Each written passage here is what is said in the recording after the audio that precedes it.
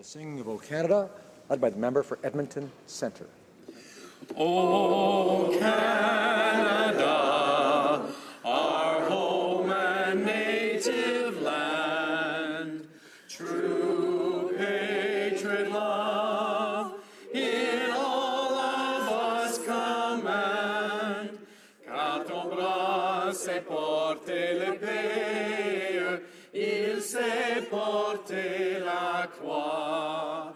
Ton histoire est une épopée des plus brillants exploits. God keep our land glorious and free. O Canada, we stand on guard for thee. O Canada, we stand on guard for thee.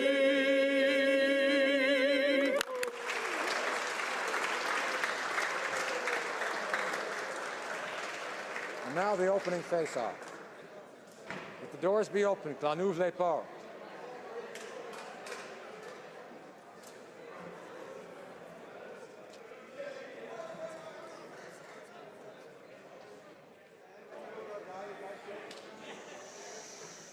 Order. Shh, David. Order. Alors. Statements by members. Déclaration de députés. The Honourable Member for Montcalm. Mr. Speaker, the people of my riding have plenty of heart to spare when it's an issue of combating cancer.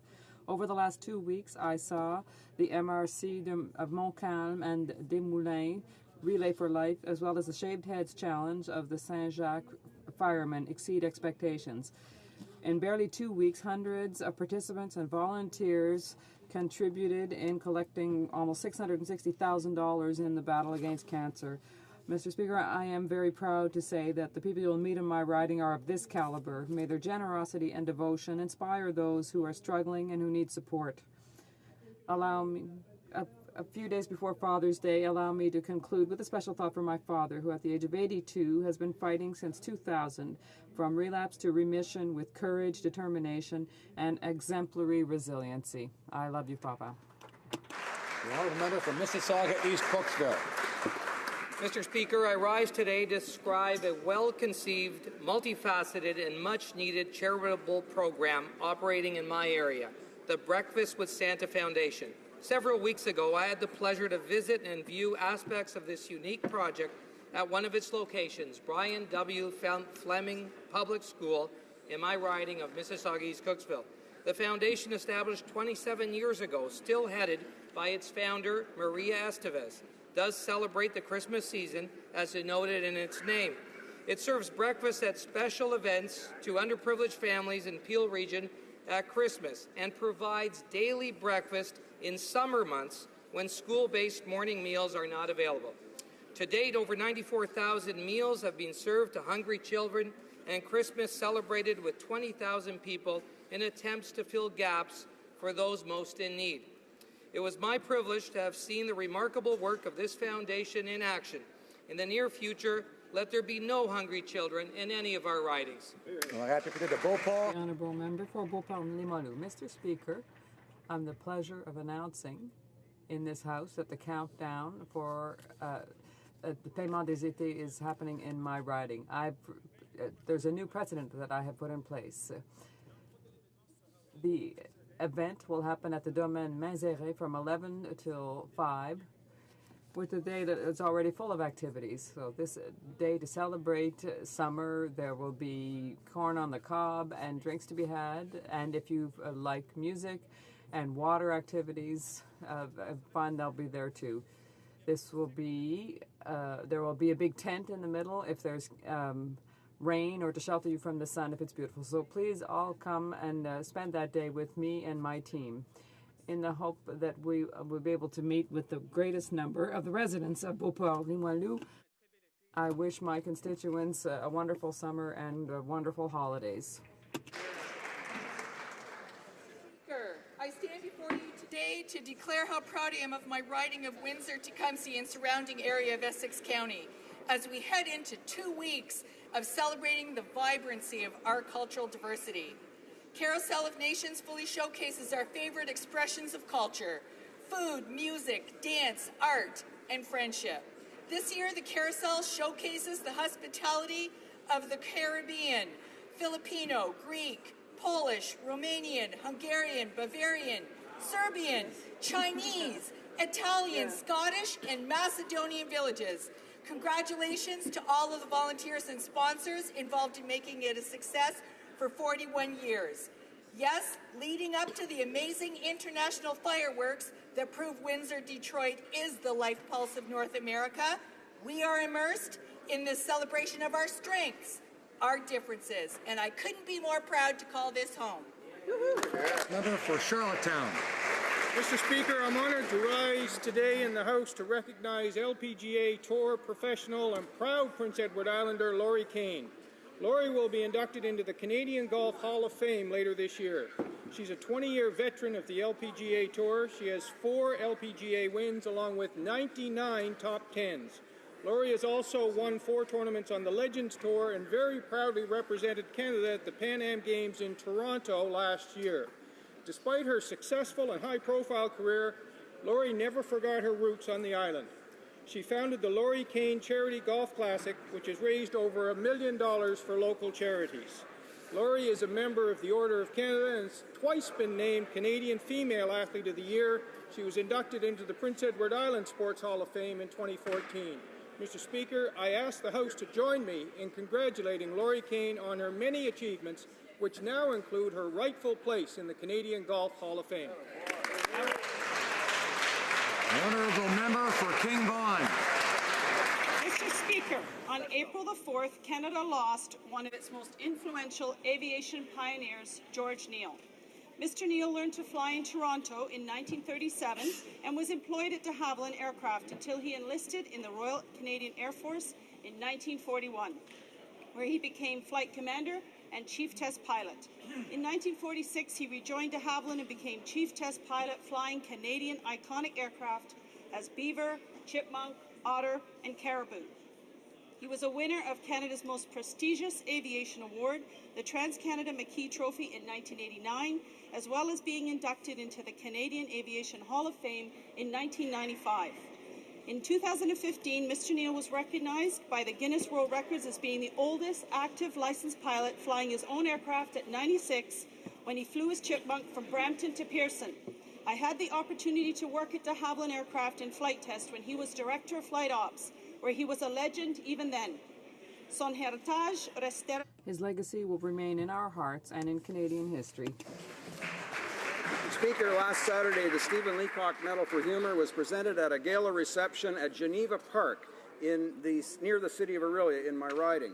As members may recall, Stephen Leacock is Canada's most famous author of humour. He kept a summer residence in Orillia, the same town that inspired the fictional Mariposa from his famous novel Sunshine Sketches of a Little Town, and is home to this annual tribute to Canadian authors of humour. This year, the Leacock Associates have awarded the Medal for Humour to Nanaimo's Susan Juby for her novel The Republic of Dirt. This is Susan's first Leacock Medal win and her 3rd time being shortlisted for it. I'd like to thank the Leacock Associates and TD Financial Group for recognizing these outstanding contributions to Canadian literature, and I invite all honourable members to join me in congratulating the 2016 winner of the Leacock Medal for Humour, Susan Juby. Way to go, Susan. The Honourable Member for Saint-Léonard Saint-Michel. Mr. Speaker, it is said that those who dare teach must never stop learning. Well, today, I would add that it's he who has been teaching for 50 years in the same place will never stop surprising us. This is the case for Professor Robert P. Coury. In 1966, he began his career as a professor in the law faculty of the University of Sherbrooke. Imagine, in 1966, it's the year where 2 other phenomena were making their debut, the color television and the Rolling Stones. This civil lawyer, who's world-renowned in the area of health, is universally respected by his students, his colleagues, and as well as every level of the courts that regularly cite his many writings. I invite all of my colleagues to salute the man, the lawyer, the professor, the academic, and also the outstanding career of RPK. The honourable member for Fredericton. I congratulate Leroy Washburn and Reverend Bob Jones, who at the Oromocto Rotary Dinner on June 6 were awarded the Paul Harris Fellowship Award in honor of their remarkable service and dedication to their community. A former town councillor and deputy mayor, Leroy served in the New Brunswick legislature from 1974 to 1982. He is an honorary life member of the Royal Canadian Legion and is an institution of the sporting community, having been the face of St. Thomas University athletics for 30 years, a member of the NB Sports Hall of Fame, and an official at many events, including the Olympics. Bob has been an active member of the Oromocto Rotary Club since receiving a Meritorious Citizens Award.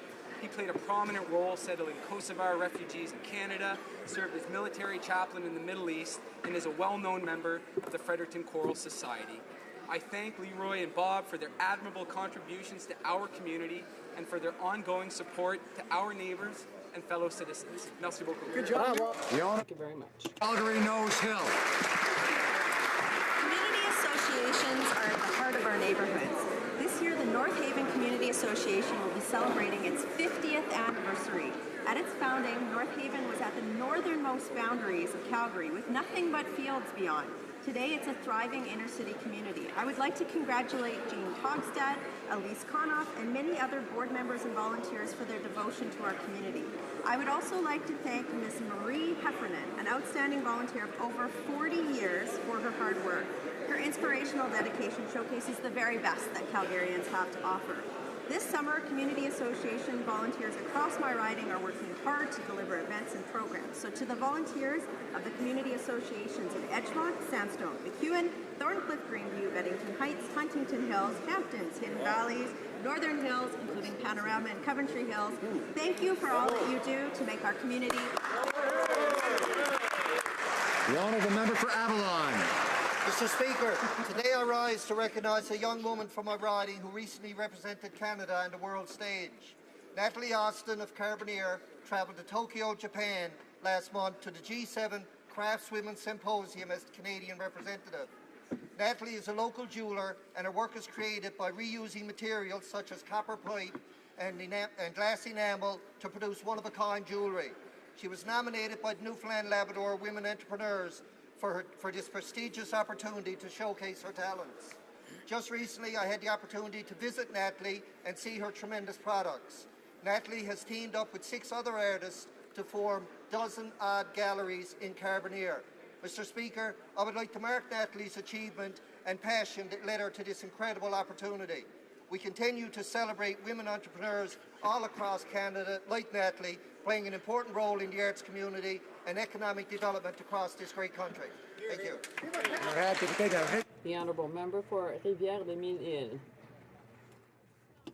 Mr. Speaker, I rise today to celebrate the beauty, charm, and patrimonial wealth of Vieux-Saint-Eustache, a city with a population of 44,000 people in my riding of Rivière-des-Mille-Îles.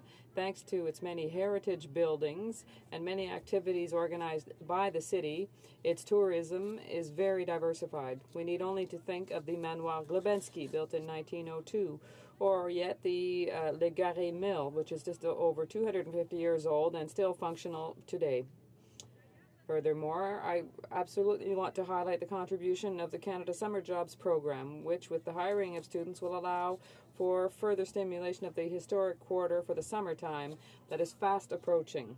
I therefore wholeheartedly invite my colleagues, tourists, as well as all Canadians to come and visit the cradle of the Patriots of Old Saint-Eustache this summer, as well as to participate in its famous Pancake Festival of September 16th to 18th. Happy summer. For Dauphin, Swan River, Neepawa. Mr. Speaker, in the name of environmental protection, the Ontario Liberal government has moved to phase out what they call low-efficiency wood-burning stoves that provide heat for hundreds of thousands of Ontario residents. This excruciatingly bad environmental policy will eliminate one of the most cost-effective heating options for those who choose to heat with wood, many of whom live on modest incomes. This policy, if fully implemented, will hurt families across Ontario, particularly in rural areas. Wood consumption in Canada accounts for 30 to 35% of renewable energy use, second only to hydroelectricity. Governments across Canada should celebrate wood heat, given it is the most carbon-neutral energy source available. Mr. Speaker, I would urge that governments across Canada support those millions of self-sufficient Canadians who choose to heat with wood. However, Mr. Speaker, should the anti-wood burning policy of the Ontario government catch fire with the Government of Canada, well, they will have to pry my axe and chainsaw from my cold, dead hands. The Honourable Member for Laval-les-Îles. Mr. Speaker, I rise today to talk about a very important issue, traumatic brain injuries, a phenomenon that affects more and more of our young athletes. These injuries may cause devastation or dysfunction of the intracranial nervous system. Every year, more than 160,000 Canadians suffer these injuries. More than 30% of these people are youths. In my riding of Laval-les-Îles, more than 20% of my citizens are between the ages of 18 to 34. They are at the highest risk of suffering permanent damage. The victims of these injuries suffer after effects that are physical, cognitive, or behavioral. We must raise awareness as much as possible in order to avoid head injuries that can have serious repercussions on the lives of victims. They must be aware that they must consult to better prevent and heal these injuries. Thank you, Mr. Speaker. Saskatoon West. Mr. Speaker, the Special Committee on Pay Equity has just tabled its report on the implementation of a proactive pay equity regime. On behalf of Canada's women who have waited too long, I urge the government to act immediately. Women should receive the same pay and benefits as men for work of equal value. Just one example of the many situations that women are faced with every day is the one faced by rural and suburban mail carriers at Canada Post. The RSMC bargaining unit does essentially the same work in the same offices, even on the same streets at times, as letter carriers in the urban bargaining unit. Despite this, the female-dominated RSMC bargaining unit gets paid, on average, 28% less than the largely male-dominated letter carriers in the urban bargaining unit. This situation was brought to the Prime Minister's attention on March 21st and June 1st, but has not yet responded. Pay equity is a human right, but until there's legislation, women are forced to bargain a human right. Thank you, Mr. Speaker. Honourable Member for Louis Saint Laurent. Mr. Speaker, it's with great sadness that we've learned of the passing of the Honourable Gilles Lamontagne. At the age of 97, Mr. Lamontagne was an alderman, a mayor of the City of Quebec, a federal member of Parliament, Minister of National Defence, and Lieutenant Governor of Quebec. As you can see, he was a man of great accomplishments, but particularly of great humility. An airman during the Second World War, he served our country with bravery. As a prisoner, he experienced the hell of Nazi concentration camps. Elected as mayor in 1965, his style as a politician was refreshing. He preferred compromise to quarrels and searched out collaboration rather than confrontation, had respect for his adversary rather than trying to demolish them. We never knew him to have any political enemies. And yet, in the autumn of his life, he contributed in the most personal way to help many people. The public emergence of problems related to PTSD brought this Second World War veteran to share generously his support with veterans. Even though he left City Hall in 1978, the people of Quebec still called him Your Worship. It was a sign of respect and affection, and he knew how to pay that back. Au revoir, Mr. Mayor.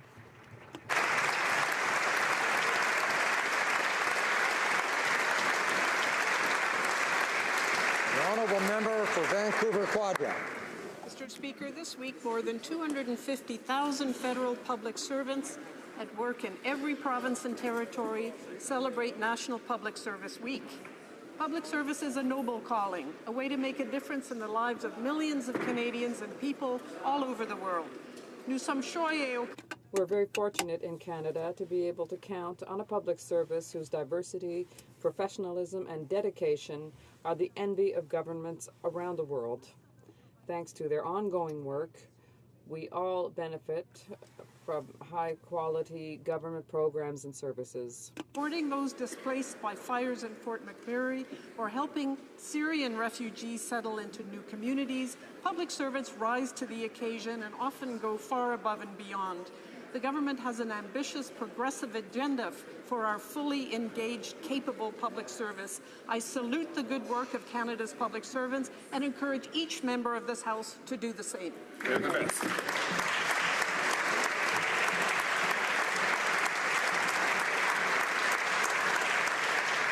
Oral questions, questions orales. The Honourable Member for Lac-Saint-Jean.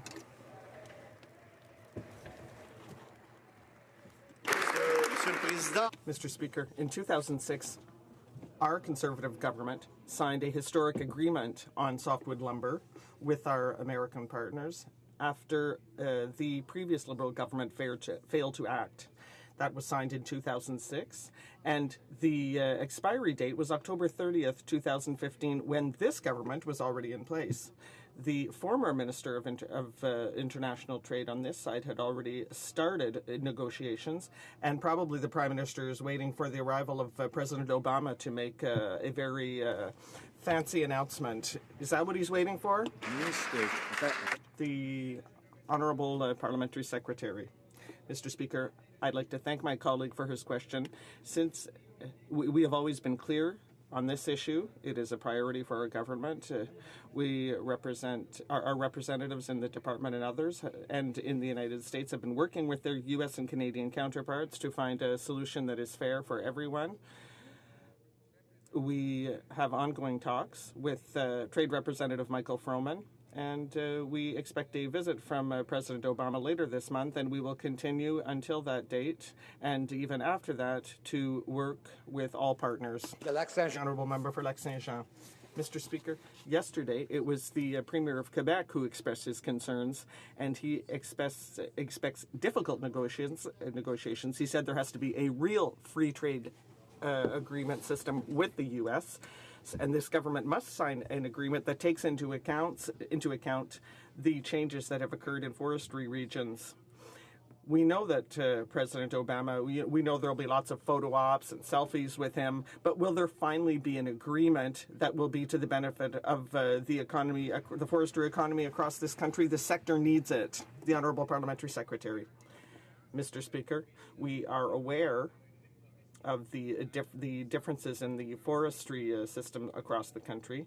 We are aware of the issues. We want to find sustainable access to the U.S. market, and we will come up with an agreement that is fair and good for Canada. Mr. Speaker, yesterday we witnessed the shameful spectacle of this Liberal government denying the undeniable reality of a genocide happening in our own time against vulnerable religious minorities. The Minister of Foreign Affairs actually led applause to celebrate their vote against this genocide recognition. But, Mr. Speaker, they say they need some group of lawyers to make a determination about this when the organization responsible, the so-called Islamic State, admits it is committing genocide, that is seeking to eliminate what they call apostates, Shia and Yazidi, and to enslave so-called infidels like Christians. Why are they contesting? The Honourable Minister of Foreign Affairs.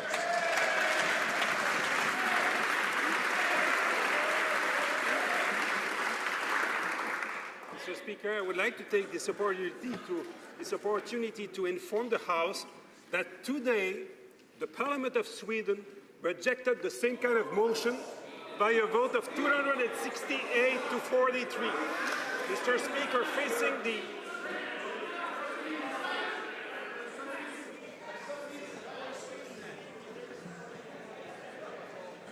Order. Order. Alors, on aurait pu peut-être... Order. The Honourable Member for Bellechasse-les-Etchemins-Lévis should restrain himself, please. The Honourable I'd like to hear from the Honourable Minister of Foreign Affairs. It's good to see, Mr. Speaker, that there are responsible parliaments that want the assessment of genocide to be done properly by an independent court. I am proud of the House of Commons and the vote we have done yesterday. Very proud, Mr. Speaker. Member for Calgary-Midnapore. Mr. Speaker, Canada used to be a moral leader. Now we're following Sweden. Mr. Speaker, the European Union Parliament said that, quotes, ISIS is committing genocide. The American Congress unanimously said that, quotes, all governments should call ISIL atrocities genocide. The UK Parliament unanimously recognized that, quotes, genocide is being perpetuated. Mr. Speaker, why is he denying the genocide that ISIS itself admits it is committing? Honourable Minister of Foreign Affairs. Mr. Speaker, the EU Parliament has not been followed by any parliament in Europe but the UK, and the government of UK has said the same thing than us, that the proper way to do it is the way the motion proposed by our member will be followed. And this motion said that it must be done by an independent body to be known if it's really a genocide. That's the proper way to do, not the way they wanted to do it. This is no one government that is following the way they want to do it. Most members have the ability to listen to things whether they like it or not and not respond. And I think we should be able to set an example to, for instance, young people that come here, especially in the spring, to watch Parliament, show them an example of how adults can behave even when they don't like what they're hearing. So I'd ask the member for Battle River, Crowfoot, and others to try to restrain themselves. The honourable member for Calgary-Midnapore has the floor. Mr. Speaker, the unanimous motion of the UK Parliament, the unanimous motion of the US Congress, the motion of the EU Parliament. Which is responsible for genocide. Daesh is genocidal by self-proclamation, ideology, and by actions in what it says, what it believes, and what it does. And our Prime Minister says to recognize it would be to trivialize it. What this government's genocide denial is doing is trivializing the suffering of these people and their attempted extermination. Isn't this government just covering up for its end of the combat role of Canada against those responsible? Honourable Minister of Foreign Affairs.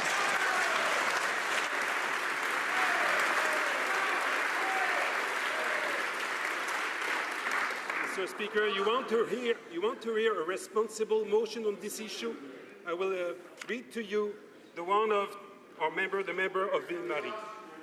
That the Government of Canada continue its efforts to have these atrocities properly investigated and, where appropriate, referred to the International Criminal Court to formally determine the existence of genocide and to bring the perpetrators of these crimes to justice. This is a responsible motion, Mr. Speaker. Honourable member for New Westminster, Burnaby.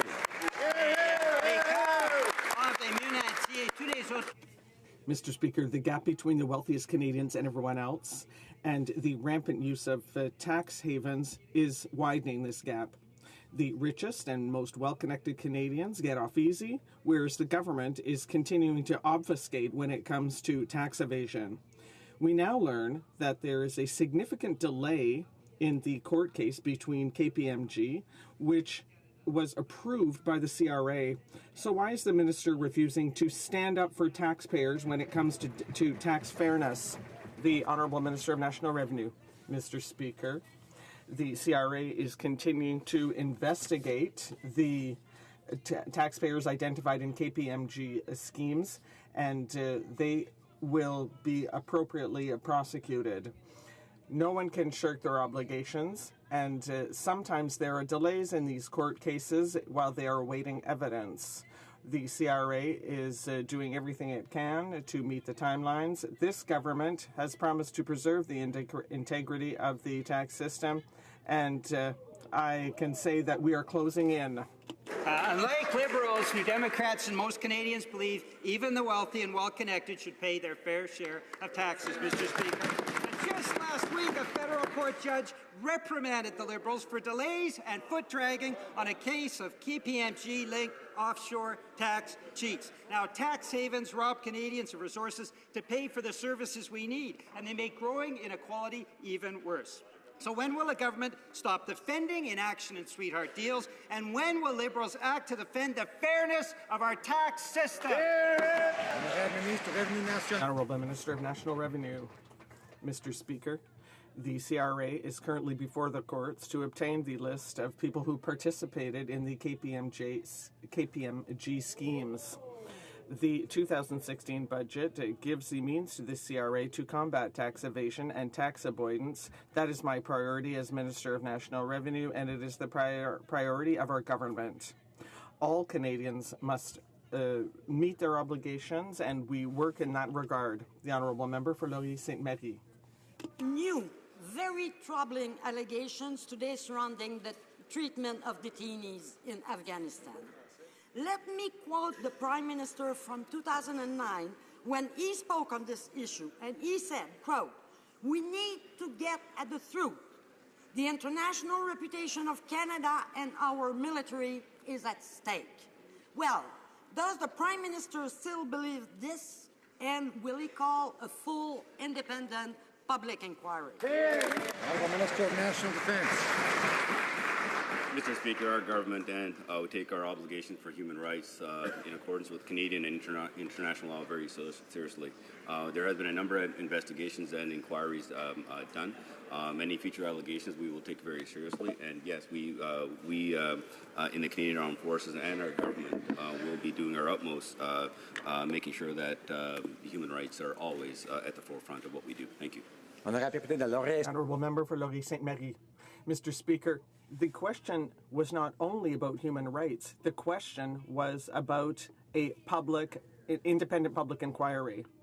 The very day where we learned that Canada is the #2 arms dealer to the Middle East, to countries like Saudi Arabia and others, the matter of the Afghan detainees is making news again with new allegations from the military police officers themselves. Mr. Speaker, the government must act. Will the Prime Minister commit to launching an independent public inquiry on the treatment of Afghan detainees? National Defence. Mr. Speaker, I was just made aware of the article where the allegations were made. We take this very seriously. Our government, as I stated, committed to upholding our Canadian and international law obligations. My officials will be looking into these allegations, any allegations that are made, and we have a number of institutions in the Canadian Armed Forces, independent, who have the ability to look into these matters. Thank you. Member for Selkirk, Interlake, Eastman. Mr. Speaker, yesterday documents tabled in this House confirm what we've been saying all along. The Liberals' capability gap for our CF-18s is imaginary. The Defence Minister reported that the Liberals have yet to determine when any of our CF-18s will need to be retired. The Minister himself has said the CF-18s will be extended to 2025. Will the Defence Minister tell the Prime Minister to put aside his ill-advised campaign promise and hold an open and fair competition? National Defence. Mr. Speaker, our government is committed to replacing our fighters. Because of the mismanagement of this file by the previous government, that's why we're in this state. And yes, there is a capability gap, but we'll be working towards making sure that we have all the right information and making sure that we have the right fighter for the Canadian Armed Forces. Thank you. Member for Selkirk, Interlake, Eastman. Well, again, Mr. Speaker, the only capability gap is on the Liberal bench. Yeah. Mr. Speaker, Conservatives wisely budgeted $400 million to extend the life of our CF-18s. Last month, the commander of the Royal Canadian Air Force testified that our fighter jets will fly until 2025. Documents tabled yesterday by the minister's representatives confirmed that not one CF-18 has been assigned a retirement date. Will the Defence Minister finally admit that his imaginary capability gap is a complete fabrication? Minister of National Defence. Mr. Speaker, as I stated, taking advice from the previous government, given the fact that they mismanaged this file from the beginning, when they should have replaced our fighters a long time ago, we wouldn't have been in this situation. Right now, we are extending our CF-18s. 26 have gone through the process. A lot more work that needs to be done, but we wouldn't be here if we replaced the fighters 10 years ago. Honorable member for Charlebourg-Saint-Charles. Mr. Speaker, according to the information provided to the House by the Minister of National Defence, we still don't know when our CF-18s will need to be retired. That's another proof. That's more evidence that the Liberals have created their capacity gap. It's imaginary. The only capacity gap is on the Liberal bench. In light of the official information that the government has provided, will the government hold an open and fair competition to replace our CF-18s? Mr. Speaker, as I stated, the CF-18 should have been retired a long time ago. They should have been replaced. So we didn't have to extend and spend all this money in extending the life so that our men and women in the Air Force could have the right aircraft for the needs. But we're in this situation. There is a capability gap, and our government is working towards in replacing them as quickly as possible. Thank you. The honourable member for Charlebourg-Saint-Charles. Mr. Speaker, the information in question was tabled in this House by National Defence at the request of my colleague from Selkirk-Interlake Eastman, and the documents tabled tell a very different story than what the Liberals would have us believe. National Defence does not know when our CF-18s will have to be retired. There's no capacity gap. It's a Liberal fabrication. So now that we know that we have time to hold an open competition, will the Liberals commit to doing so? Mr. Speaker, as I say, 26 aircraft have been extended. We are trying to extend all the aircraft up to 2025. There is a capability gap that does exist. I'm happy to talk to some of the members privately on this with the declassified reasons behind that. However, we are committed to replacing the fighters, and we need to replace them now. Thank you. Member for York Simcoe. It's a proud tradition to issue commemorative medals on important anniversaries of Canada. This started in 1867 when each Father of Confederation was among the many citizens receiving a medal. It happened again on the Diamond Anniversary. The 1967 centennial and the 125th anniversary recognized accomplished Canadians, but this Liberal government jumps at every chance to kill a proud tradition. Apparently, there will not be a medal to commemorate the 150th anniversary of Confederation. Why not acknowledge, worthy Canadians, why this ongoing Liberal war on history and tradition? The Honourable Minister of Canadian Heritage. Colleague about the fact that Canada 150 will be a great year, and we will celebrate, of course, history. I just also wanted to make sure that we have a positive message. This will be the 150th anniversary of our Confederation. We have community and signature projects throughout the country and in every riding, and we want to recognize local leadership, and we want to engage Canadians, and that's exactly what we'll be doing. Thank you. Member for York Simcoe. The 1867 Confederation Medal is described as the first honour of the Dominion. The criteria? Awarded for service or merit, open to anyone. How Canadian? The Centennial Medal was for having provided valuable service to Canada, the Canada 125 Medal to those who made a significant contribution to their fellow citizens, to their community, or to Canada. What is it about the 150th anniversary of Confederation that makes it the time to stop honouring Canadians who care about their country and community? Why this Liberal war on history? Minister of Canadian Heritage. Thank you, Mr. President. Throughout the country, we know we have amazing Canadians and we think also that we shouldn't only be taking a top-down approach, but also a bottom-up approach. And that's why we will make sure to have amazing ambassadors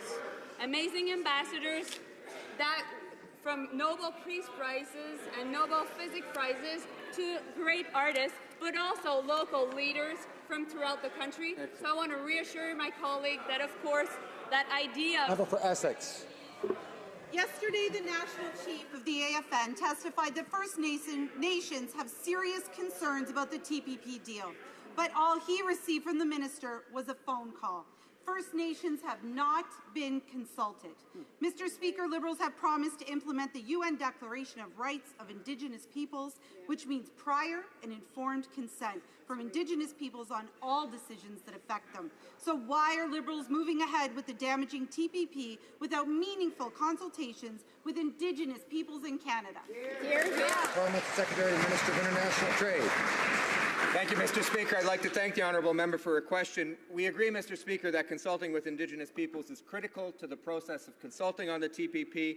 We're pleased that the Trade Committee heard from Indigenous groups yesterday morning. But as the member has said, Chief Bellegarde did say that he had spoken to the minister. Further meetings are planned towards the end of this month. They've already been set. I, as Parliamentary Secretary, met with Mr. Clément Chartier of the Métis National Council.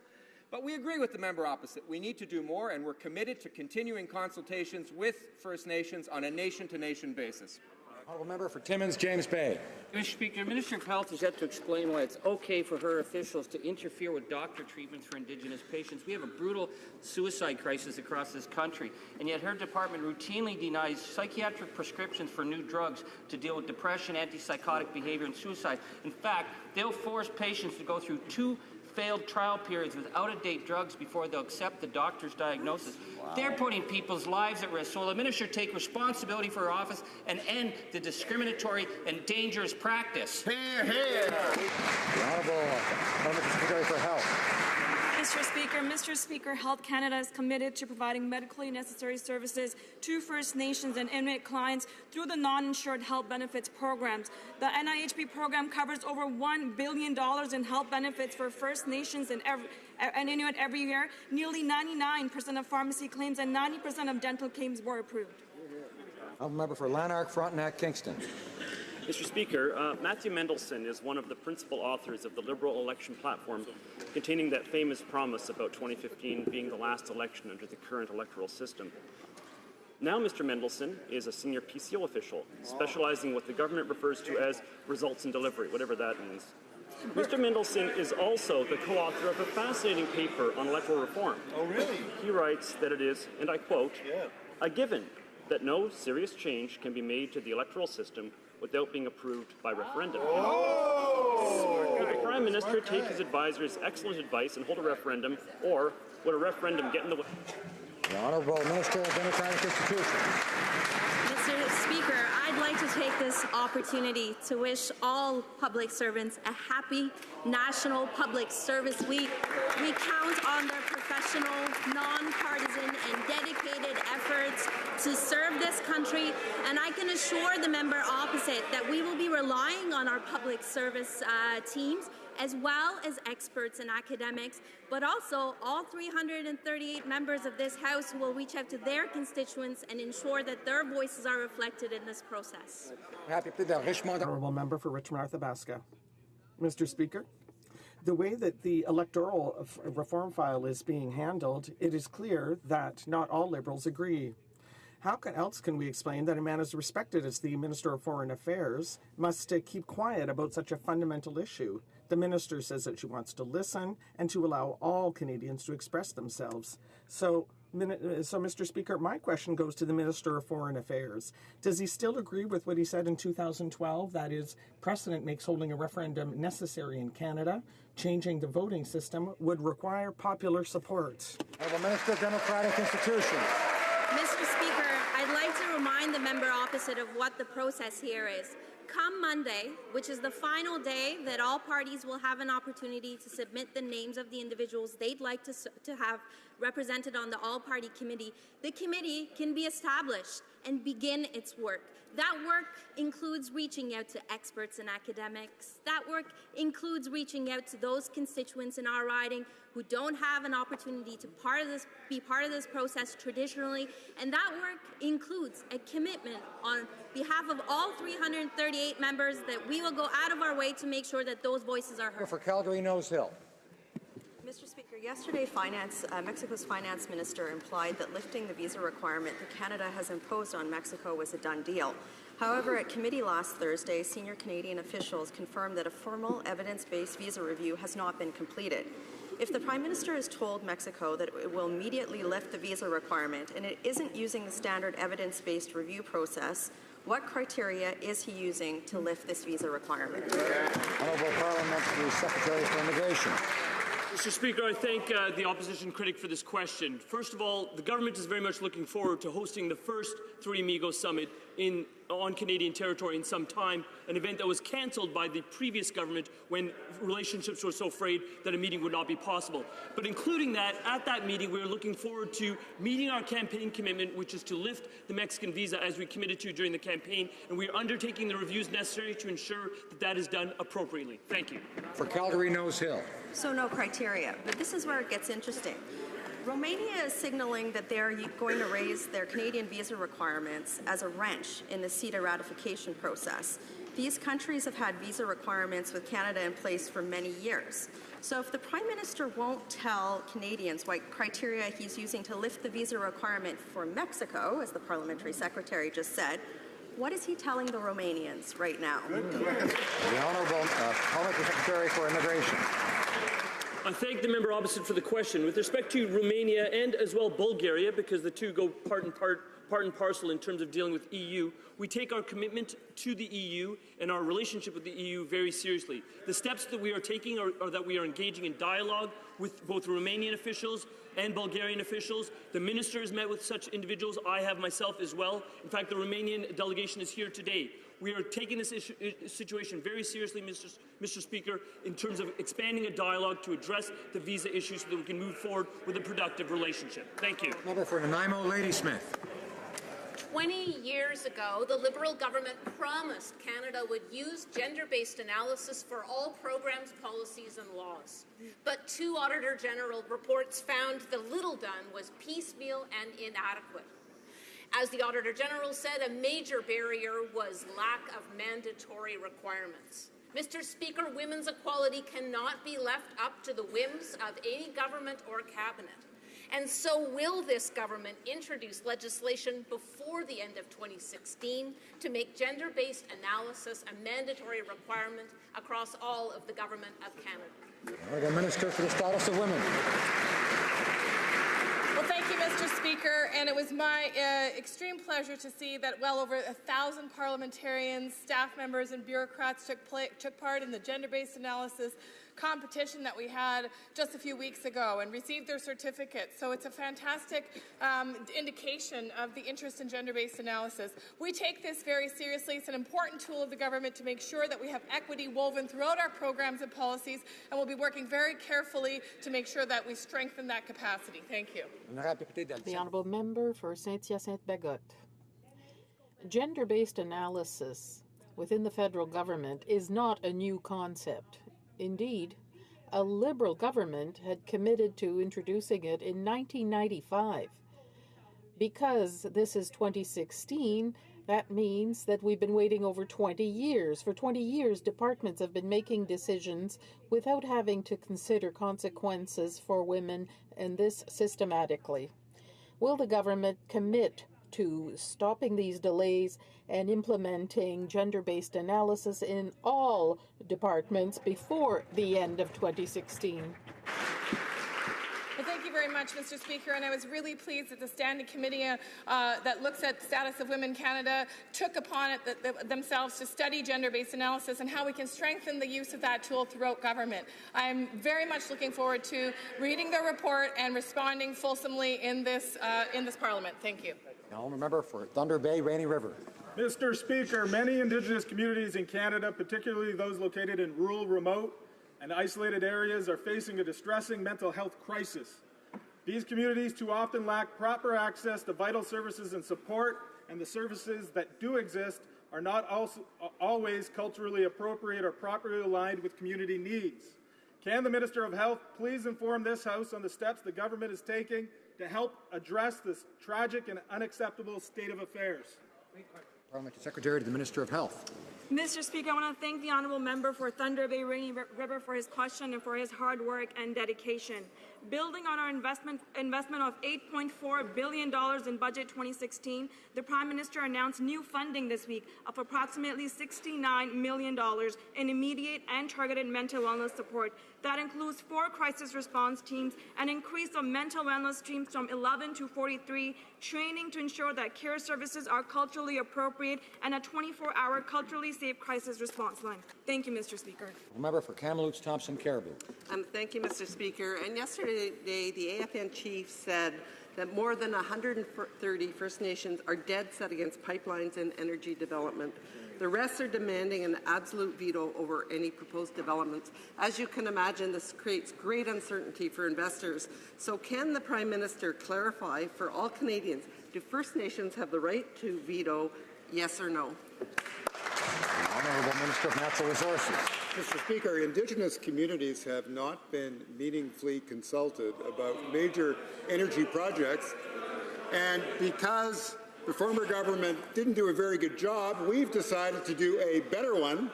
We announced a set of principles on January 27th, the center point of which was that kind of meaningful consultation. We have asked a ministerial panel of 3 individuals to go up and down the line for that kind of consultation.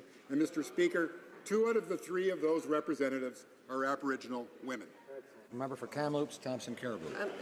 Thank you, Mr. Speaker. And as you can see, both the Minister and the Prime Minister continue to do a dance on this issue in terms of the veto.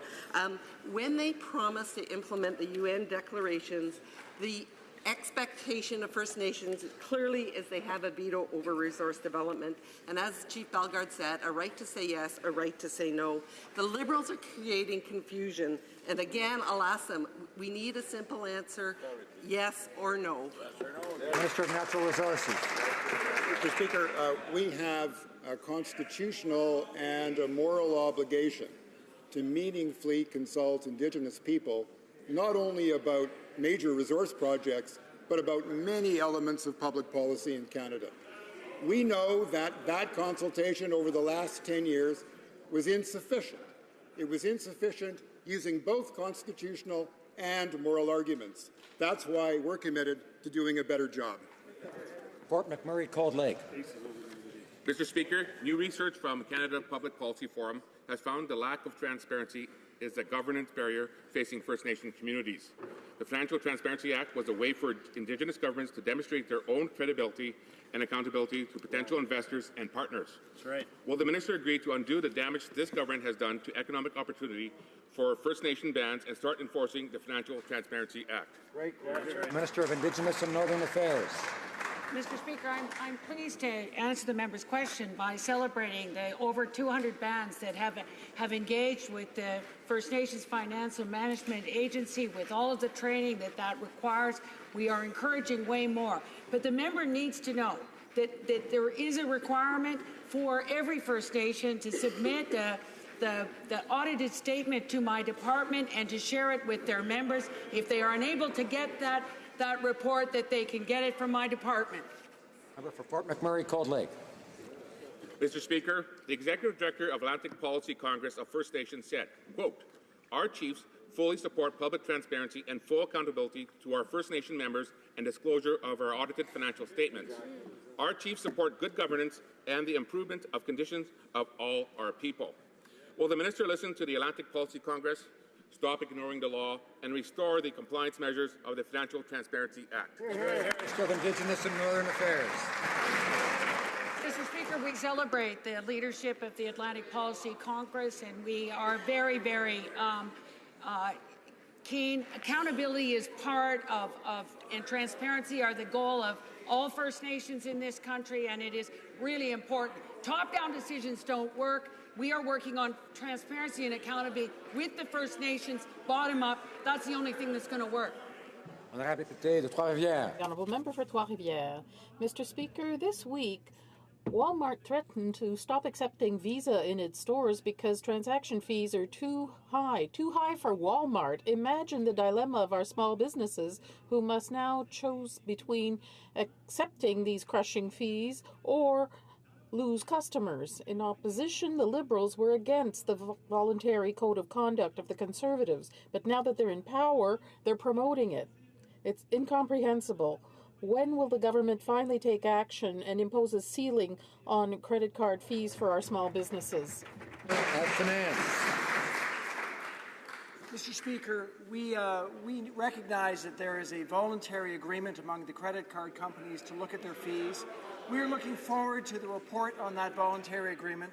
We know that it's important that there's a competitive market in credit card fees so that consumers can be well treated, and we're committed to responsibly taking a look at that report and understanding how we can ensure this market stays competitive in the future. For Courtney Alberni. The fact is, unfair credit card merchant fees are out of hand and putting small businesses and jobs at risk. Mr. Speaker, while Walmart announced it will no longer accept Visa, small businesses don't have that luxury. They're left at the mercy of credit card companies and a voluntary code that has failed to protect consumers or small businesses. In opposition, Liberals demanded long overdue action. So why hasn't this Liberal government brought in legislation to stop these unfair fees that are gouging Canadian businesses? The Honourable Parliamentary Secretary, the Minister of Services. And I'd like to thank my honourable colleague for the question, because we do like to talk about small business and the things that we are doing to help them. Small business owners and operators tell us that they want and need a robust economy, and we're making investments to ensure that we support that growth. They want consumers, so we've given them the middle tax class cut, the Canadian Child Benefit, the investments in infrastructure, in broadband, in tourism marketing, in incubators and accelerators. The list goes on. All of it, Mr. Speaker, definitely all of it, supports small business and those in that. Thank you. Member for Battleford's Lloydminster. Well, thank you, Mr. Speaker. The Prime Minister famously promised Canadians to have the structure of a new softwood lumber agreement completed within 100 days of his family reunion in Washington. While we were in government, we negotiated an extension to the softwood lumber agreement during a U.S. election year. The member from Abbotsford got the job done with President Obama under the same circumstances we see in the U.S. today. What is the Prime Minister's excuse for failing Canada's forestry workers and putting thousands of good-paying jobs at risk? Honourable Parliamentary Secretary for International Trade. Mr. Speaker, I thank the honourable member for his question as well as his work on the Trade Committee. It's clear that we started off at a disadvantage because of the lack of work done by the previous government on this file. Our officials have been engaged on this file from day one, Mr. Speaker. We are continuing engagement at all levels, from the ministerial level all the way down, and we are gearing up towards a visit with the President in which we will further advance our progress towards a deal which ensures stable access to the American market. The Honourable Member for Portneuf-Jacques-Cartier. Mr. Speaker, everything this government touches is a standstill. To get back to my colleagues' questions, the softwood lumber agreement expired in October 2015. The renewal of this agreement between Canada and the U.S. would allow the forestry industry to put people back to work in our regions. We have to provide more security to this sector that represents over $20 billion for the Canadian economy. All regions are affected by the inaction of the government. What's the problem, Mr. Speaker? When will the Minister settle this and support our regions? The Honourable Parliamentary Secretary.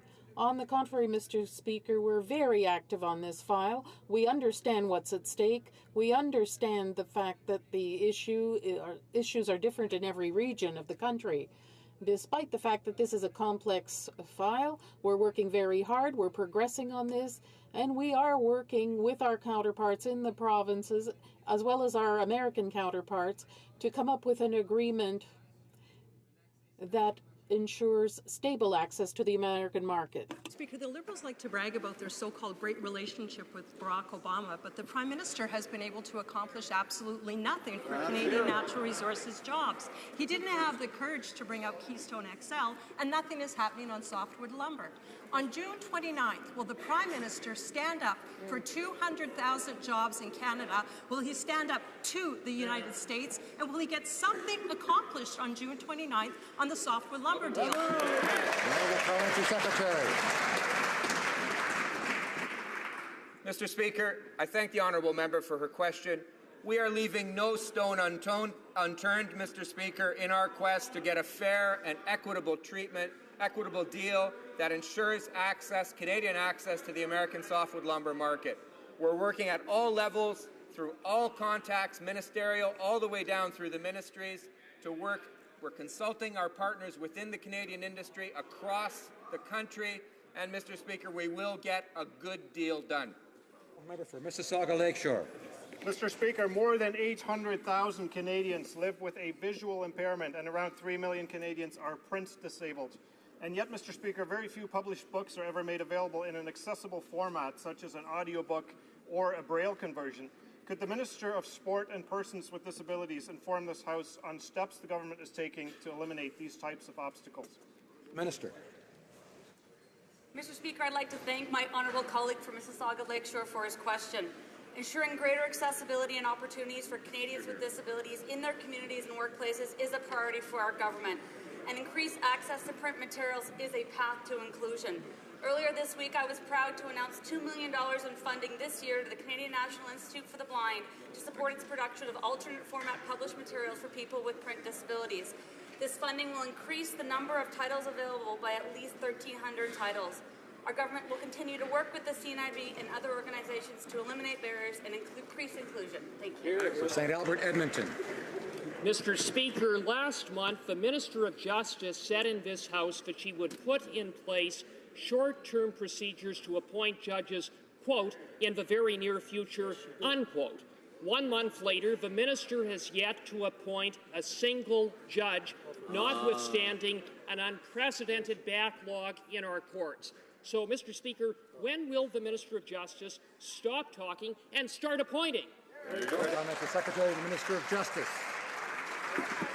Thank you very much, Mr. Speaker, and I'd like to thank my colleague for his excellent work on the Justice Committee and his advocacy on this issue. We are well aware of the pressing vacancies within the ranks of the judiciary across this country, and in particular in the province of Alberta.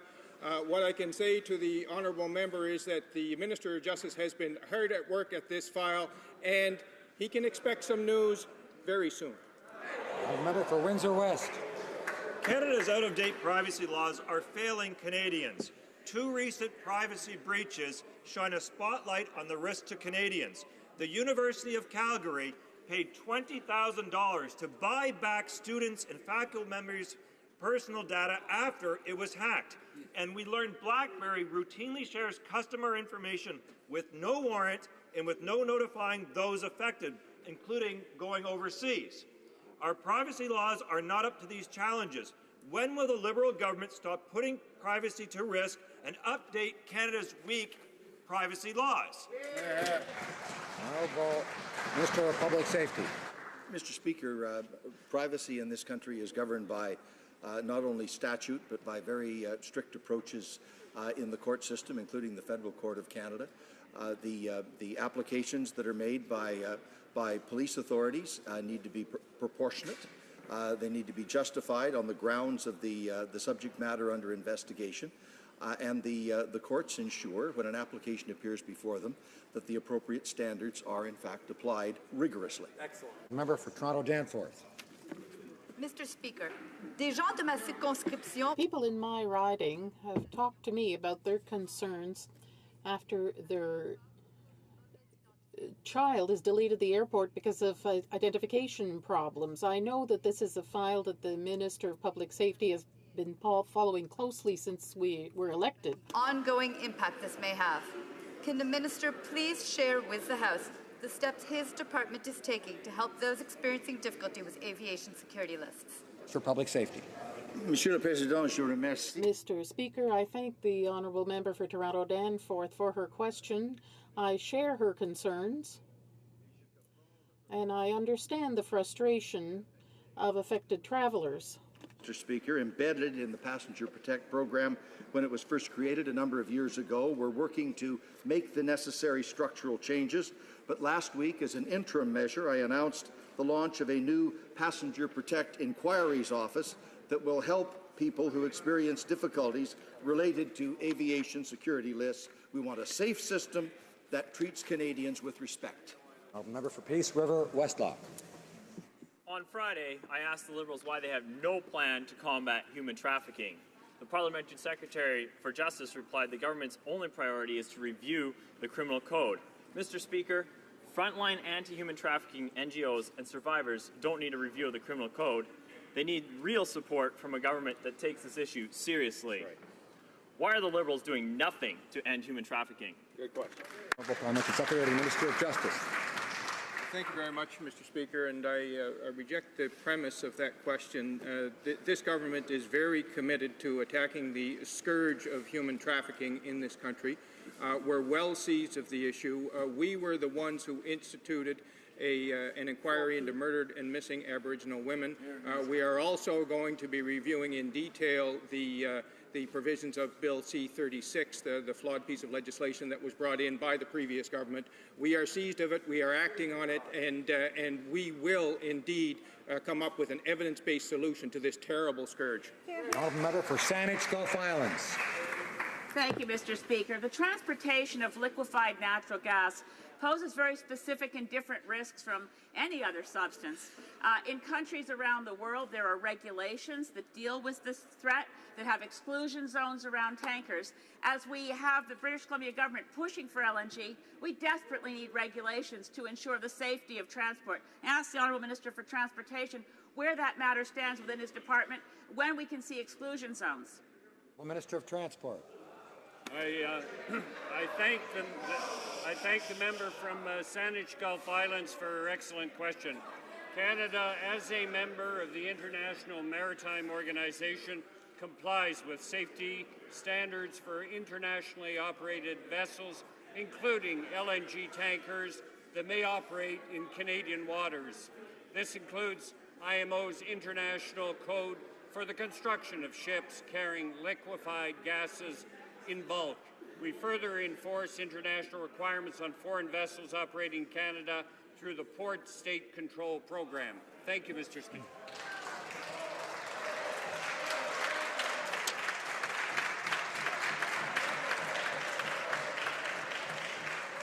This will conclude question period for today. Tabling of documents.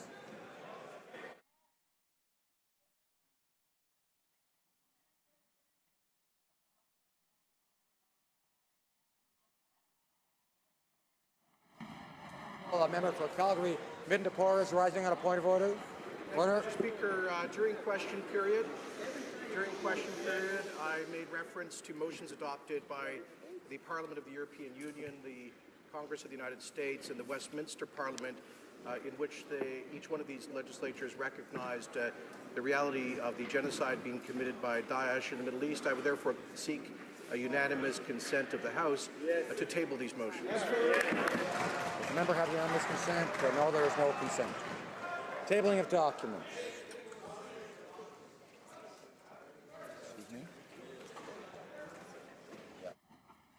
Parliamentary Secretary to the Government House Leader.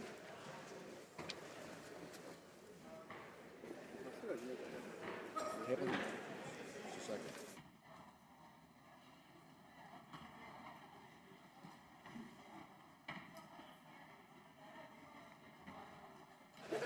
Introduction of government bills. Mr. Goodale, seconded by Mr. Carr, moves for leave to introduce a bill entitled An Act to Amend the Customs Act. This motion is deemed adopted. Mr. Goodale, seconded by Mr. Carr, moves that the bill be now read a first time and be printed. This motion is deemed adopted. First reading of this bill, première lecture de ce projet de loi. When shall the bill be read a second time? At the next sitting of the House. Statements by ministers. Rapport de délégation Reports from interparliamentary delegations. Présentation d'un rapport. Presenting reports from committees. The Honourable Member for Brome-Missisquoi.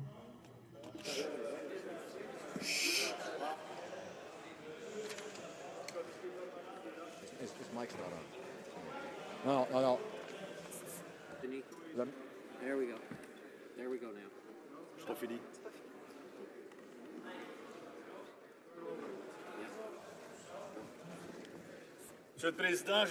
Mr. Speaker, I have the honor of presenting in both official languages the second report of the Standing Committee on Official Languages entitled Study of the Translation Bureau. And pursuant to Standing Order 109, the committee is asking the government to provide a comprehensive response. I'd like to thank the staff of the committee for work that was well done, as well as our interpreters and translators. Thank you, Mr. Speaker. Presenting reports from committees. The honourable member for Cambridge.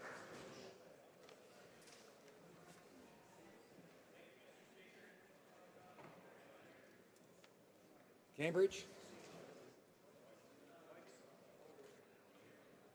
We seem to be having a problem. Here it is, Tonight's stand now, today. The stand now. microphone is now on. Thank you, Mr. Speaker.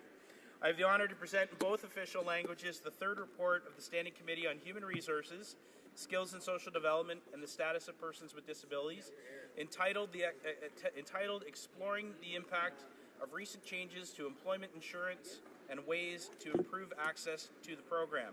Pursuant to Standing Order 109, the committee requests that the government table a comprehensive response to this report. I would like to thank all the committee members for their hard work in getting this report completed for today. Thank you very much, Mr. Speaker. Reports from committees. The honourable member for Sydney, Victoria. Present in both official languages the second report of the Standing Committee of International Trade entitled Southwood Lumber Agreement between Canada and the United States. Pursuant to Standing Order 109, the committee requests that the government table a comprehensive response to this report, and I'd like to thank all members of our committee and their hard work and staff that put it together for us. Thank you. Presenting reports from committees. The honourable member for Sarnia-Lambton. Thank you, Mr. Speaker. I have the honour to present in both official languages the fourth report of the Standing Committee on the Status of Women, entitled Implementing Gender-Based Analysis Plus in the Government of Canada. Pursuant to Standing Order 109, the committee requests that the government table a comprehensive response to this report. I'd like to thank the entire committee and the parliamentary staff for getting this report out on time. Well said. Any reports from committees? The honourable member for Cumberland-Colchester. Thank you very much, Mr. Speaker. I have the honour to present in both official languages the following reports from the Standing Committee on Health from the 41st Parliament. The first report, entitled Vaping Towards a Regulatory Framework for E-Cigarettes. The second report is entitled Radio Frequency Electromagnetic Radiation and the Health of Canadians. Pursuant to Standing Order 109, the committee requests that the government table a response to each of these reports. And again, Mr. Speaker, these are from the 41st Parliament, and I want to congratulate the work done by those members in the last Parliament. Thank you. Reports from committees. The honourable member for Yukon. Monsieur le Président. Thank you, Mr. Speaker. The members of our committee, working so well together, come to agreement on a report with no minority report. So, Mr. Speaker, I have the honour to present in both official languages the 11th report of the Standing Committee on Procedures and House Affairs, entitled Interim Report on Moving Toward a Modern, Efficient, Inclusive and Family-Friendly Parliament. Thank you. Bravo. Introduction of private members' bills. The Honourable Parliamentary Secretary to the Government House Leader is rising on a point of order.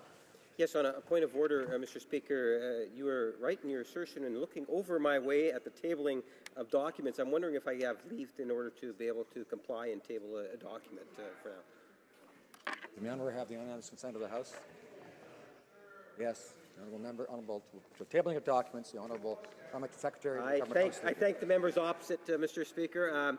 Pursuant to Standing Order 36(8), I have the honour to table in both official languages the government's responses to 7 petitions. And I thank you, Mr. Speaker.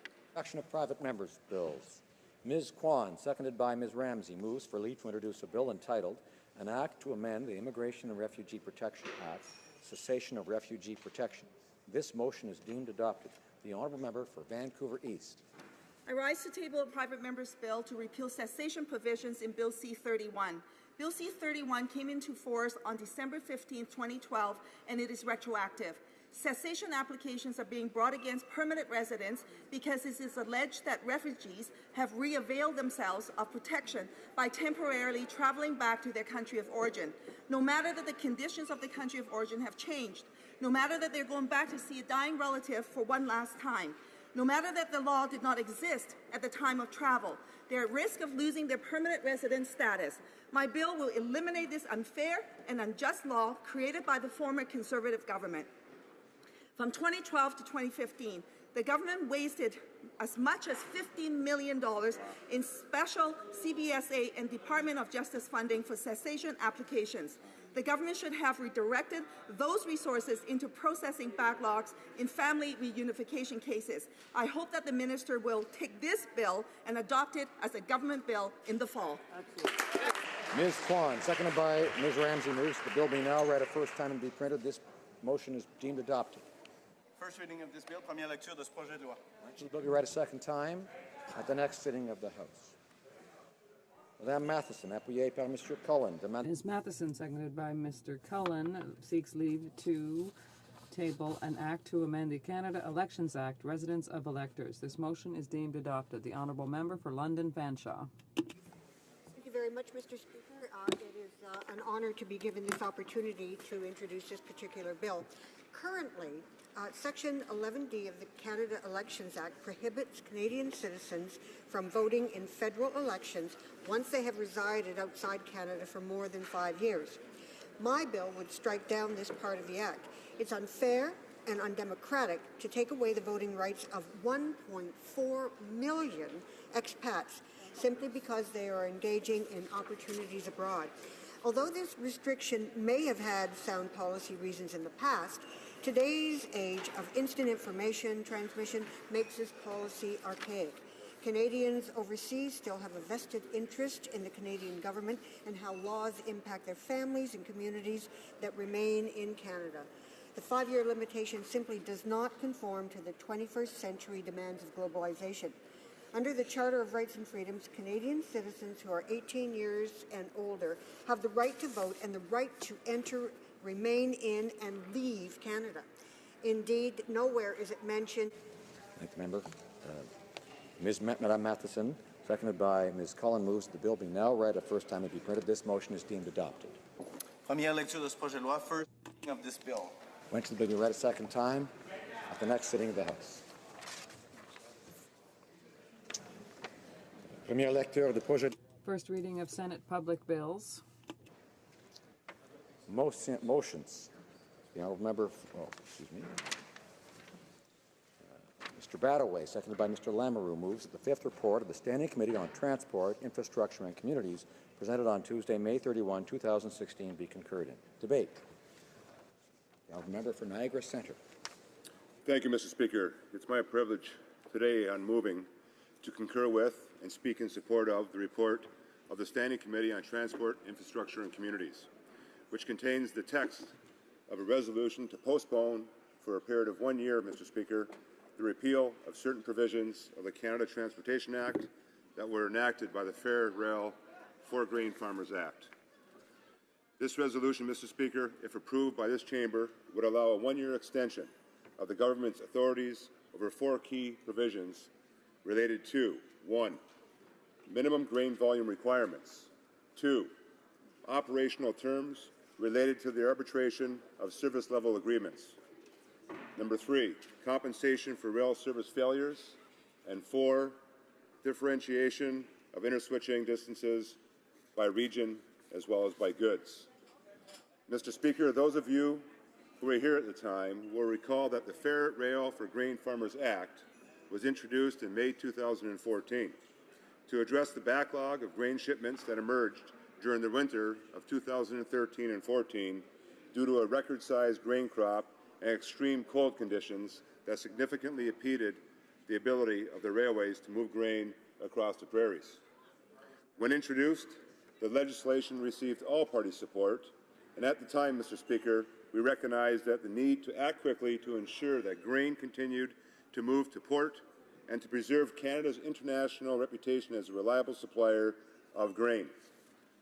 Mr. Speaker, I am pleased to say today that the system has fully recovered from those challenges of the winter of 2013 and 2014, and a healthy grain crop is moving well through the supply chain this crop year. As of the end of April 2016, which represents the latest data available at this time, Mr. Speaker, rail shipments of grain from Western Canada to all destinations were almost 34 million tons, over 5% higher than at the same time in the previous year. Shipments out of Western ports to export destinations through April of this past year are over 27 million tons, which is 7% higher than the same period last year, Mr. Speaker. Our grain monitor is also reporting that rail service has been strong and vessels are spending less time in port than in previous years. With the freight rail system currently performing well, we have the opportunity to consider the best approach to ensuring optimal performance over the long term. Indeed, the government is in fact, Mr. Speaker, in the process of doing this, and our assessment will be in fact informed by the findings of the Canada Transportation Act, the CTA review. Mr. Speaker, some of you as well will recall the summer of 2014. The CTA review was accelerated by 1 year, and the review panel was asked to give grain transportation priority consideration in its mandate. The CTA review, led by the Honourable David Emerson, took a broad look at Canada's transportation system and made a number of recommendations on grain transportation, in particular, Mr. Speaker, the freight rail system more broadly. Stakeholders across our nation were active in providing their perspectives on the challenges and the opportunities facing the transportation system in the years ahead as part of the overall review. Mr. Speaker, the Minister of Transport tabled the review report in Parliament on February 25, 2016. It provides a source of independent advice as work continues to support the government's agenda as it relates to the transportation system. In order to allow a comprehensive consideration of the long-term future of Canada's transportation system, while providing policy predictability to stakeholders, on April 22nd, the Minister of Transport, together, Mr. Speaker, with the Minister of Agriculture and Agri-Food, announced the government's intention to work with Parliament to postpone the repeal of the Fair Rail for Grain Farmers Act provisions, which are set to expire on August 1st, 2016. Mr. Speaker, I'm here today to seek your support for the resolution which will do exactly that. In April, the Minister of Transportation gave a speech in Toronto at the Economic Club of Canada, stating his intention to develop a long-term vision for Canada's transportation system that is focused on the future and on the outcomes we as a nation want to achieve: better growth, more competition, and better service. Over the coming months, Mr. Speaker, both the Minister and the House of Commons Transport Committee are taking the time to fully consider the future of transportation and how it can enable economic growth, job creation, and overall Canada's competitiveness and performance in global markets. Mr. Speaker, we want to ensure Canada's transportation system is innovative and adaptable to the changing trade flows globally, and to assure Canadians that we are pursuing these goals along with a strong commitment to both safety and sustainability. The government is carefully considering, Mr. Speaker, the CTA review report, which includes recommendations on a range of issues, many of which were raised in stakeholder submissions. We are interested, Mr. Speaker, in hearing the perspectives of all stakeholders on these recommendations and more broadly on the transportation system as a whole, and not just one sector or one mode. Collaboration with all key partners will be essential to move forward and ensure that Canada's transportation system is well positioned to capitalize on global opportunities, contribute to a higher performing economy, and meet the evolving needs of all Canadians. In this context, Mr. Speaker, the Minister of Transport, the Canadian officials of our nation have started a wide-ranging stakeholder engagement exercise that will continue over the summer to discuss and further elaborate a long-term agenda for transportation in Canada, including elements related to freight rail transportation. And the House of Commons Transportation, Infrastructure and Communities Committee has also committed to study the issues related to the freight rail transportation as it relates to grain shipments here in Canada. Mr. Speaker, discussion with stakeholders, including ministerial roundtables, have begun and focus on broad themes, including strong and strengthened trade corridors, green and innovative transportation, the traveler, our waterways, coasts, the north, and of course safety. Postponing the repeal of the Fair Rail for Grain Farmers Act provisions will allow us to fully assess the freight rail transportation system for all commodities in the context of responding to the review of the Canada Transportation Act. Mr. Speaker, we know full well there are a range of views on the provisions in the Fair Rail for Grain Farmers Act. That is why, Mr. Speaker, we want to situate our consideration of these issues in a broader context, one that encompasses the whole freight rail transportation system. That way, we as a nation can align the transportation system overall to meet the future needs and support, Mr. Speaker, economic growth for our great nation. Approval by this chamber of this resolution will in fact provide predictable conditions for shippers and railways to plan for the upcoming year while we undertake this very, very important work. Mr. Speaker, I thank you.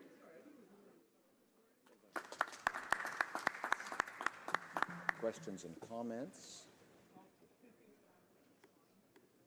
Resuming debate, the honourable member for Grand Prairie Mackenzie. Well, thank you, Mr. Speaker. It's a privilege for me to stand in this House to talk about the provisions that we have before us. I have the privilege of serving as the official opposition representative responsible for agriculture. Now, I can tell you that I may be seen as having a little bit of a conflict of interest here, Mr. Speaker, because in fact, I'm a farm kid. I'm a farm kid who's very proud of the work that my parents did, the work that my family continues to do, and that's being a grain farmer on the prairies. Now, Mr. Speaker, I think it's important that we reflect a little bit on the people that will be most impacted by the provisions that are being looked at today. Of course, this is an extension of something that our government did. But let's look back in history a little bit as to what brought us to sensing the necessity to move forward on the Fair Rail for Grain Farmers Act. Now, it was, I should just note, Mr. Speaker, that as a farm kid, I came to recognize one thing, one reality very early in life, and that is that a farmer doesn't make money every year. As a matter of fact, I think growing up, I understood very clearly, Mr. Speaker, that farmers often will go year after year after year, hoping that next year will be better, or the next year might result in a different result than the year previous, and that's what it requires to be a farmer. A farmer must be an optimist by nature, otherwise he would be a depressed person, because of course there's so many things that determine as to if or not a farmer might be successful. One of the most important things, of course, Mr. Speaker, is the uncertainty of the weather. And I can tell you, having grown up as a farm kid, I still look at the weather forecast like I am a farmer, wondering if it's going to rain when it's dry, wondering if the rain's going to stop when it's wet. And that's something that maybe comes through the bloodline. I'm not sure. I'm not sure if it's that reality, or if it was the understanding that as a kid I was impressed upon so clearly, the fact that if it rained when it was dry, that was important for the family's well-being, and if it stopped raining when it was wet, that was a good thing for the family the same way. And of course, we were always concerned about those considerations. We are also concerned about if there was an early frost and how that might impact the family's well-being. So what we do know is that a farmer has to bank and gamble that 1 year in every so many years is going to be a good year, because a farmer cannot continue indefinitely not making money on the farm.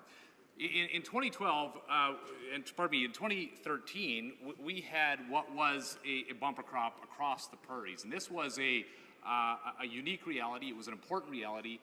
It was important because there was many farmers across the prairies that had been struggling in the years previous. Of course, there was a number of reasons for that, weather, of course, being a big factor. But this was an incredible year in that we saw the yields across the fields of the prairies and across Canada go up by about 33%. And so this was an important year, and it's also important to recognize that in order for a farmer to make money, you have to get that product to market. And so farmers became concerned very quickly as they saw the amount of crop that was coming off the fields. They saw the yields, and they recognized that grain was going to have to move. Now, there was some realities in terms of the weather conditions that developed over the months that followed that harvest, and there was some difficulty in trains moving because of inclement weather.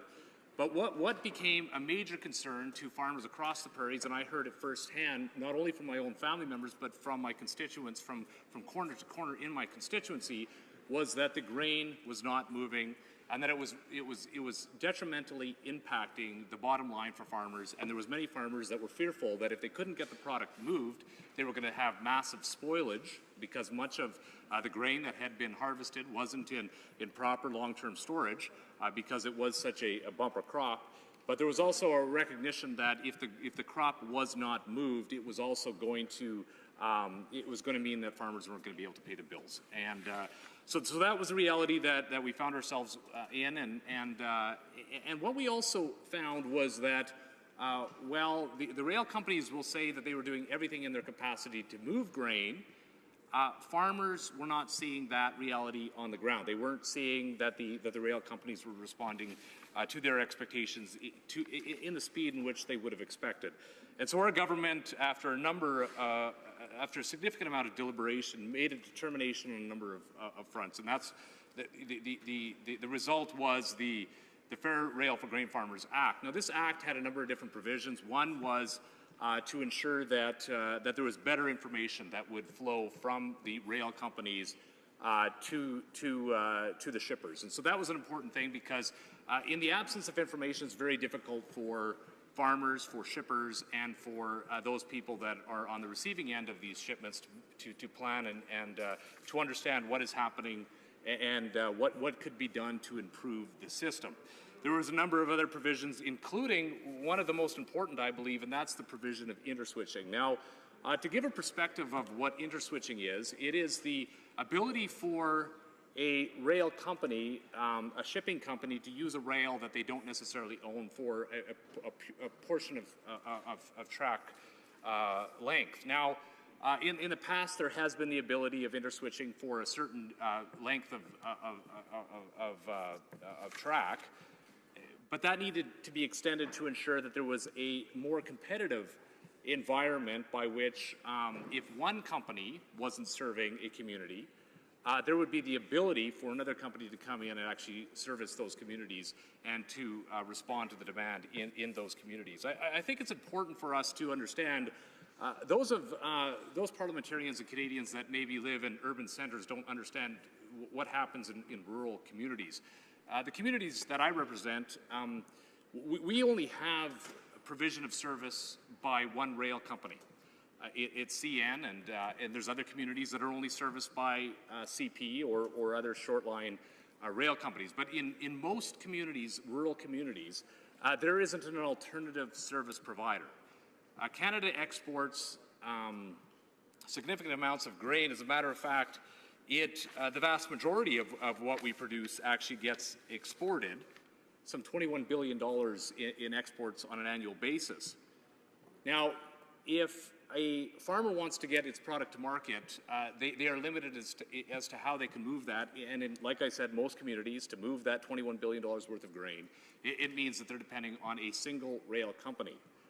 They don't have alternative ways to move the product, with the exception of trucking the grain out. And in many cases, the trucking of grain long distances is cost prohibitive and actually would reduce the profits to the point where many farmers wouldn't be able to move their product in a competitive way.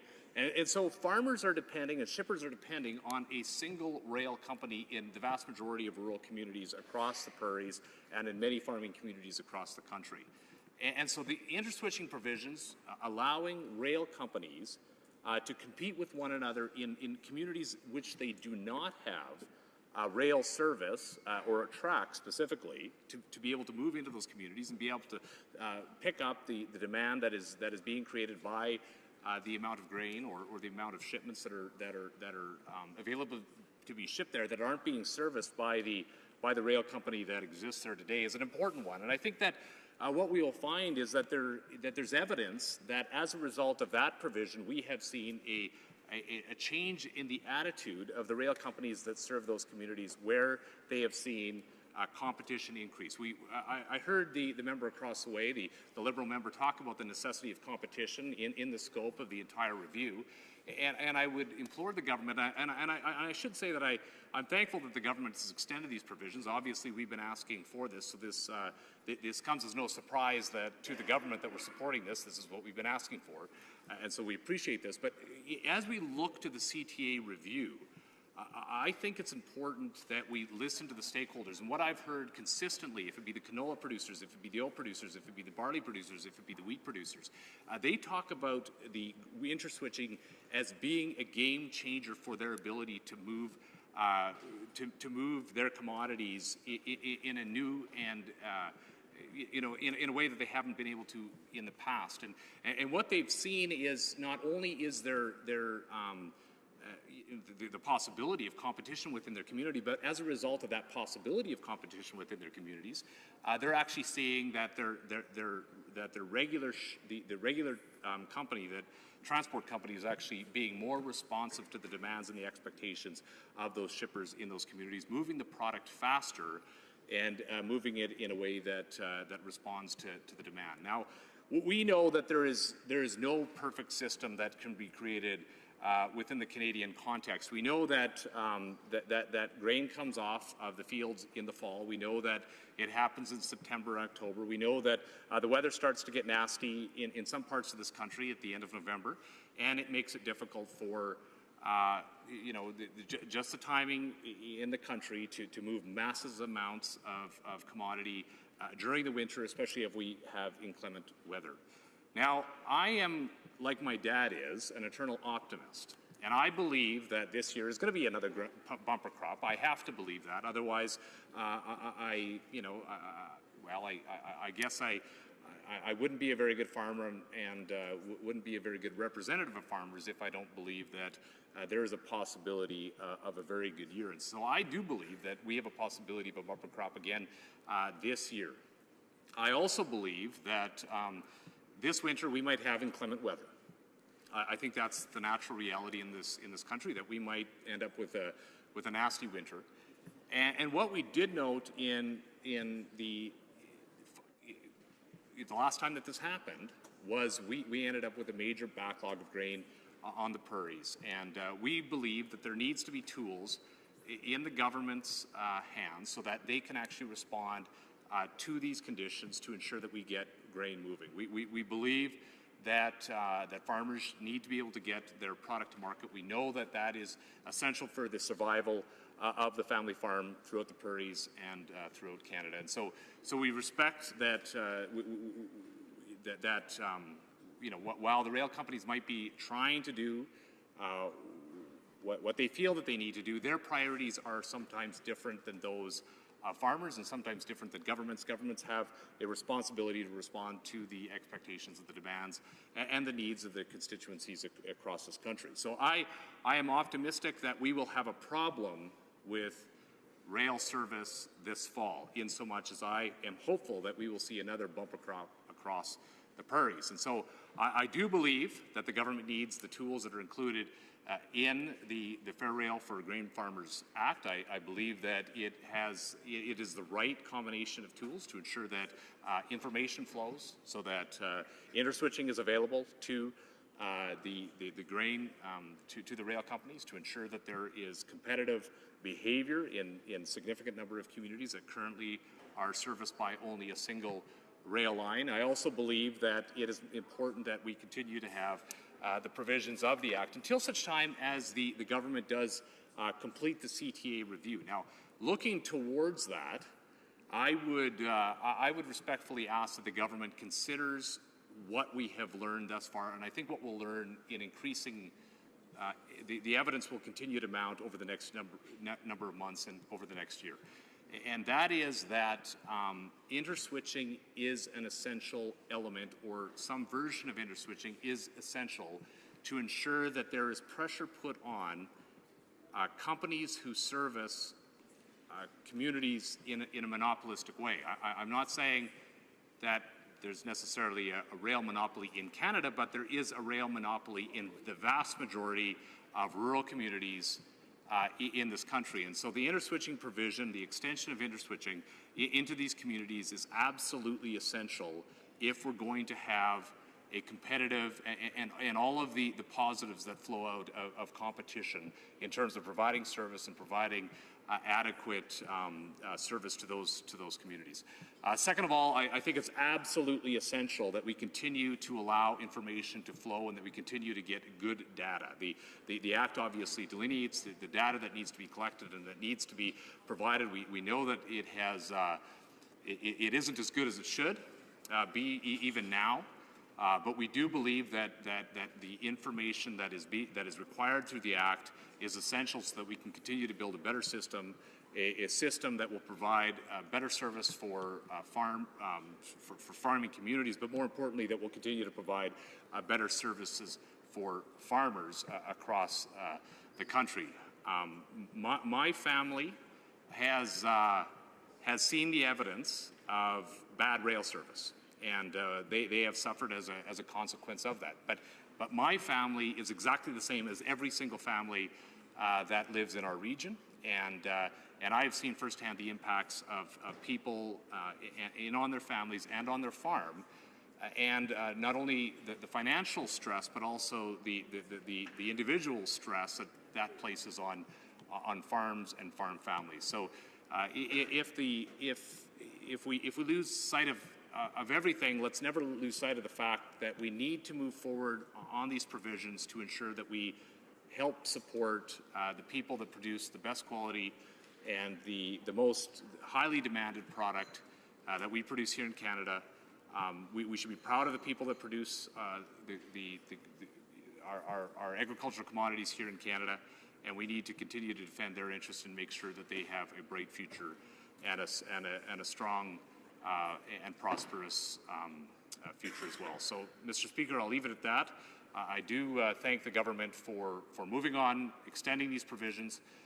We will continue to call for the government to make the provisions of this Act permanent, and especially those that I've spoken about today. We believe that these have been a game changer as far as moving grain in this country, and we believe that this should be the new norm. Thanks, Mr. Speaker. Questions and comments? The honourable member for Edmonton Strathcona. Burton for his speech on this important matter. Mr. Speaker, my question to the member through you is this.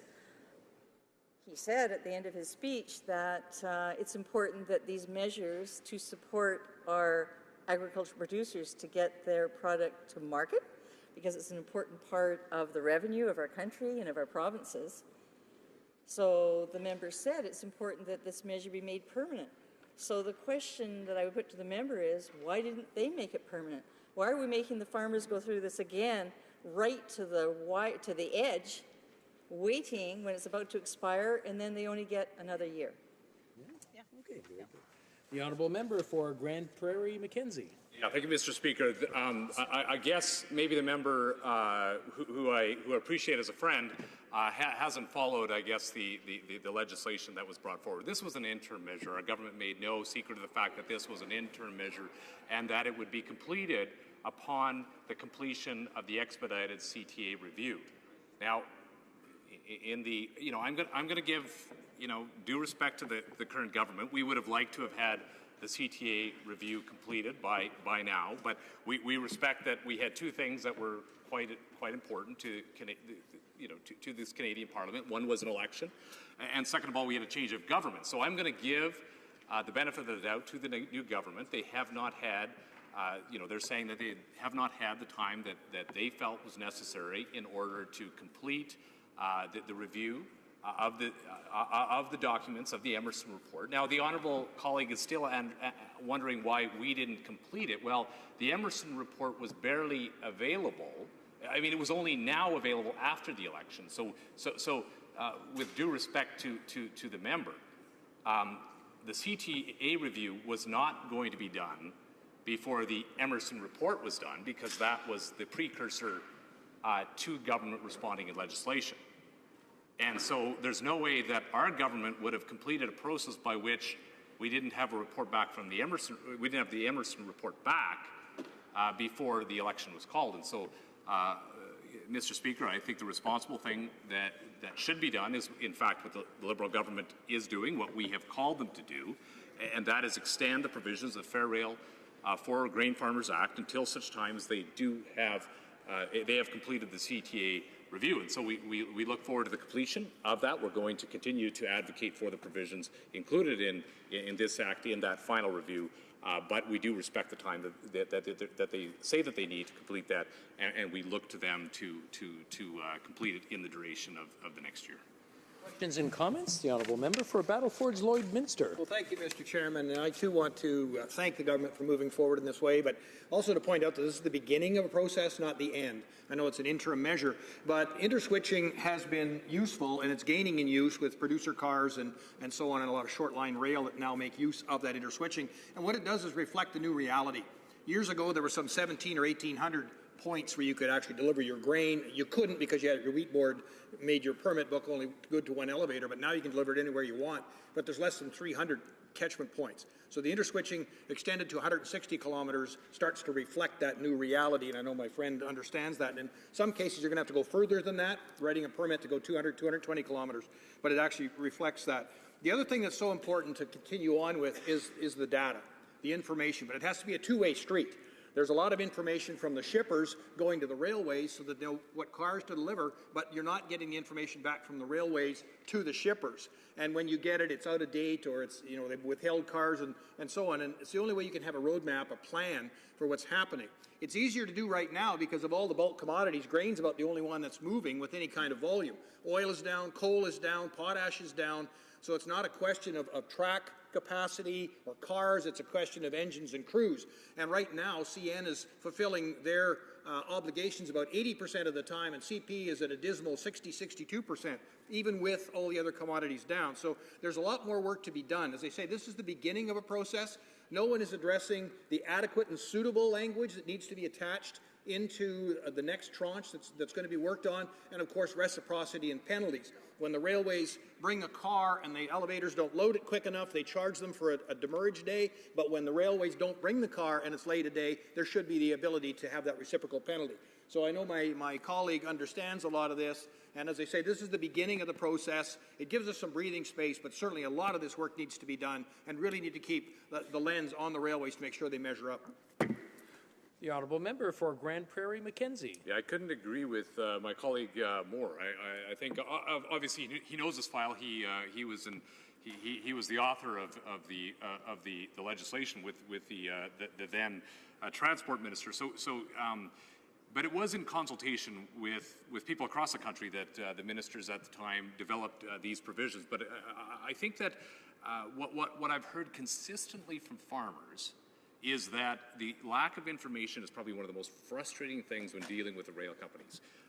There's two types of information. One type of information is how much is being shipped on a global scale in Canada. So that information should be readily available, and it'd be helpful if that was amplified. And obviously, that data needs to be collected, needs to be shared more freely. It really helps in terms of planning and providing the building of infrastructure and the ability for grain companies and others to plan. The second type of information is also equally important, but this is the one that actually is most important to the farmer that wants to deliver his commodity to the elevator or to a producer car. And that's just knowing when the train is going to show up.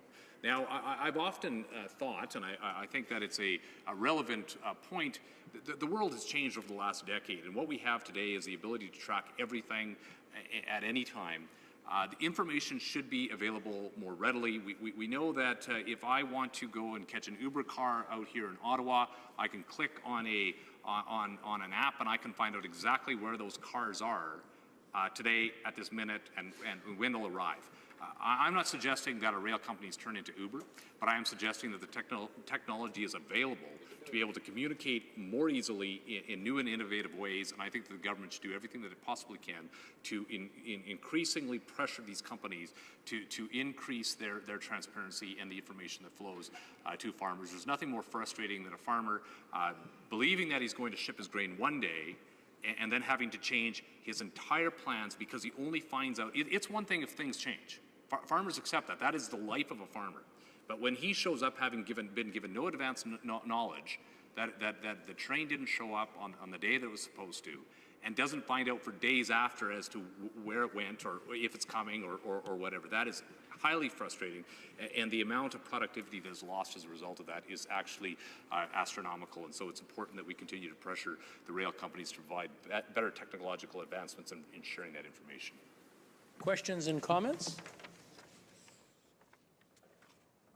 Seeing that there's none. Oh, yes, the honourable member for Berthier-Maskinongé.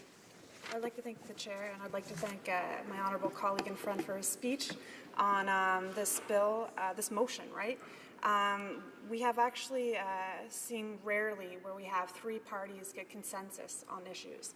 It was the same thing a few years ago when we had the grain transportation crisis. We all got together on Agriculture Committee and we worked hard, tried to make the bill better. We had multiple amendments to put forward to the government. Sadly, a lot of those were thrown out. But once again, here we are working together. I think everybody's on the same page. We're all favorable to see a lot of these provisions in C30 continue on. But once again, this is only for 1 year. I think it's really important to stand up for farmers, but also predictability. A long-term solution is really important. I know that the Minister of Transport is now taking the lead in this issue. He says that he's going to consult again. That seems to be the favorite thing of the Liberal government is consultation and buying time. I was wondering if my colleague could talk about the importance of the long-term solution and the fact that the Minister will have to come back and update us on what his vision for grain transport should be, making sure that farmers have adequate service. Honourable member for Grand Prairie Mackenzie. Thank you, Mr. Speaker. And I do want to thank my honourable colleague from the NDP, my colleague who is also the critic and a fellow member of the Agriculture Committee. I want to thank her for, number one, advancing this file with me. There was days in this Parliament where I don't think her or I were certain as to if or not the government was going to extend these provisions, and so her continuing to pressure the Agriculture Minister and the Transport Minister to make this happen along with myself was very helpful, and I do appreciate the work that we've been able to collaborate on. And I'm hopeful that we can continue that. I believe that the transportation system in the country is so complex, and when we have one minister and one committee talking about all transport in the entire country, that could be problematic. And the reason I say this is that there are realities within the resource sector and within the agriculture sector that are quite different from subways in Toronto and the airline industry. I think that there are realities and that there are nuances and there are stakeholders within the Agriculture Committee specifically that need to be consulted with regards to any provisions or any changes to the Act moving forward. I have made my case in terms of what I've heard back from stakeholders in terms of the necessity of advancing provisions within this Act into the future. The final Canadian Transportation Act, but I am hopeful that we can, as a committee and as agricultural committee members, be consulted in terms of the provisions of the transport of agricultural commodities. Resuming debate, the honourable member for Edmonton Strathcona. Thank you, Mr. Speaker. I'd like to say at the outset that I'm sharing my time with the member for Berthier-Maskinongé. And before I proceed with my speech, I just wanted to comment on the mention made by my colleague in the Conservative Party. And I've been working very closely with the NDP critic in agriculture in great frustration with the breadth of the issues in transportation, that for this area of agriculture, that it makes common sense for those who are dealing day in and day out with agriculture issues, that maybe these matters to do with the transport of our agricultural products should be going, at least in part, to the Agriculture Committee. So we will continue to pursue that. Lord knows, those of us who are on the Transport Committee know that we have a lot to deal with anyway. So, Mr. Speaker, I feel confident in sharing that prairie farmers will be greatly relieved that this government has at long last, and at the very last possible moment, taken action to extend the time period for the application of the emergency legislation enacted last year under the Fair Rail for Grain Farmers Act. One important provision, as we've discussed here, of that law postponed the expiry of the extended access by farmers to interswitching from 30 to 160 kilometres until August of this year. Were this action not taken, farmers would have been greatly disadvantaged. As stated by Greg Sears, chairman of the Alberta Canola Producers Commission, in supporting this extension and endorsed by, and I here list, the Agriculture Producers of Saskatchewan, the Canadian Canola Growers Association, the Barley Council of Canada, the Canadian Oilseed Producers Association, Cereals Canada, Prairie Oat Growers Association, the Grain Growers of Canada, Pulse Canada, Western Grain Elevator Association, and the Inland Terminal Association of Canada all support, and I quote Mr. Sears, "Extended interswitching is being used by grain shippers and is emerging as an effective tool to provide better rates and service between two Canadian Class 1 railways, as well as other North American railways. Time is of the essence to ensure this provision does not lapse before Parliament adjourns for the summer." End of quotes. Mr. Speaker, farmers, especially in the prairies, need better access to interswitching to get their crops to market. This was identified as a key issue in the Emerson report, but extended rights under the Fair Rail for Grain Farmers Act are set to expire August 1st of this year. This means that many farmers could lose access to markets this season, which would lead to severe hardship. On May 13th, at the request of the Canadian Grain, Canola and Pulse growers, I put this exact request to the government on behalf of agricultural producers. I asked that the government commit to legally extend these rights for Fair Rail before the House rises in the summer. While the Prime Minister made a commitment in April of this year, it was not until today that any action was yet to occur. This motion will ensure extended access for at least another year. For this coming year, Canadian grains and pulses will potentially reach markets in a timely manner. This is critical to provide expanded options for producers to access markets, thereby making grain sales more competitive. But as grain producers have advised, they require longer-term solutions than just a one-year extension.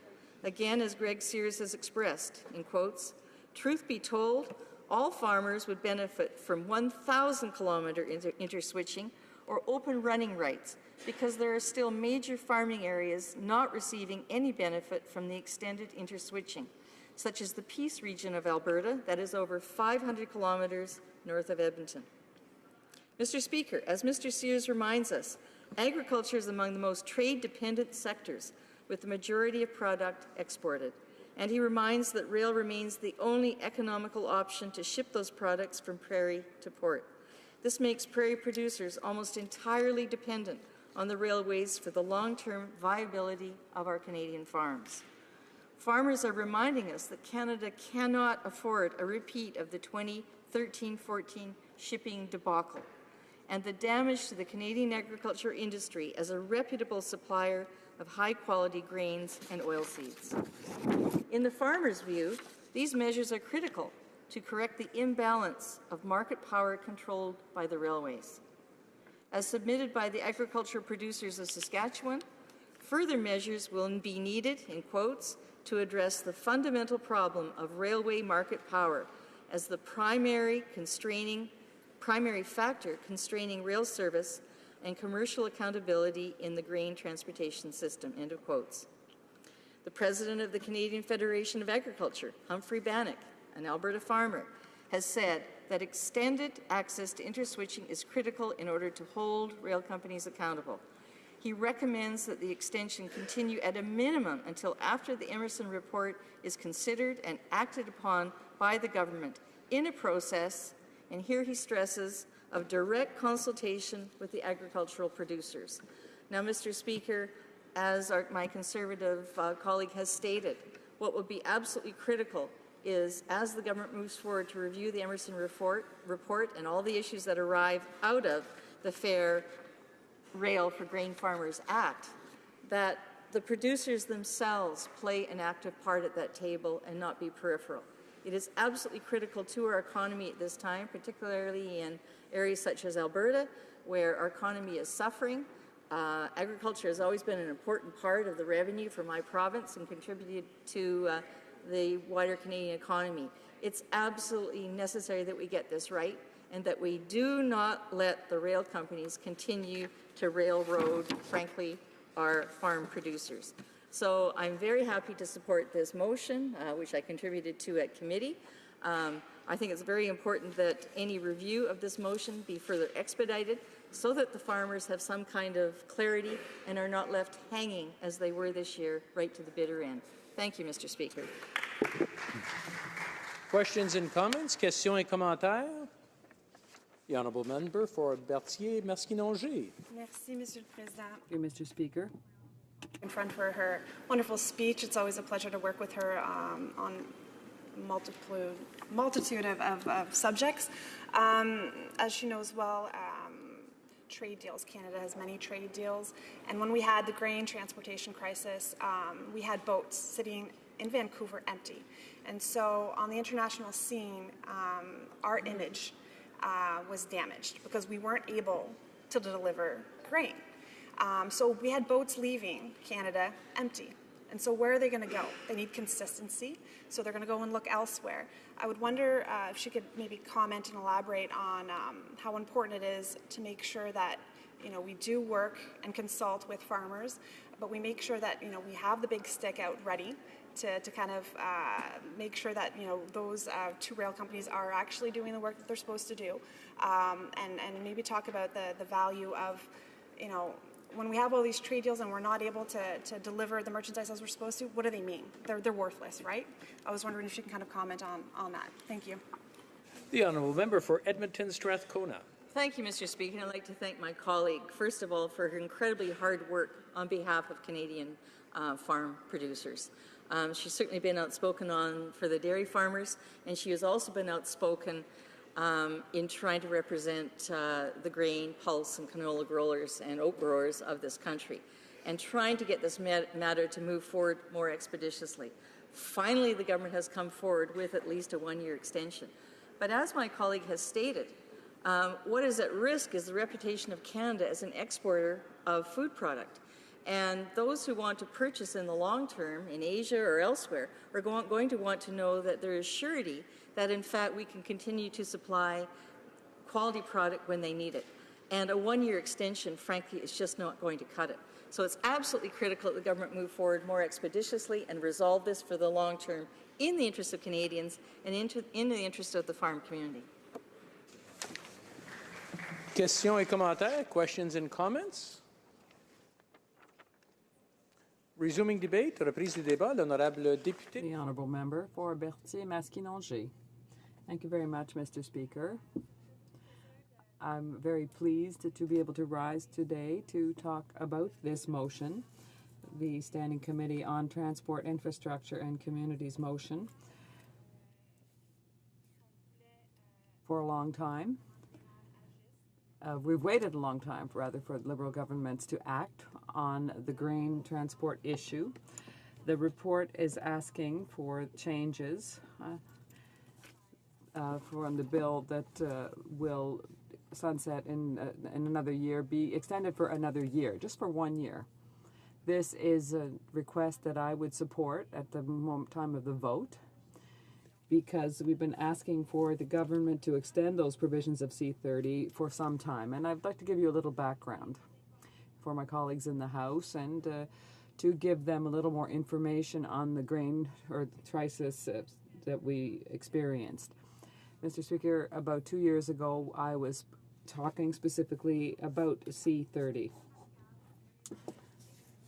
There was a very cold winter that caused a great deal of problems in our transportation system, and these shortcomings and problems cost around $8 billion to our producers and the Canadian economy. And even though the government at the time knew that from the fall of 2016 the producers were suffering, they waited until C30 to react late to this crisis. The stakeholders delayed, and the bill didn't go far enough. Once again, as the provisions that we're seeing sunset in August demonstrate, there were temporary provisions.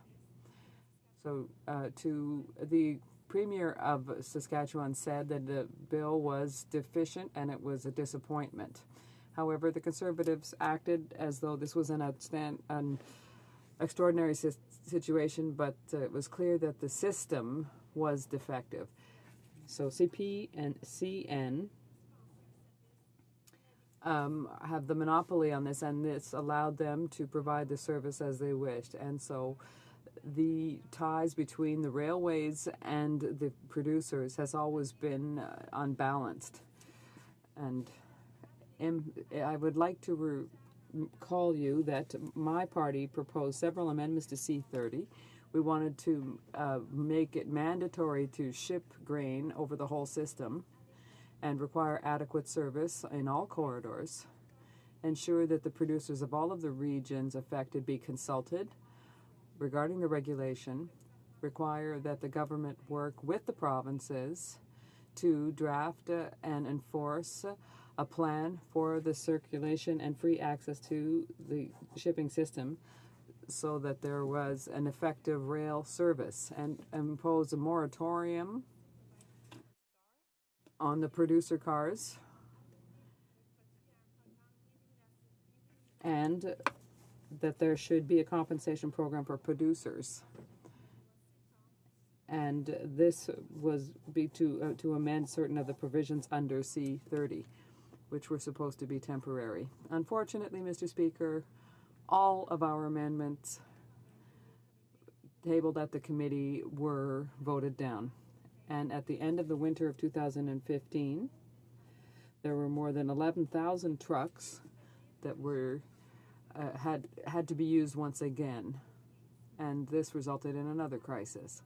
As a result, I tabled a motion at the Standing Committee on Agriculture and Agri-Food, asking that immediately this grain transportation and agriculture products transportation issues be studied. This motion was unanimously approved on the 22nd of April 2015, and everyone agreed that there had to be more rail transportation service offered. The legislative changes should be made to deal with the shortcomings in the system. And when I rose in the House on this motion, Mr. Speaker, I was very careful to speak of its importance so that the government would speak to all stakeholders. This was important, and it's still valid today. The current government should improve the system. They have to put in place recommendations suggested by all of the experts, particularly the producers. I'm very pleased to see the Minister of Transport, who mentions that he will consider the Emerson report as advice. The government wants to carry out consultations with the stakeholders before taking any decisions. I could tell them right away that the producers and farmers are against the maximum income provisions and the interswitching. As with the parties here in the House, they propose taking those two measures out, as it was said by Don Meisner of the agricultural producers. Competition in grain transport at all. And this is the fundamental thing those in the grain industry believe lies in the heart of all the problems. Depuis le début de l'année, since the beginning of the year, the stakeholders also were unanimous on the importance of extending the provisions of C30, which expire on August 1st. All of the groups that I met with mentioned this to me.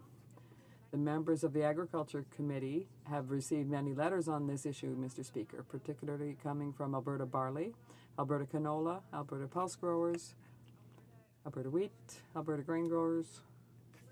To encourage the fact that we need to act very quickly, and that the pro-competitive measures introduced in C30, the Fair Rail for Grain Farmers Act, do not expire on August 1st. Amongst the other measures, legislation provided for the establishment of minimum grain volume targets for railways, give authority to the Canadian Transportation Agency, establish regulations governing all service level arbitration, and provided for the extension of railway interswitching distances from 30 to 160 in Alberta, Saskatchewan, and Manitoba.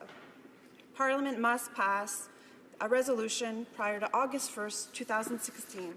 Extend these elements of railway regulation on Canadian shippers will lose important shipper protection measures. Le rapport soumis à la Chambre. The report submitted to the House by the Transport Committee is in this direction, and that's why we support it.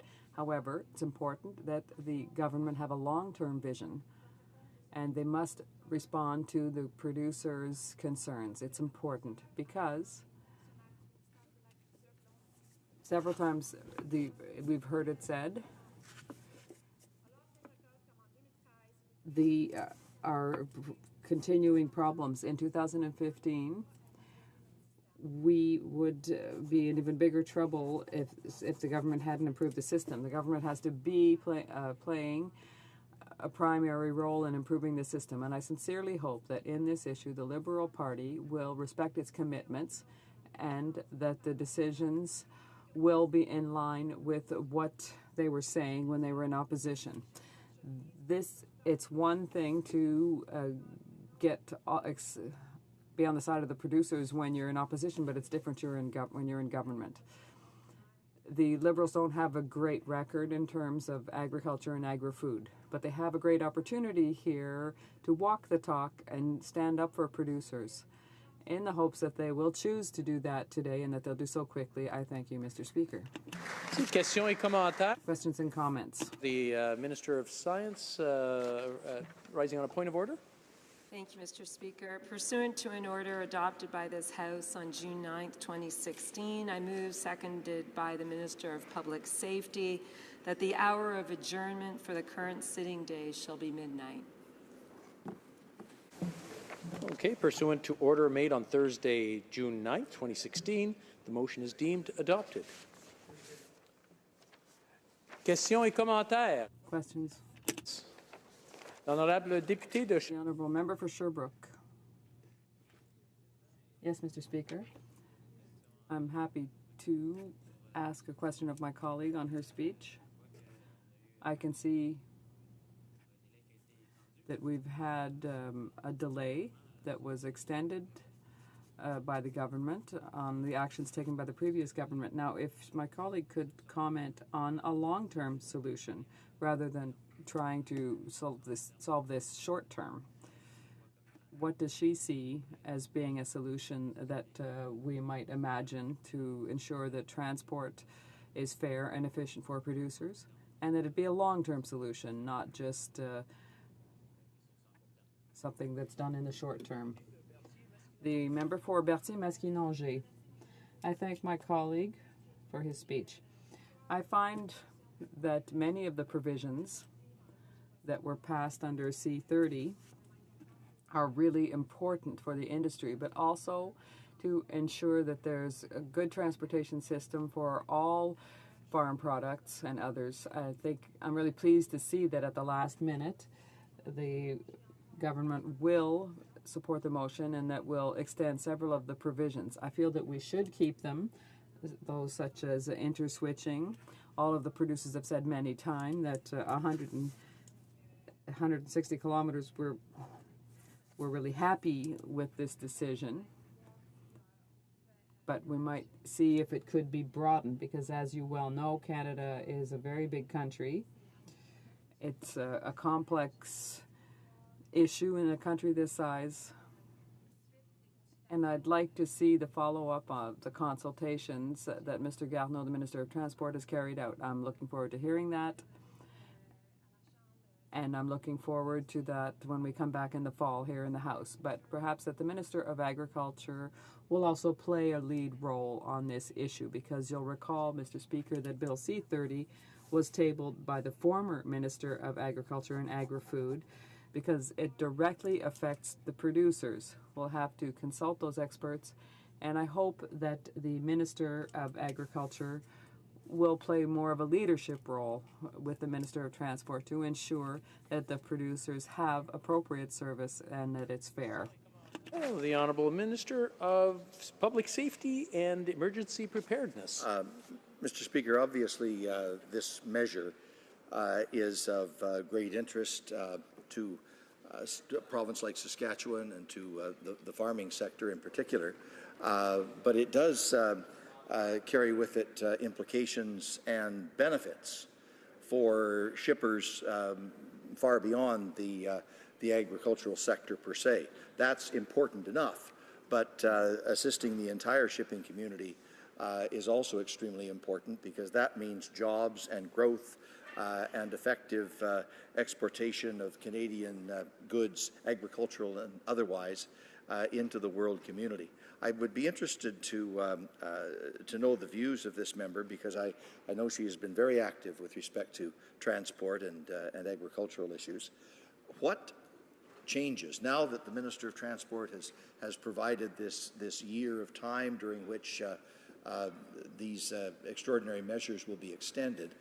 What changes would the member like to see in the Canada Transportation Agency, the CTA, in terms of its authority to more proactively safeguard the rights and interests of Canadian shippers, agricultural shippers for sure, but also the others in the shipping community that may need proactive regulatory support from time to time? How do we empower the CTA to be more proactive in the pursuit of shipper rights? Honorable député. The honourable member for Berthier-Maskinongé. The honourable minister for his question. I know that the provisions that are being prolonged are very important to keep. I think one aspect that keeps coming up when I speak to farmers is the importance of data sharing and predictability. Knowing when things are happening, when they're going to arrive. That's something that we had brought up, and when C30 was at committee, we wanted to make sure that there was better data sharing, transparency. That is something that I think would be very important for shippers, not just agricultural products, but I think everybody would want to have better data sharing like we do see in the U.S. If the U.S. can do it, why can't we do it here? I think that is something that would help everybody. Is just making sure that there's more predictability and information sharing, and then we can maybe look into penalties, making sure that when delays aren't respected, whether it's the railways or even at grain, that there is some kind of reciprocity. I think that is very important too. So I'm really looking forward to seeing what the government comes up with and working together to make sure that we get our grain and our transportation going in Canada so that we can respect our international trade agreements. Thank you. Resuming debate. Okay. Is the House ready for the question? The question is as follows. Mr. Badaway, seconded by Mr. Lamoureux, moved that the fifth report of the Standing Committee on Transport, Infrastructure and Communities, presented on Tuesday, May 31st, 2016, be concurred in. Is it the pleasure of the House to adopt the motion? Yes. I believe them to be yes. There's no nay in the House, I believe. I declare the motion carried. Good. Very good. The House will now resume with the remaining business under routine proceedings. We are now under the rubric of motions. Very good. Motions. Presenting petitions. Oh boy. Okay. The honourable member for Calgary University. Or sorry. Saskatoon. Saskatoon University, I'm sorry. Thank you, Mr. Speaker. I have a privilege to introduce a petition of several hundred people from Saskatoon who are basically calling upon the House of Canada to specifically identify hospice palliative care as a defined medical service covered under the Canada Health Act.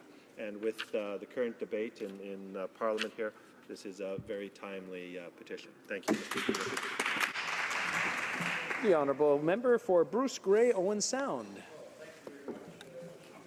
Pleasure to stand here in the House today to present a petition from a number of my constituents and others across Canada and they petition the Government of Canada to establish conscience protection for physicians and healthcare institutions, and they're basically calling upon the Parliament of Canada to enshrine in the Criminal Code's protection of conscience for physicians and healthcare institutions from coercion or intimidation to provide or refer for assisted suicide or euthanasia. Thank you.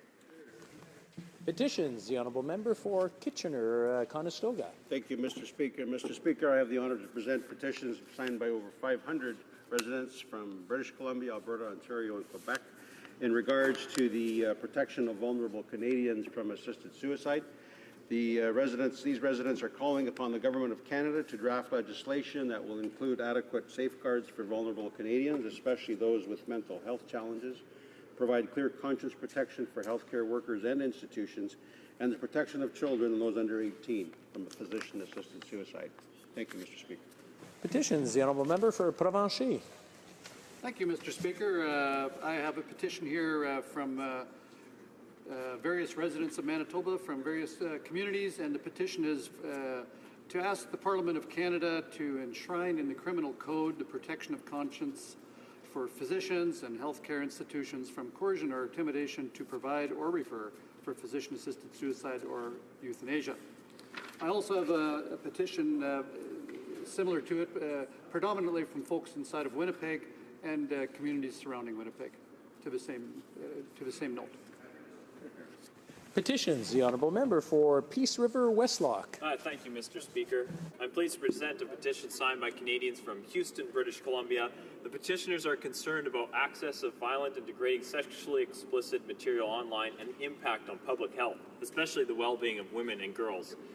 As such, these petitioners are calling on the House of Commons to adopt Motion 47. Thank you, Mr. Speaker. Petitions. The honourable member for Yorkton Melville. Speaker, in our criminal law, we recognize indecency towards a dead body as a crime. Our criminal law respects a life that was. Today, I present petitions representing 9 Ontario communities of Windsor, Essex, Milton, Hamilton, Alban, Sudbury, Danderond, Woodsley, and Tilbury. These constituents are calling on us as legislators to also recognize life as one that would have been and support Bill C-225, recognizing a woman's choice to her right to carry her child to term. Thank you. Petitions. The honourable member for Burnaby South. Thank you, Mr. Speaker. There is a housing crisis in Burnaby and indeed in many parts of British Columbia. And to address that, Mr. Speaker, earlier this year I tabled Motion 20, a Made for BC Affordable Housing Strategy. This petition, Mr. Speaker, signed by many residents in Burnaby and the rest of British Columbia, is calling for the government to take seriously this motion and to indeed implement a affordable housing strategy for British Columbia. This would include investment in public housing, which has been lacking over the many decades, as well, Mr. Speaker, to examine the impact of investor speculation and housing vacancies on the rising real estate prices. So I urge the government to take this seriously, Mr. Speaker, and I'll be bringing this topic up again. Thank you. Petitions. The honourable member for London Fanshawe. Well, thank you, Mr. Speaker. And I have a petition from a number of concerned citizens who worry that we do not have adequate laws to protect animals from cruelty. Now, you'll recall in 2008 there was a provision passed, but it didn't actually improve protection for animals. And the majority of those animal abuse investigations that are conducted don't end up in criminal prosecution. And so the petitioners call upon the Government of Canada to modernize the animal cruelty provisions in the Criminal Code to effectively protect all animals from deliberate acts of cruelty. Thank you. Presenting petitions. Seeing none, we'll go to questions on the order paper. The Honourable Parliamentary Secretary to the Government House Leader. Thank you, Mr. Speaker. I would ask that all questions be allowed to stand at this time. Do I have agreement? Agreed. Very good. Conformément à l'ordre 30. It is my duty, pursuant to Standing Order 38, to inform the House that the questions to be raised tonight at the time of adjournment are as follows. Carlton Trail, Eagle Creek, Air Transportation, the Honourable Member for Windsor West, International Trade, and the honourable member for Kamloops Thompson Caribou, Indigenous Affairs. Orders of the day.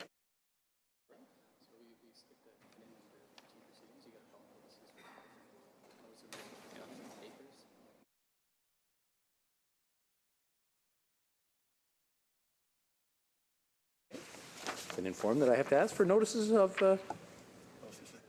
for the production of papers. Thank you, Mr. Speaker. I would also ask that all notices of motions for the production of papers be allowed to stand at this time also. Thank you, Mr. Speaker. Is that agreed? Agreed. Very good. Now, orders of the day. Government bills. Government bills comments. Bill C-13, an act to amend the Food and Drugs Act, Hazardous Products Act, the Radiation Emitting Devices Act, Canadian Environmental Protection Act 1999, the Pest Control Products Act, and the Canada Consumer Product Safety Act, and to make related amendments to other acts.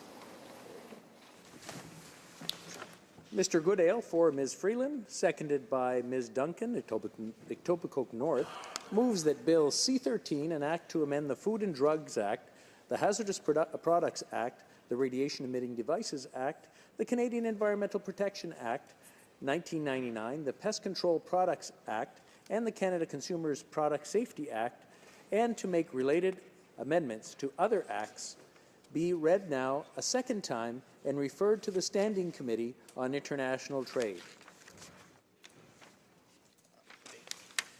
Debate. The Honourable Parliamentary Secretary to the Minister of International Trade. Thank you, Mr. Speaker. I'm delighted with this opportunity to rise today on Bill C-13, legislation that reinforces our government's already strong track record on trade. The bill before us makes a variety of amendments to other laws so that Canada can implement our commitments under the World Trade Organization's Agreement on Trade Facilitation, or TFA for short. The TFA is groundbreaking in a lot of ways. It's the very first multilateral trade agreement concluded since the creation of the WTO over 20 years ago. More importantly, it's the very first time in WTO history that developed and developing countries have recognized that each commitment within an agreement should be linked to each country's ability to implement it. Specific provisions are set out to help least developed and developing countries. It is about, Mr. Speaker, better trade. But also at the heart of Bill C-13 and the TFA, Mr. Speaker, are the commitments I believe all of us share to see more open borders and a freer movement of goods and services around the world. It is, Mr. Speaker, also about freer trade. As Prime Minister Trudeau has said, today's world is full of challenges. As the Prime Minister has said, thank you for that correction. I apologize. As the Prime Minister has said, today's world is full of challenges, but there are also tremendous opportunities with the opening of new markets, the growth of developing countries, the emergence of new technologies, and of sustainable development. This is one reason why our government is pursuing a progressive trade agenda. It is also one reason why the Prime Minister committed to the expeditious ratification of the TFA during his meeting with G20 leaders in Antalya. The TFA will help to enhance global trade by putting measures in place to expedite the movement, release, and clearance of goods across international borders. It also contains provisions to encourage closer cooperation between customs officials at the border. Overall, the WTO estimates that the Trade Facilitation Agreement will lower trade costs by more than 14% for low-income countries and by more than 13% for upper middle-income countries by streamlining the flow of goods across borders. I therefore want to urge all honourable members to support this bill before us today. Monsieur le Président, Mr. Speaker, you know full well that Canada has always been a nation based on trade, and that is since the fur trade era until today, where Canada is now standing out in green technologies and renewable technologies, pharmaceutical products, and the aerospace sector. In fact, trade is as much as a part of our national identity and provincial identity as hockey. Today, Trade represents some 60% of Canada's annual GDP, and 1 out of 5 Canadian jobs is linked to exports. Trade fosters higher salaries and a better standard of living. It allows businesses to create better paid jobs and helps middle-class families to be more prosperous and numerous. That is why our government is devoting such effort to increase access to markets for business people and investors across Canada. We are also doing so in order to create new opportunities for Canadian workers and businesses. As part of our progressive trade agenda, we are doing everything in our power to ensure that freer trade and the opening of borders and markets create opportunities and foster prosperity for all. Canada's trade agenda focuses on the role of women, Indigenous groups, and small and medium-sized business, as well as on a diversified population which is open to the rest of the world. This agenda also seeks to make sure that environmental protection and labor are at the heart of our efforts from the outset. It seeks to ensure that the middle class and those working hard to join it genuinely benefit from trade spin-offs, both in Canada and elsewhere in the world. Speaker, is about progressive, ethical, and greener trade. Our Comprehensive Economic and Trade Agreement, or CETA, with the European Union clearly shows that an inclusive and progressive trade agenda tailored to the 21st century is possible. Our focus now is getting this gold standard deal signed this year and implemented early next year so that Canadians and Europeans can take full advantage of the benefits. The Minister of International Trade has on numerous occasions met with our European friends and partners to help ensure that we accomplish just that. Canada is very pleased to be moving forward with CETA ratification now that the legal scrub of the English text has been completed. And we fully support the modifications that were recently made to its investment chapter. These changes reaffirmed and strengthened the right of governments to regulate in important areas like labour, health, and the environment. The changes also modified the dispute resolution system in a way that makes it more transparent, independent, and impartial, with high ethical and procedural standards. Our government's progressive trade agenda is also focused on strengthening our long-standing friendship and trading relationship with the United States and Mexico.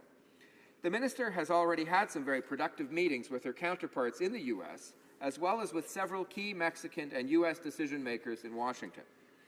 The Minister also visited Mexico City this week, where she held bilateral meetings with Mexican government and business leaders, while also meeting with the Council of the Ministers of the Pacific Alliance to sign a joint declaration with member countries to reaffirm the ties of friendship, solidarity, and cooperation between our countries, and making Canada the first observer to enter into a strategic partnership with one of the most important economic blocs in the Americas.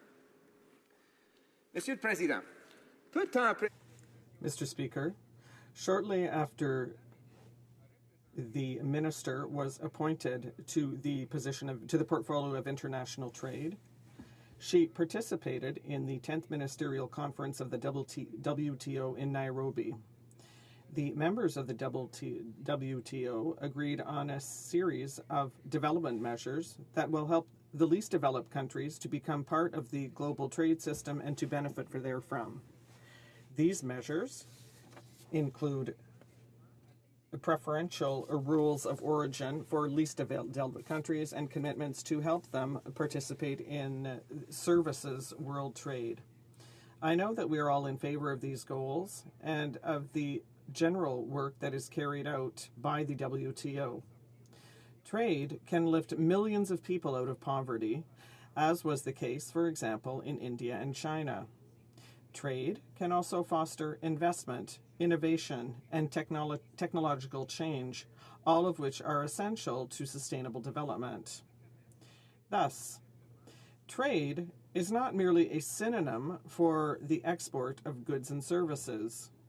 It also means working together to meet the needs of people and companies who are grappling with long-standing problems, such as poverty, and new problems such as the impacts of climate change.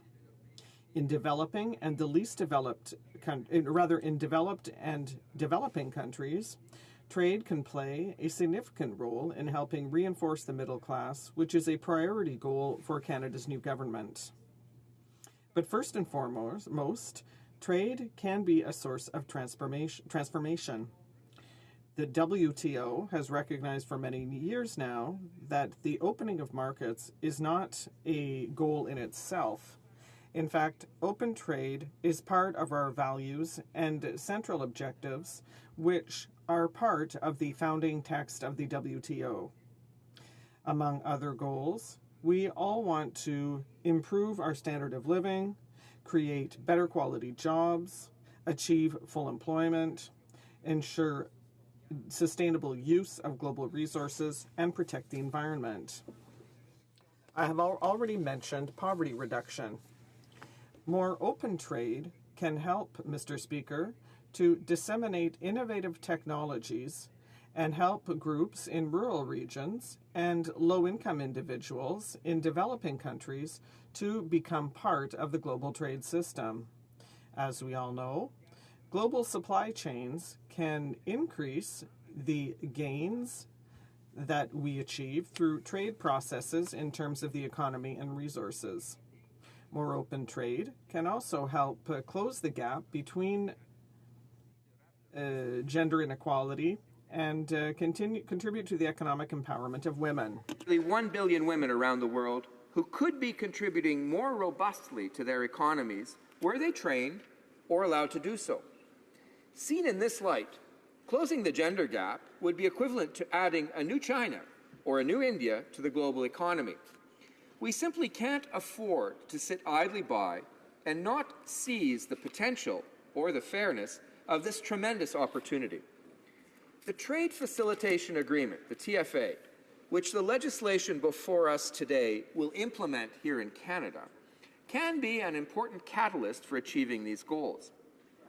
Lower trade costs, along with enhanced timeliness and predictability in the delivery of intermediate goods, will drive growing participation by SMEs in world trade, as the high cost of international trade disproportionately affects small and medium-sized enterprises as well as developing nations. Helping SMEs reduce their trading costs will also benefit women in developing countries, as the World Bank estimates that 8 to 10 million SMEs in the developing world have at least one female owner. In general, the implementation of the TFA is expected to deliver an unprecedented and significant stimulus to the world economy. The WTO estimates that the boost in global trade resulting from the entry into force of the TFA could create around 20 million jobs worldwide by 2030, with the majority located in developing countries. Monsieur le Président. Mr. Speaker, this agreement has received broad support from Canadian and international partners, including the Business Council of Canada, the Chamber of Commerce of Canada, the Canadian Association of Manufacturers and Exporters, and almost all agricultural and agri-food associations. To date, 81 members of the WTO have already ratified the TFA, including some of our main trading partners, including the United States, the European Union, China, and Japan.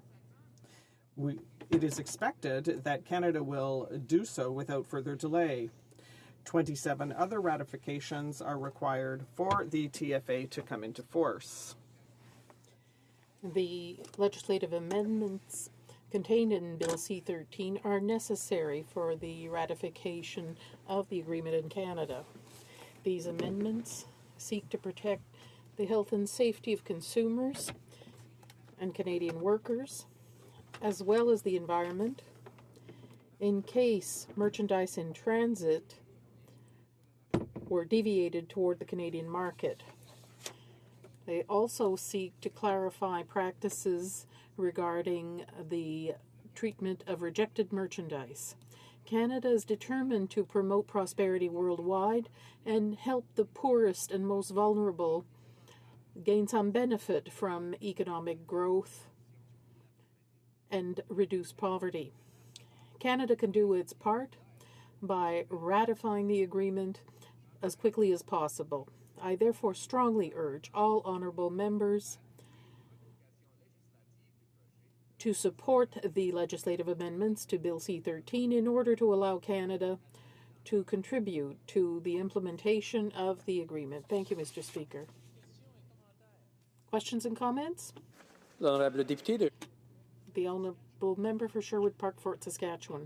For his remarks, and certainly the implementation of this deal builds on the important work that was done under the previous government, and it's great to see some of that at least continuing under this government in terms of this particular trading initiative.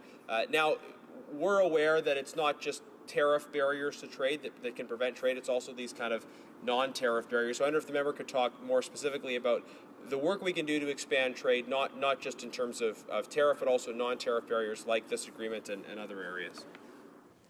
The Honourable Parliamentary Secretary. I thank the honourable member for his question, Mr. Speaker. He's absolutely, and I do thank the work of the previous government. I see the previous Minister of Trade in the House, as well as the previous Minister of Agriculture, and both of them have done yeoman's work on these files. Thank the honourable member for his question. It is true that non-tariff barriers are an incredibly important part of the picture, and it's in harmonizing various kinds of standards, such as sanitary and phytosanitary standards. It's in harmonizing through science the way we look at genetic modifications, for example, that we will be able to build better, more efficient trade agreements in which the only barriers are actually real and justified barriers and not idiosyncratic or imaginary ones. Questions et commentaires? Questions and comments? For Essex. Thank you, Mr. Speaker, and I thank the Honourable Parliamentary Secretary across the way.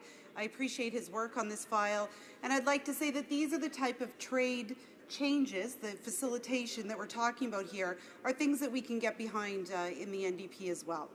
So C-13 makes some changes to how Canada deals with goods in transit and non-compliant goods, including hazardous products and pest control products. It's very important to Canadians that they are assured that they are safe within our country, that these ingredients will not harm, these products will not harm our environment. And so my question is, are you confident that the changes in C-13 maintain existing health and safety standards for workers who may come into contact with these products? Honourable Parliamentary Secretary.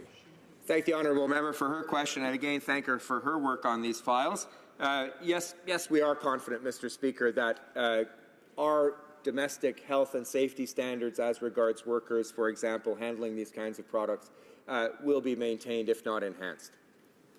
Questions and comments? The Honourable Member for Winnipeg North. Yes, thank you, Mr. Speaker. And I do truly appreciate the efforts by the Parliamentary Secretary and, in fact, the Minister responsible for international trade and the efforts that they have put in a relatively short time span. There's been a great deal that has been accomplished, whether you can talk about our lumber industry, you can talk about C-13, you can talk about the necessary work in order to get even the EU agreement into a position in which ultimately it can be ratified.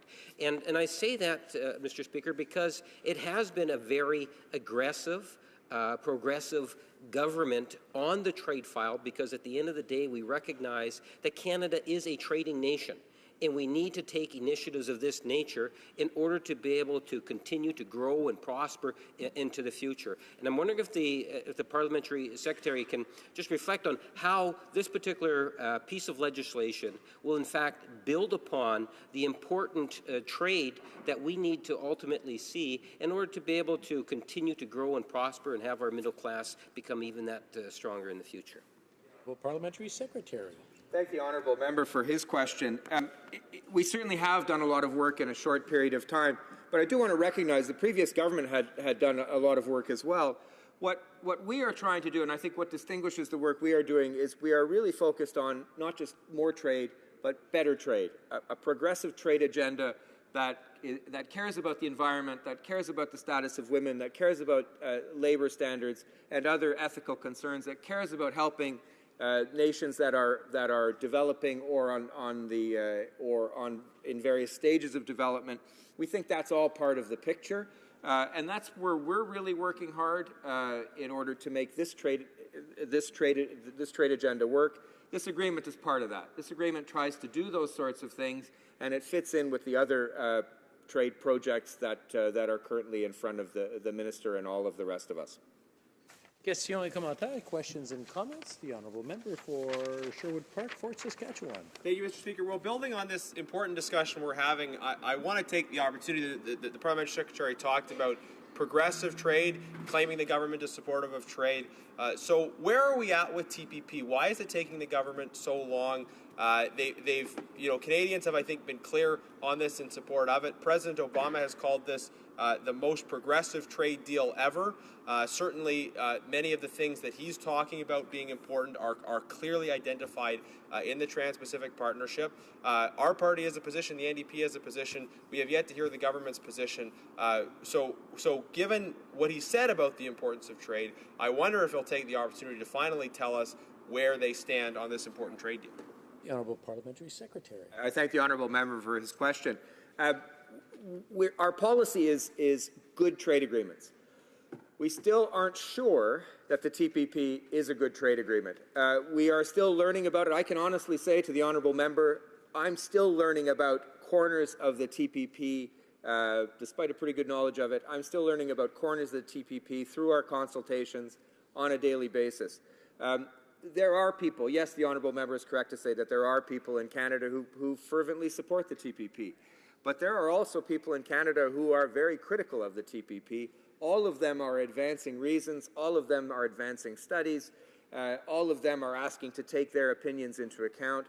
And we feel that we need to do this for an agreement of this size and stature. We really have to decide as a government. It was negotiated by the previous government, Mr. Speaker. We need to decide as a government whether this is a good trade agreement or not, and whether we as a government will get behind it. And I can frankly say that we're not near a conclusion on that yet. We simply need to learn more. Questions and comments. The honourable member for Windsor-Tecumseh. Thank you, Mr. Speaker.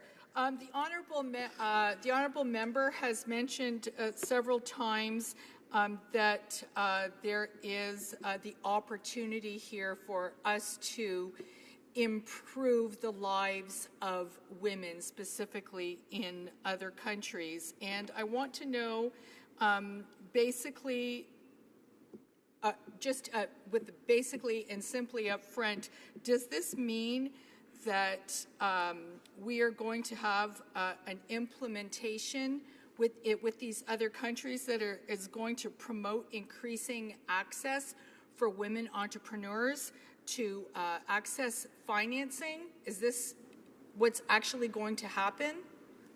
The Honourable Parliamentary Secretary.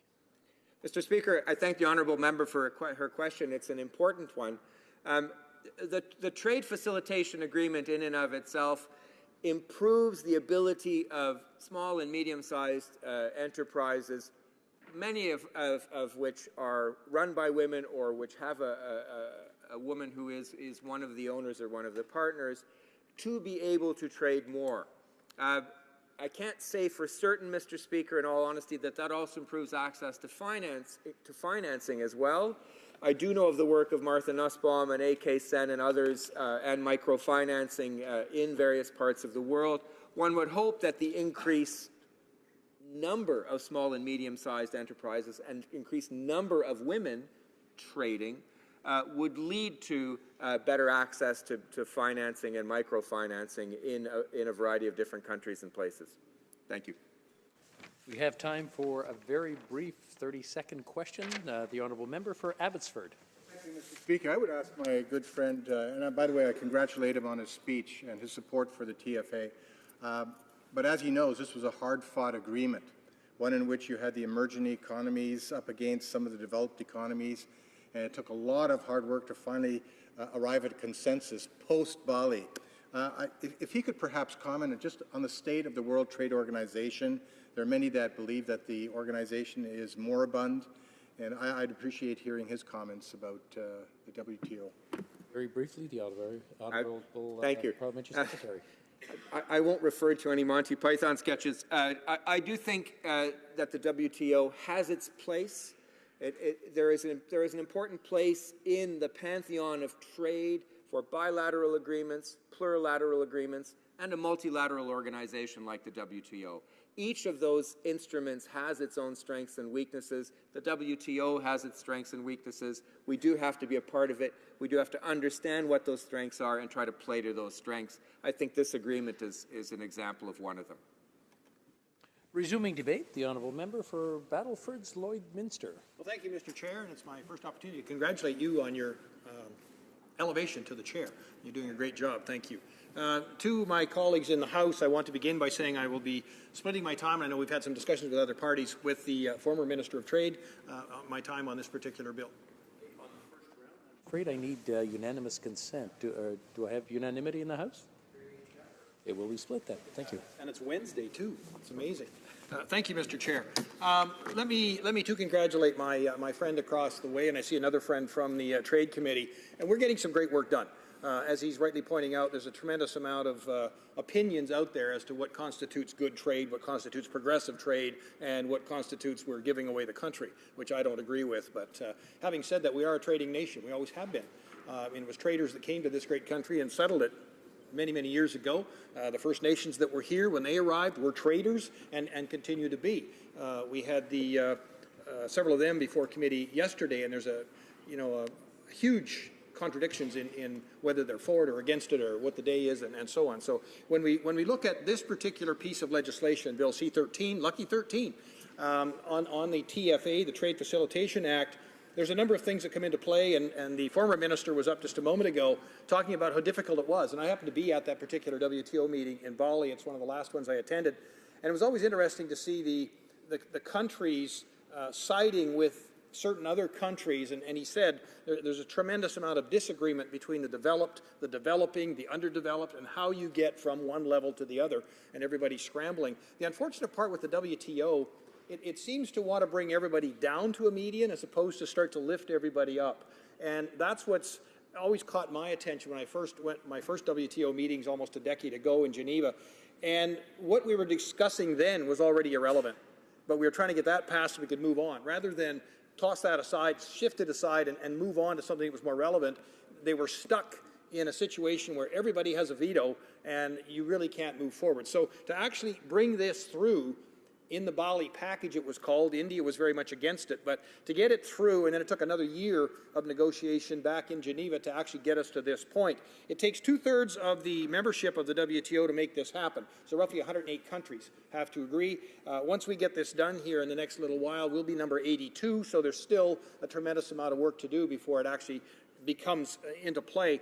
And what it seeks to do is level the playing field to create more predictability and stability in trade corridors around the world. And these are global trade corridors now, Mr. Speaker. Certainly Canada is a part of all of that global movement, but it will also help the developing countries, and the Parliamentary Secretary talked about a lot of the women entrepreneurs around the world, and I couldn't agree with them more. And that's one of the strengths that I see in the TPP, which hopefully we'll get to at some point in this august House as well, in that there are labor and environmental standards, and it seeks to reinforce that throughout the world. Countries that are involved in the TPP, like Vietnam, and I had a good opportunity to be there about a year and a half ago, they're looking forward to it. They're looking forward to using our levels of labor standards and our workers' compensation and a number of other things to reinforce their ability to grow. They're an economy of some 80 million people in a small area. They do a lot of secondary processing that goes into other economies around the world. So they need trade corridors that work. There's a tremendous amount of women involved in what happens in Vietnam. So they're looking forward to that. And with the environmental standards, too, they don't have to commit the errors that a lot of us as growing economies did. They don't have to go through coal-fired generation. They can go right to something that's green. So there's all of those opportunities out there as well. And I do agree with the Parliamentary Secretary in this. If I say that 3 times, somebody slap me because that'll be enough. At the end of the day, this is all about making sure that we have global standards that are enforceable. And as obsolete at times that the WTO is on certain fronts, it's really the only rules-based organization that everybody belongs to. And we used that operation when we were taking the United States to task on country of origin labeling. And the parliamentary secretary will have an idea of how much work went into that over the 2 or 3 years that it took to wind through the appellate body at the WTO, and then it started to come together fairly quickly when the United States realized they'd run out of options, and they finally put forward a piece of legislation and took that off of their agenda. But it's the only rules that we have on a multilateral stage. We do have rules involved in NAFTA. We do have rules involved in TPP. There's rules involved with the CETA and the ISDS adjudication, which is groundbreaking. We look forward to those rules being put in place and having the ability to argue our side of it and make our case and move forward. So it takes things like this TFA almost housekeeping, because it's sort of reactionary to what happened before and needs to be addressed, but it's not forward-looking as we see in some of the movement that we've got with the CETA and the TPP moving forward. It's today's economy. You know, when I first got elected to this place 20 years ago almost now, cell phones weren't in vogue. So I joked at home at one point, there's a few people had them, so I took my garage door opener a couple times just to make it look like I was part of the in crowd. And you know, now everything's done at the speed of commerce. So you start to have to address those situations throughout the world and go back into some trade agreements and start to address how you download cultural product and so on like that. So there's a lot of concern that we're getting it right as we move to that type of a front in CETA and in TPP. And I think we have. You know, there's a lot of consultation went on in both of those agreements as we move forward page by page. And the former Minister of Trade and myself can tell you, we worked CETA, or the TPP agreement, everybody's 6,000 pages long, and there's a lot of stuff in there. And we kind of went through it page by page by page as it developed over the years that Canada was involved in negotiating it. And I do want to take a moment to congratulate all the great people at DFATE, it was called at that point, now it's Global Affairs, but all of the negotiators, you know, the Steve Rahuls of the world, the Kirsten Hillmans that did the heavy lifting day after day after day. Taking, some would say, a schizophrenic position that Canada always carried into those agreements and actually making it work. And the tremendous work that they did and all the people that worked with them. So we owe them a tremendous amount of gratitude, Mr. Speaker, for getting us to that level, to this level today, and making Canada a broker in the world. My first trip to Geneva, we were still working on the Uruguay round, GATT, and all of those things everybody's forgotten about and moved on, but they're still important because they set the foundation. And I remember being with Steve Rahul at a number of different fronts, and at that point, the Director General of the WTO was a guy named Pascal Lamy, and he had this idea that if he kept everybody dangling till midnight and then brought you in and put you to work, you'd get something done. No, he just ended up with mad people around the table, and so we didn't get anything done. So then he'd break us into country groups of 5, and he'd sort of cherry pick who he wanted. And I remember being with Steve, going out for a beer afterwards or supper late at night or whatever, and his cell phone never stopped ringing from the 5 people that were in the room saying, "Steve, this is what they're saying, what should I do?"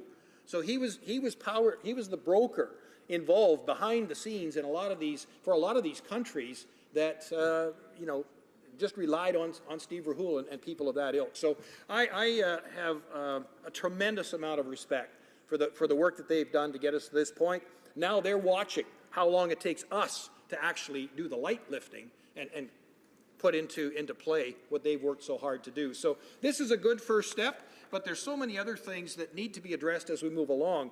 It seems almost hypocritical to me that we're going to implement border smoothing operations under the TFA at the same time we can't seem to clean up our own interprovincial trade. And, we've got a motion coming forward, and the government's already said they're not going to support it. So we're going to support this on the international level, but we're not going to clean up our own house at the same time. And I think that's a little bit hypocritical, and that's something that we're really going to have to bear down on. And other countries are watching. I mean, we talk about rules, we talk about how we're a global trader, but we've got all these anomalies right here within our own country that we need to address. I know the Senate's done some work on it. We'll be doing some work on it, I'm sure, at the Trade Committee. I look forward to those future discussions, Mr. Speaker. Questions and comments? The Honourable Parliamentary Secretary to the Minister of International Trade. Thank you, Mr. Speaker. I thank the honourable member for his comments. I would second him wholeheartedly on the capacity and intellect of our trade negotiators. I've now come to the conclusion, Mr. Speaker, that trade negotiators are amongst the most intelligent people I've ever met, including Steve Rahul and Kirsten Hillman. I wanted to ask him about the TPP, and I wanted to ask him for a couple of specific examples, put the best case forward for why the TPP might qualify as a progressive trade agreement. The honourable member for Battleford's Lloydminster. Well, I think there are a number of chapters in the TPP that are unique to the TPP. As I talked about, cultural downloads, digital downloads, a lot of different things like that. The rules and regulations when it comes to moving product around the world and addressing what we really have here is global supply chains. It's not just raw materials going to Japan. It's not just raw materials going. It's goods that go back and forth to finish them up. Canada is very good at certain things. We're not as good at other things. We export between 50 and 90% of what we produce on the agricultural sides, what we raise, what we grow, and we produce. At the same time, we import 50% of what we eat domestically. So you have to have good, solid trade corridors for that to happen. We have to diversify our trade portfolio the same as anybody would diversify their stock portfolio. So to rely strictly on the U.S. market, as we've done for years, when they have a problem, we face the same problem. So to diversify, and I think that's what CETA on one hand is a very aged market, very mature market. The Pacific Rim on the other side, of course, takes into account a growing, emerging middle class that we will have access to. So between the two, we'll have access to some 80% of the global GDP. It's very important that we have both. It's also very important that we have strength with the TPP countries in our hip pocket if and when we move forward on an agreement with China. The size and scope of the Chinese economy, Mr. Speaker, will swallow us whole overnight. I've often said, from an agricultural standpoint, if everybody in the middle class in China had a bacon cheeseburger and a beer once a month, we couldn't supply it. That's the size and scope of that market. So we have to move into that realm with caution. I'm a firm believer in doing more with China. It's a tremendous opportunity, but I think we'll do it and fare a lot better when we have the strength of the TPP in our hip pocket, the same as having the CETA agreement in our hip pocket in the final days of negotiating on TPP was very helpful. Questions and comments? The honourable member for Essex. Thank you, Mr. Speaker. And I do thank my colleague on the Trade Committee for his hard work on this file. Although we fundamentally disagree, certainly on the TPP, I think it's interesting that the member mentions his own stock portfolio and worrying about that. Most Canadians don't have the luxury of worrying about whether their stock portfolio is doing well, and the TPP would severely impact these people's lives.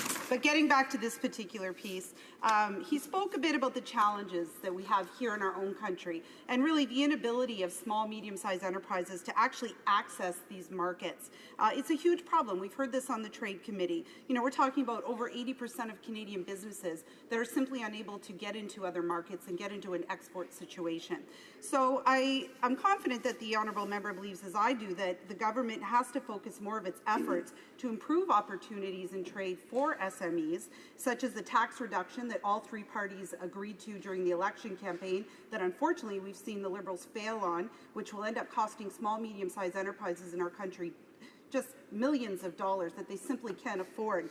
But I wonder if he can actually speak to some ways that we could improve trade avenues for small, medium-sized enterprises and such of the things that have been identified at the committee.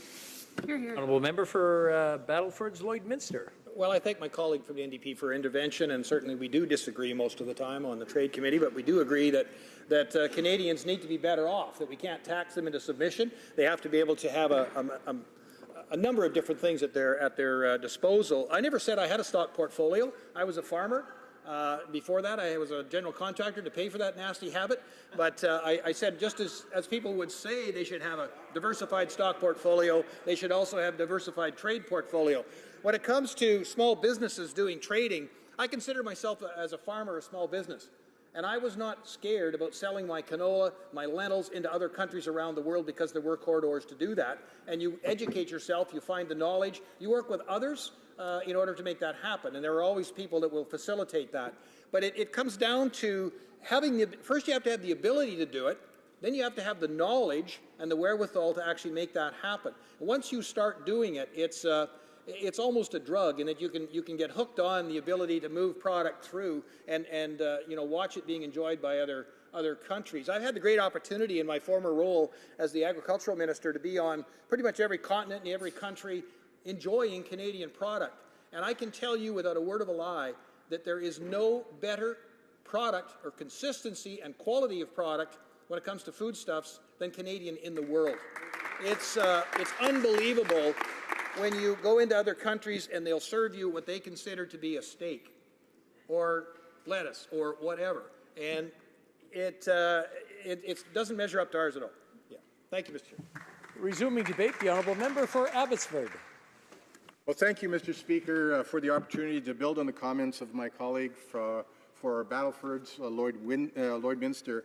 And in his speech, he mentioned some of our remarkable trade negotiators that we have.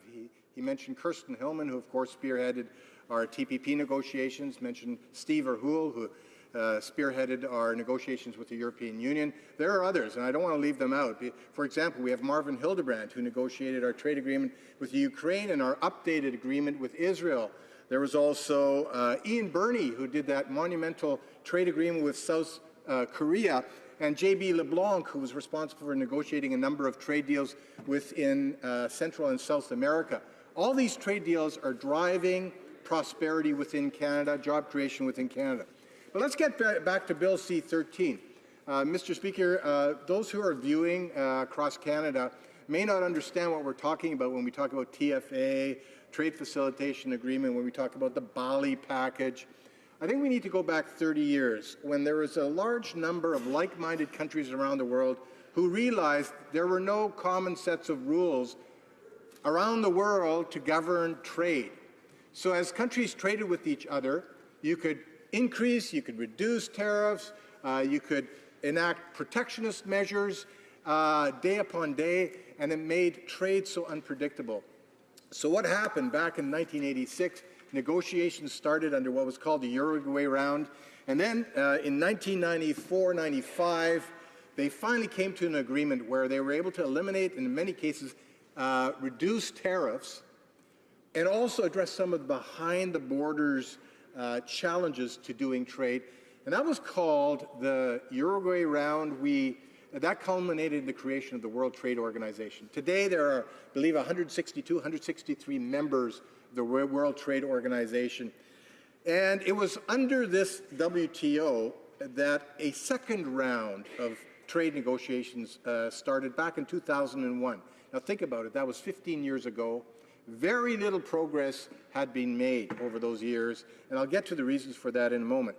But what happened was the countries at least were able to get together and put together a small package under the Doha Round, which we now call the Bali package. This was an outcome that included trade facilitation, in other words, improving customs processes and the ability to export and import products more efficiently. There was a second piece to that, which involved food security for developing countries, things such as public stockholding of food, and also addressing export competition. And thirdly, there was support, financial support agreed to for the least developed countries to help them actually take advantage of trade opportunities around the world. So this agreement, that what we call the Bali package, I was there negotiating in Bali, Indonesia, and at that time it was 157 countries. I tell you, it was hard fought because you had so many different competing interests trying to come to consensus. And we finally came to consensus on these three smaller packages, which we bound up in a ribbon called the Bali package. We took it home, and then suddenly we heard that India had had a change of government. Prime Minister Modi was now in charge, and he said, I don't like that agreement. I want to renegotiate. So that's an indicator of how difficult today it is to reach consensus within the World Trade Organization. Fortunately, negotiations between India, the U.S., and some other partners were finally able to resolve that impasse. And today, here we are in this chamber implementing one part of the Bali package, which is the Trade Facilitation Agreement. And I want to be very clear that we, as a Conservative Party, strongly support this legislation.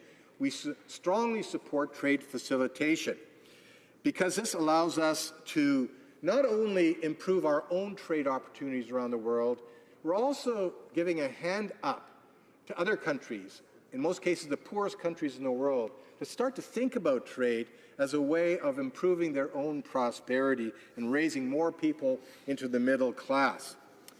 Now, this TFA, the Trade Facilitation Agreement, is actually the first multilateral trade agreement to be concluded since the WTO was established over 20 years ago. And what it will do, it will likely eliminate up to 14% of the trade barriers and the costs related to those trade barriers around the world. And the biggest beneficiaries of this trade facilitation agreement are actually the poorest countries in the world. But of course, they can't do that without receiving support from the developed countries, countries like Canada, and of course, we've agreed to do that, to support them. And what we're doing is streamlining the flow of trade across borders.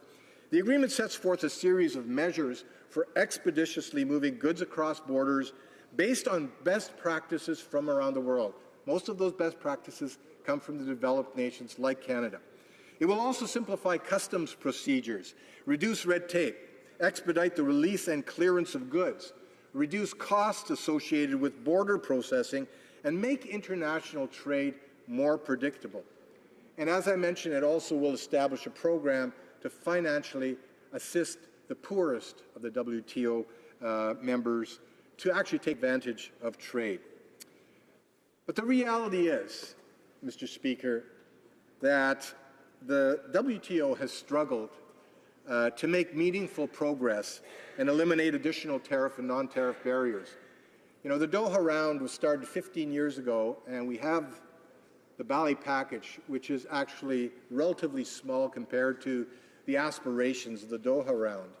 And a lot of people have asked me, what is it that has made the WTO somewhat sclerotic? In other words, somewhat comatose in achieving the kinds of trade goals, trade ambitions that we as Canadians have for the world. And what it is, it's all about the emerging economies.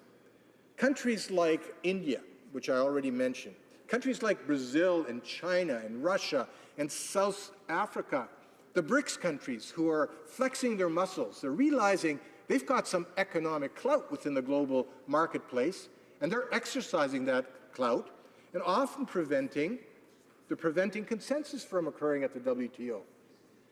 And that's why it's so difficult to get this Doha round completed, to make meaningful progress in eliminating tariff and non-tariff barriers around the world.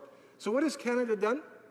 In the absence of a robust trade agenda at the WTO, we're doing bilateral agreements, trade agreements with countries like South Korea, countries like Ukraine. We've negotiated trade agreements with countries like Jordan. And of course, the largest agreement of its kind is our free trade agreement with the 28 countries of the European Union. This is an economy of some 500 million consumers that Canada will now have preferred access to. The same thing is true for the Trans-Pacific Partnership. And as you know, Mr. Speaker, I am quite disappointed that the Liberal government doesn't seem to understand the importance of being leaders, showing leadership in moving forward with ratifying this very important agreement. This agreement, the TPP, actually involves 12 countries that want to raise the ambition for trade, have high-level rules for trade within the Asia-Pacific region. We're talking about partners like Japan and Australia and New Zealand, but also other partners that are less developed like Vietnam, countries like Malaysia and Singapore and Peru and Chile. All countries that want to work together to eliminate trade barriers, to drive prosperity in our own countries.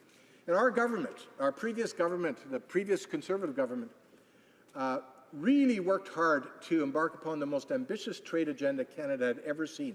Over a 10-year period, we were able to negotiate free trade agreements with 46 different countries, bringing to 51 the total number of countries that Canada has trade agreements with.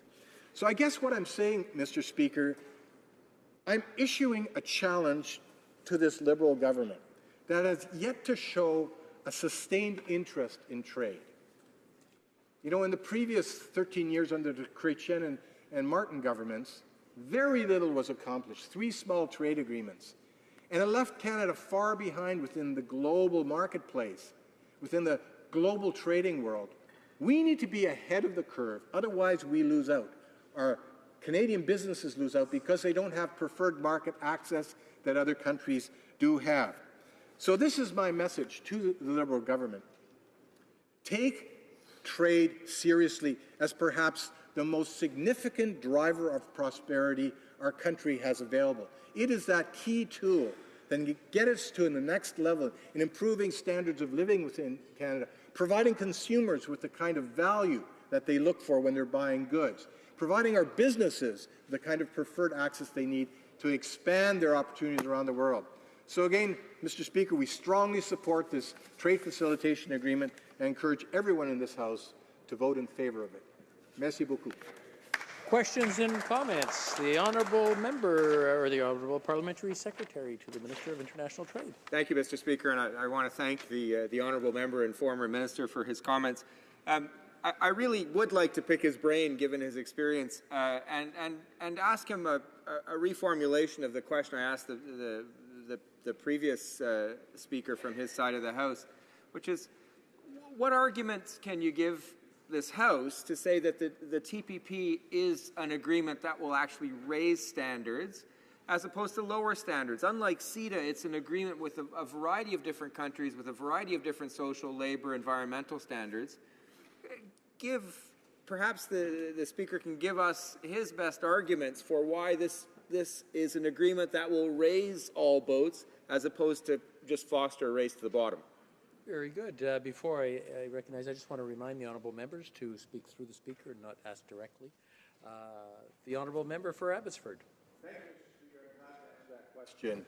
The Trans-Pacific Partnership, of course, involves some highly developed countries like Japan, like Canada, like the United States, Australia, New Zealand, that have very, very high standards, not only when it comes to non-tariff barriers and disciplining non-tariff barriers, but we also have high standards when it comes to things such as intellectual property. One of the biggest challenges Canadian companies have around the world is doing business in places like China, like Vietnam, where those standards are not robust. And we lose value. Canadian businesses lose value. The TPP actually raises those standards for everybody within that partnership. The same thing is true for labor and for environmental. There are separate chapters for each of those that impose upon the parties much higher standards than many of them have been accustomed to actually applying in their own jurisdictions. This is a huge opportunity for Canada to carve out preferred market access within the Asia-Pacific region, one that is difficult to do business within because often it's a very opaque trading environment where you don't always know exactly what the rules are or how they're going to be applied. The TPP actually sets out very strong disciplines on how behind-the-border issues such as standards and regulations and rules are applied in a manner that actually facilitates trade rather than hinders it. Questions and comments? The honourable member for Essex. Thank you, Mr. Speaker, and I thank the honourable member from Abbotsford for his wisdom and insight. Being a former minister on this particular file, he certainly has some insight to bring to this House. And I want to let him know that the Trade Committee is working extremely hard, not only on the TPP and the pre-study that we're doing, but certainly on every endeavour that we undertake. So when we talk about trade, we have to talk about the responsible approach. And we have to look at the way that it's going to impact Canadians. There's a group of people that are often left out when we're talking about the type of changes that we are today to our trade facilitation. And that's those who are most responsible for its implementation. And who I'm talking about are our Canada Border Services Agency people, who do an incredible job every day to ensure that our borders are safe. These people are on the front lines of facilitating trade while enforcing regulations and keeping our country safe. Does the member believe that CBSA requires additional support to make our borders more efficient and secure, in particular when we're looking at expanding the ability of things to move through our country? The honourable member for Abbotsford.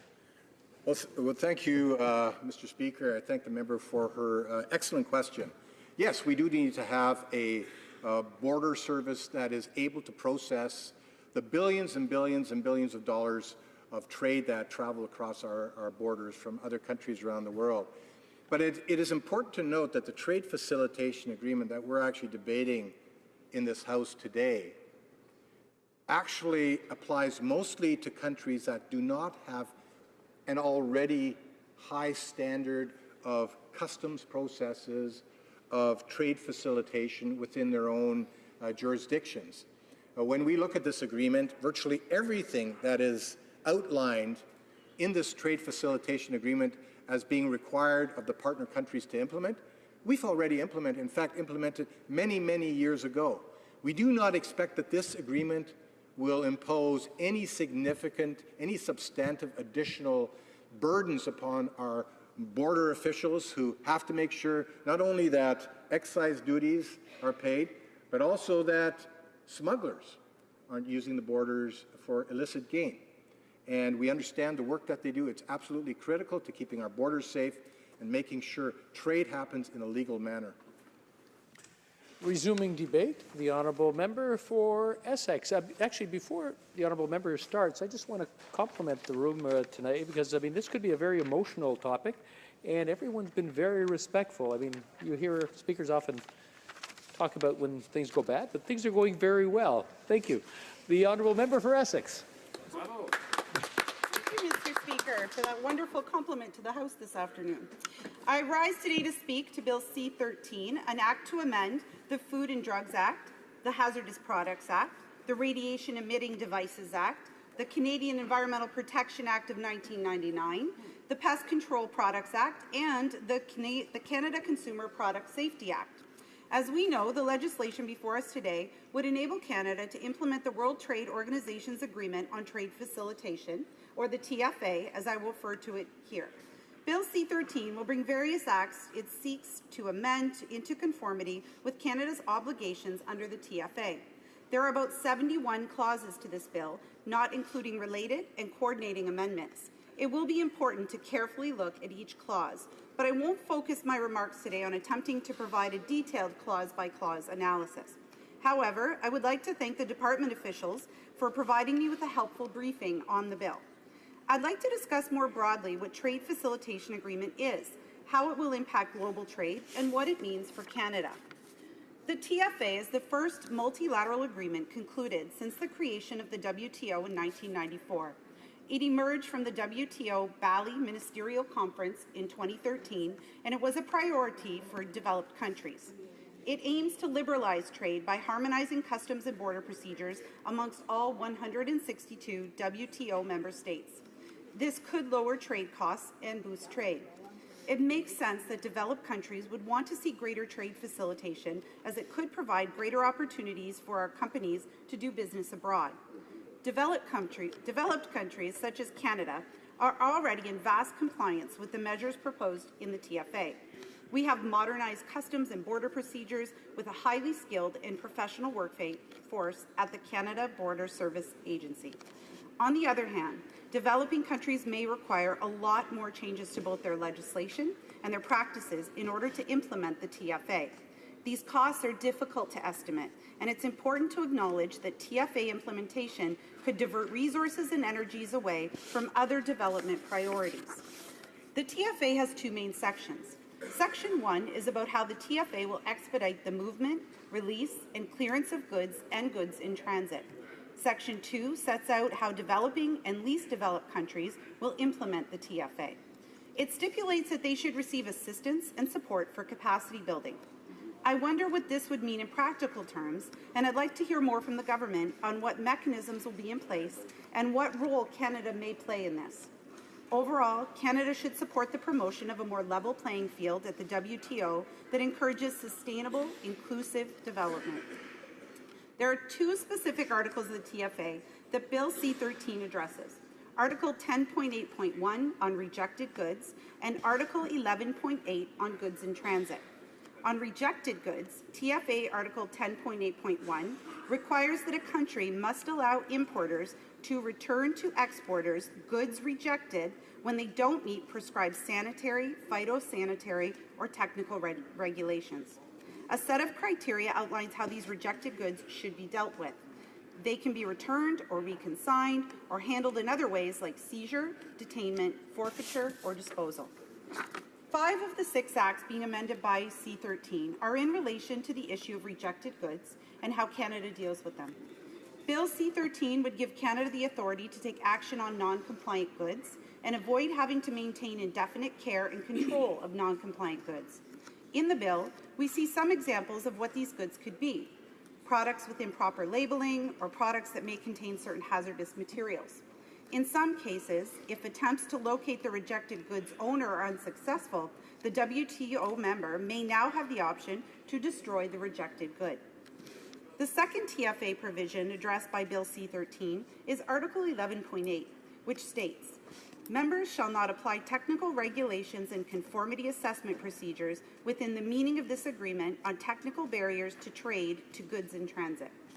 In order to comply with Article 11.8, 4 federal acts require amendments: the Food and Drugs Act, the Pest Control Products Act, the Radiation Emitting Devices Act, and the Canadian Environmental Protection Act of 1999. Currently, certain Health Canada and Environment and Climate Change Canada statutes prohibit the transit through Canada of goods that do not comply with Canadian technical regulations. This restricts food, drugs, cosmetics, or devices that are not compliant with Canadian regulations from passing through our borders. Bill C-13 would create the legal authority to allow Canada to exempt goods in transit from the technical regulations outlined in these 4 acts. I'd like to see some close study of these amendments at committee stage and look at some examples of what could be allowed to transit through Canada under these new provisions. For some statutes under the administration of Health Canada, Bill C-13 would impose conditions that identify goods in transit that may not comply with Canadian technical regulations, so that in case these goods are diverted into the Canadian market, we know what they are. Conditions would also be imposed under Bill C-13 that provide oversight on products, such as certain pesticides and pharmaceutical drugs not captured under the Transport of Dangerous Goods Act of 1992, which are currently not permitted to transit through Canada, but will be once this TFA is implemented. The government asserts that this oversight maintains safeguards that protect the environment and health and safety of persons who may come into contact with such goods. I'm interested to hear more from witnesses at committee to ensure that this is the case, as the health and safety of workers is of paramount concern, as is the protection of our environment. On the surface, many of the changes we see in Bill C-13 are seemingly minor, but we need to hear from experts in order to fully understand that this is the case. For example, C-13 makes changes to the Product Safety Information section of the Pest Control Products Act, Section 8.3. While much of the language remains the same, it deletes specific reference to a requirement to provide material safety data sheets, or MSDS. I wonder why this is the case, as we all know the importance of MSDS sheets for workers who handle potentially hazardous products. I've talked about the TFA and its specific articles, and now I'd like to discuss the potential benefits of the TFA to Canadian exporters. We often see in trade agreements the tendency to overstate the potential benefits and understate the potential costs. We certainly see that with the Trans-Pacific Partnership. Initially, the previous Conservative government touted the benefits of the TPP. However, when we look at the studies conducted so far in this agreement, we see a different story. On the one hand, we have a study by the Peterson Institute, which predicts a 1.3% rise in the real income of Canadians, but this is only a modest increase, and we have to question some of its assumptions, such as the assumption that we have full employment. In contrast, several have predicted negative or negligible impacts. The independent study by the researchers at Tufts University actually criticizes other studies for using unrealistic assumptions in their TPP analysis. The Tufts study predicts that Canada will lose 58,000 jobs by joining the TPP. Negligible GDP growth for Canada is also reported in this study, and the same is true for the results produced by the World Bank and the C.D. Howe Institute. There are many reports, some suggesting gains and some suggesting losses. However, none of these reports are replacements for a full economic impact analysis that we are still waiting on the Minister to provide. At Trade Committee this week, we again heard calls for an impact study, and First Nations groups also called for a human rights impact assessment. The government needs to provide this analysis to Canadians and their elected representatives so that we can get a better understanding of the potential benefits and costs of the TPP. In the same vein, I wonder if the government has done any modeling or deep analysis of the Trade Facilitation Agreement. So I approached the WTO numbers on the potential gains of the TFA with some caution. But let's talk about them. Order, à l'ordre. Order. For a minute. It being 5:30 p.m., the House will now proceed to the taking of the deferred recorded division on the motion that third reading stage of Bill C-210 under private members' business. Call in the members.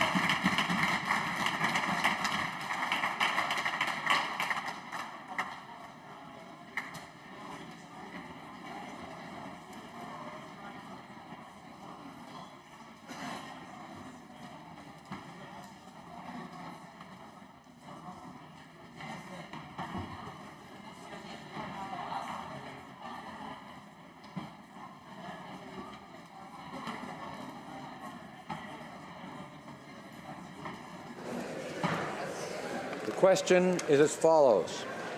Mr. Bélanger, appuyé par... Mr. Bélanger, seconded by Mr. Boissonneau, moved that Bill C-210, an act to amend the National Anthem Act, gender, be now read a third time and do pass.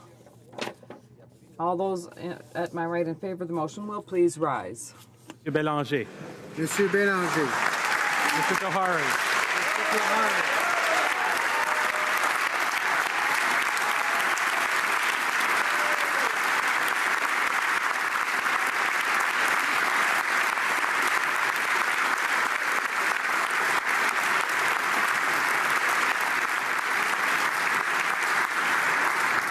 Mr. Kang. Mr. Kang. Ms. Khalid. Ms. Khalid. Madame Lapointe. Madame Lapointe. Monsieur Lefebvre. Monsieur Lefebvre. Monsieur Lemieux. Monsieur Lemieux. Mr. Levitt.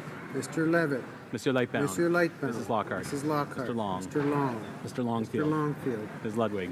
Ms. Ludwig. Monsieur McKinnon Gatineau. Monsieur McKinnon Gatineau. Mr. Maloney. Mr. Maloney. Monsieur Massé, Avignon, La Métis, Matane, Matipédia. Monsieur Massé, Avignon, La Métis, Matane, Matapédia. Mr. May, Cambridge. Mr. May, Cambridge. Mr. McDonald. Mr. McDonald. Mr. McKinnon, Coquitlam, Port Coquitlam. Mr. McKinnon, Coquitlam, Port Coquitlam. Mr. McLeod, Northwest Territories. Mr. McLeod, Northwest Territories. Mr. Mendocino. Mr. Mendocino. Monsieur Miller, Ville-Marie, Le Sud-Ouest et les Sarres. Monsieur Miller, Ville-Marie, Le Sud-Ouest et les Sarres. Mr. Morrissey. Mr. Morrissey. Madame Lessif. Madame Lessif. Ms. O'Connell. Ms. O'Connell. Mr. Oliver. Mr. Oliver. Mr. O'Regan. Mr. O'Regan. Mr. Ouellet. Mr. Ouellet. Mr. Peterson. Mr. Peterson. Mr. Rioux. Mr. Rioux. Monsieur Robillard. Mr. Robillard. Mrs. Romanado. Mrs. Romanado. Mr. Rumi. Mr. Rumi. Mr. Rusnak. Mr. Rusnak. Ms. Sahota. Ms. Sahota. Mr. Saini. Mr. Saini. Mr. Sanson. Monsieur Sanson. Mr. Sangha. Mr. Sangha. Mr. Sarai. Mr. Sarai. Mrs. Schultz. Mrs. Schultz. Rang à ma droite. Mr. Aria. Mr. Aria. Monsieur Ayoub. Monsieur Ayoub. Mr. Badaway. Mr. Badaway. Mr. Bayless. Mr. Bayless. Mr. Biddle. Mr. Biddle. Mr. Bossio. Mr. Bossio. Mr. Bertina. Mr. Bertina. Mr. Breton. Mr. Breton. Mr. Chen. Mr. Chen. Mr. Brusen. Mr. Brusen. Ms. DeMoss. Ms. DeMoss. Mr. DeCourcy. Mr. DeCourcy. Monsieur Diorio. Monsieur Diorio. Mr. Drouin. Monsieur Drouin. Ms. Zarowitz. Ms. Zarowitz. Mr. Assassi. Mr. Assassi. Ms. Petitpas-Taylor. Ms. Petitpas-Taylor. Monsieur Elkouri. Monsieur Elkouri. Mr. Erskine Smith. Mr. Erskine Smith. Mr. Ailson. Mr. Ailson. Mr. Finnegan. Mr. Finnegan. Mr. Fisher. Mr. Fisher. Mr.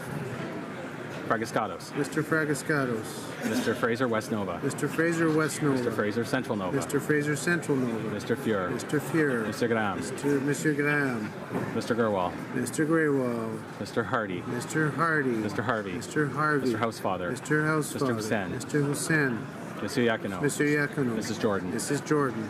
Troisième rang à ma... Third row on my right. Kuznetsky. Mr. Rhoda. Mr. Rhoda. Madame Mendez. Madame Mendez. Mr. Oliphant. Mr. Oliphant. Monsieur Lemedi. Monsieur Lemaitre. Ms. Cara. Ms. Cara. Mr. Duguid. Mr. Duguid. Ms. Young. Ms. Young. Ms. Gould. Ms. Gould. Ms. Rudd. Ms. Rudd. Mr. Shifke. Mr. Shifke. Mrs. Caesar Chavan. Mrs. Caesar Chavan. Mr. Lemoudre. Mr. Lemoudre. Mr. Vaughn. Mr. Vaughn. Mr. Boissonneau. Mr. Boissonneau.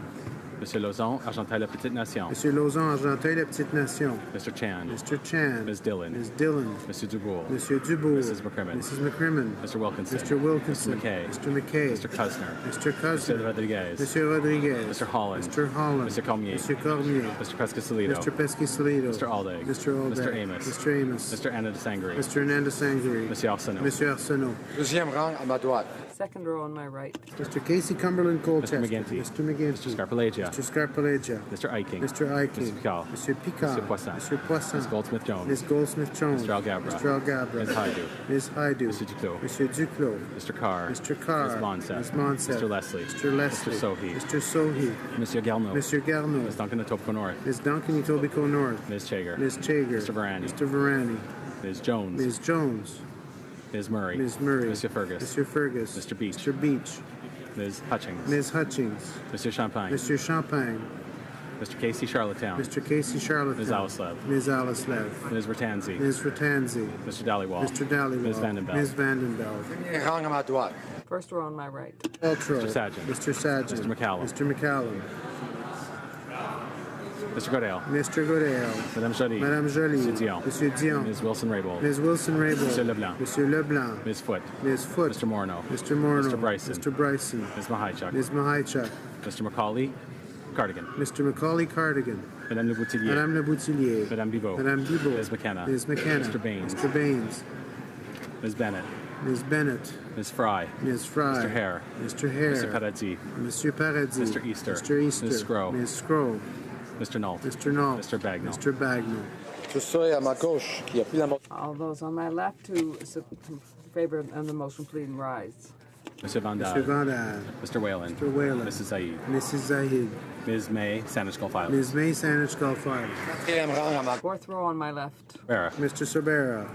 Mr. Spengeman. Mr. Spengeman. Tabera. Mr. Tabera. Mr. Kent. Mr. Kent. Monsieur Geneva. Monsieur Geneva. Mr. Weir. Mr. Weir. Ms. Benson. Ms. Benson. Mr. Stetsky. Mr. Stetsky. Mr.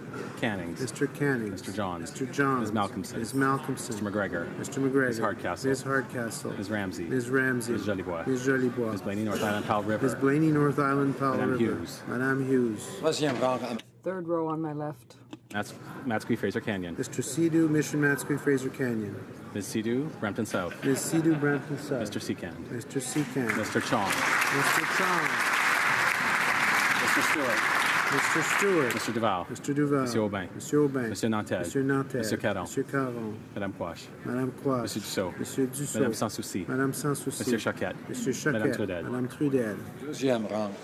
Second row on my left. Shanahan. Madame Shanahan. Mr. Sheehan. Mr. Sheehan. Monsieur Clark. Monsieur Clark. Mr. Albright. Mr. Albright. Monsieur Paulus. Monsieur Paulus. Madame Boucher. Madame Boucher. Mr. Garrison. Mr. Garrison. Madame Boutin Sweet. Madame Boutin Sweet. Ms. Matheson. Ms. Matheson. Monsieur Dubé. Monsieur Dubé. Madame Laverdière. Madame Laverdière. Madame Brosseau. Madame Brosseau. Monsieur Bouleris. Monsieur Bouleris. Ms. Kwan. Ms. Kwan. Mr. Rankin. Mr. Rankin. Madame Moore. Madame Moore. First row on my left. Mr. Rick. Ms. Raitt. Ms. Raitt. Ms. Rempel. Ms. Rempel. Ms. Bergen. Ms. Bergen. Ms. Ashton. Ms. Ashton. Mr. Julian. Mr. Julian. Ms. Duncan Edmonton Strathcona. Ms. Duncan Edmonton Strathcona. Mr. Christopherson. Mr. Christopherson. Mr. Davies. Mr. Davies. Mr. Cullen. Mr. Cullen. Mr. Donnelly. Mr. Donnelly. Mr. Massey, Windsor West. Mr. Massey, Windsor West.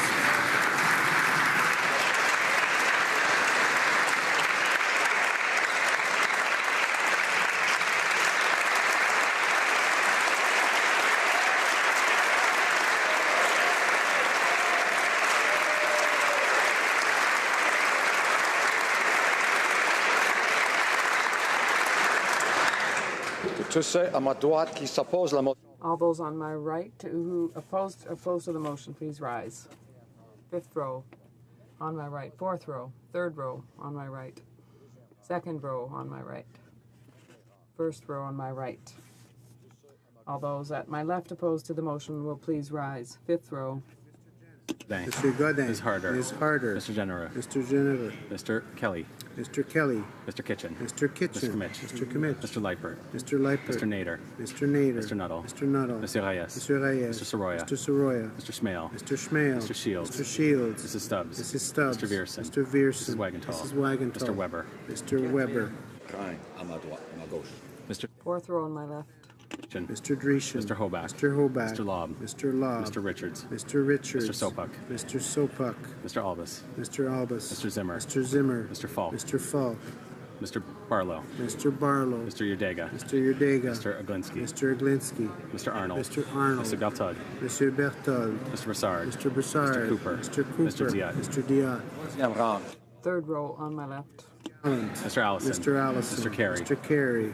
Mr. Lozon, Stormont, Dundas, South Glengarry. Mr. Lozon, Stormont, Dundas, South Glengarry. Lukiski. Mr. Lukiski. Mr. Miller, Bruce Gray, Owen Sound. Mr. Miller, Bruce Gray, Owen Sound. Mr. Trost. Mr. Trost. Mr. McKenzie. Mr. McKenzie. Mr. Sweet. Mr. Sweet. Mr. Albrecht. Mr. Albrecht. Mr. Calkins. Mr. Calkins. Mr. Gould. Mr. Gould. Mr. Lake. Mr. Lake. Mr. Shipley. Mr. Shipley. Mr. Van Kesteren. Mr. Van Kesteren. Deuxième rang. Second row at my left. Mr. Straw. Mr. Poliev. Mr. Poiliev. Mr. Workington. Mr. Workington. Mr. Bazan. Mr. Bazan. Mrs. McLeod, Kamloops, Thompson, Caribou. Mrs. McLeod, Kamloops, Thompson, Caribou. Mr. Reed. Mr. Reed. Mr. Anderson. Mr. Anderson. Mr. Brown. Mr. Brown. Mrs. Vecchio. Mrs. Vecchio. Mr. Abulteyev. Mr. Abulteyev. Mr. Fast. Mr. Fast. Monsieur Deltel. Mr. Deltel. Ms. Gladu. Ms. Gladu. Mr. Warwa. Mr. Warwa. Mr. Sorensen. Mr. Sorensen. Premier rang. First row on my left. Mr. Nicholson. Mrs. Block. Mrs. Block. Monsieur Levy, Bellechasse, Les Echemins Levy. Monsieur Blaney, Bellechasse, Les Echemins Lévis. Mr. O'Toole. Mr. O'Toole. Mr. Shear. Mr. Shear. Monsieur Lebel. Monsieur Lebel. Mr. Kenny. Mr. Kenny. Monsieur Bernier. Monsieur Bernier. Mr. Van Loan. Mr. Van Loan.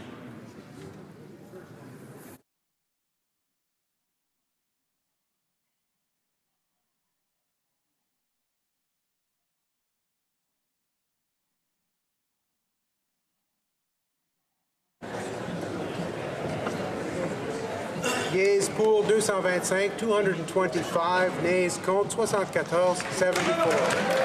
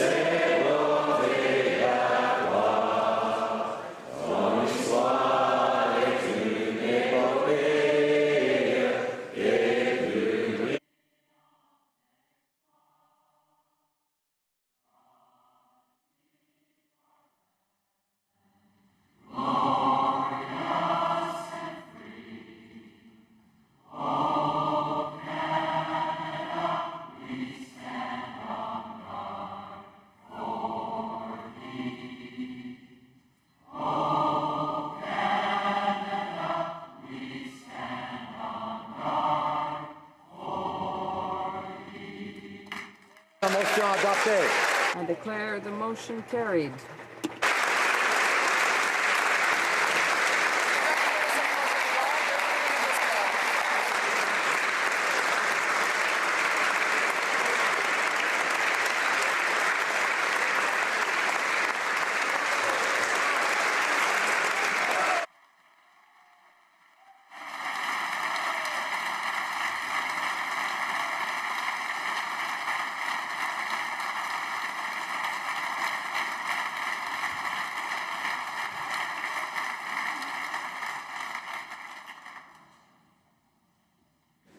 The House will now proceed to the taking of the deferred recorded division on the motion at second reading stage of Bill C-223 under private members' business. The question is as follows. Mr. Abutayev, seconded by Mr. Albrecht, moved that Bill C-223, an act to establish the Canadian Organ Donor Registry and to coordinate and promote organ donation throughout Canada, be now read a second time and referred to the Standing Committee on Health. All those at my left in favor of the motion will please rise. Fifth row. Mr. Abutayev. Mr. Abutayev. Mr. Janis. Mr. Janis. Mr. Godin. Mr. Godin. Ms. Harder. Ms. Harder. Mr. General. Mr. General. Mr. Kelly. Mr. Kelly. Mr. Kitchen. Mr. Kitchen. Mr. Kimmich. Mr. Kimmich. Mr. Leipert. Mr. Leipert. Mr. Nader. Mr. Nader. Mr. Nuttall. Mr. Nuttall. Mr. Reyes. Mr. Reyes. Mr. Soroya. Mr. Soroya. Mr. Schmale. Mr. Schmale. Mr. Shields. Mr. Shields. Mrs. Stubbs. Mrs. Stubbs. Mr. Vierson. Mr. Vierson. Mrs. Wagenthal. Mrs. Wagenthal. Mr. Weber. Mr. Weber. Ms. May, Saanich Gulf Islands. Ms. May, Saanich Gulf Islands.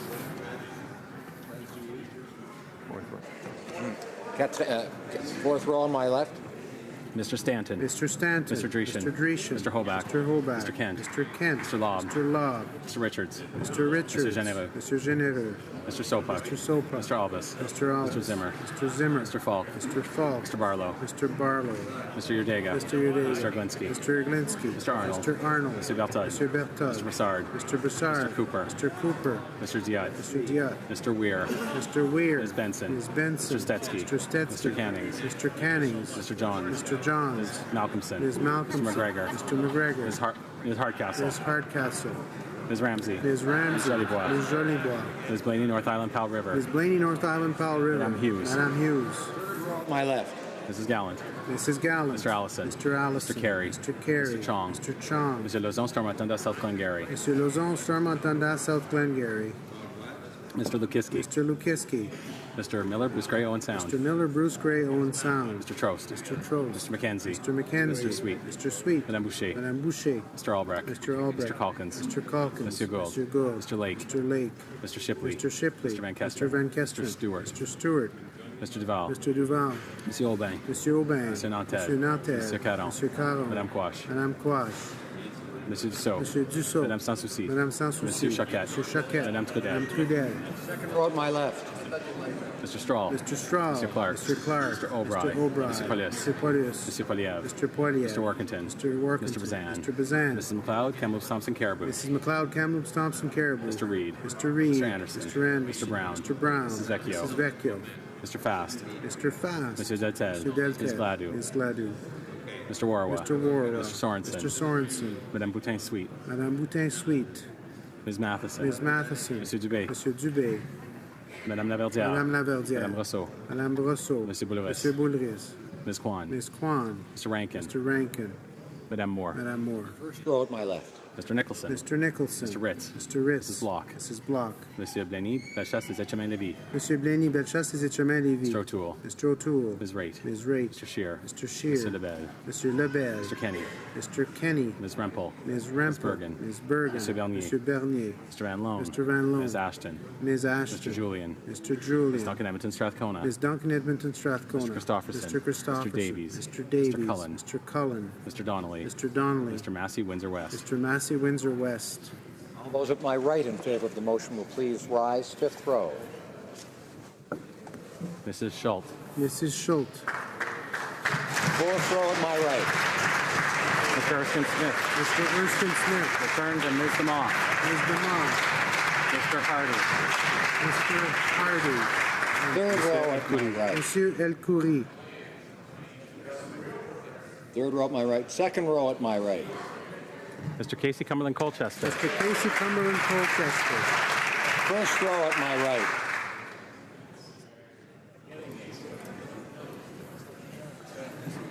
All those at my left opposed to the motion will please rise. Fifth row.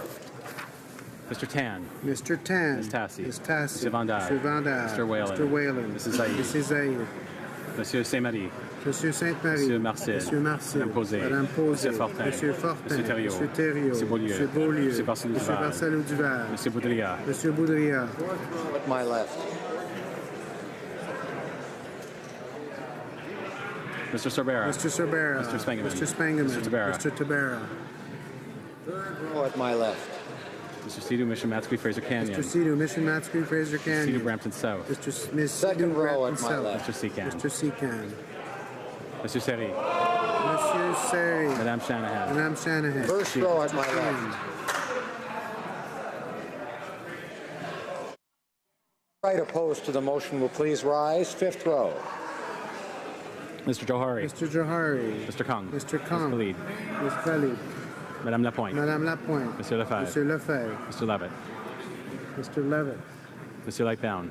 Monsieur Lightbound. Mrs. Lockhart. Mrs. Lockhart. Mr. Long. Mr. Long. Mr. Longfield. Mr. Longfield. Ms. Ludwig. Ms. Ludwig. Mr. McKinnon Gatineau. Monsieur McKinnon Gatineau. Mr. Maloney. Mr. Maloney. Monsieur Massé Avignon, La Métis, Matin, Matapédia. Monsieur Massé Avignon, La Métis, Matane, Matapédia. Mr. May Cambridge. Mr. May Cambridge. Mr. McDonald. Mr. McDonald. Mr. McKinnon, Coquitlam, Port Coquitlam. Mr. McKinnon, Coquitlam, Port Coquitlam. Mr. McLeod, Northwest Territories. Mr. McLeod, Northwest Territories. Mr. Mendocino. Mr. Mendocino. Monsieur Miller, Ville-Marie, Le Sud-Ouest, Île des Sages. Monsieur Miller, Ville-Marie, Le Sud-Ouest, Île des Sages. Mr. Morrissey. Mr. Morrissey. Madame Nassif. Madame Nassif. Ms. O'Connell. Ms. O'Connell. Mr. Oliver. Mr. Oliver. Mr. O'Regan. Mr. O'Regan. Mr. Ouellet. Mr. Ouellet. Mr. Peterson. Mr. Peterson. Mr. Rioux. Mr. Rioux. Mr. Dabial. Mr. Rabial.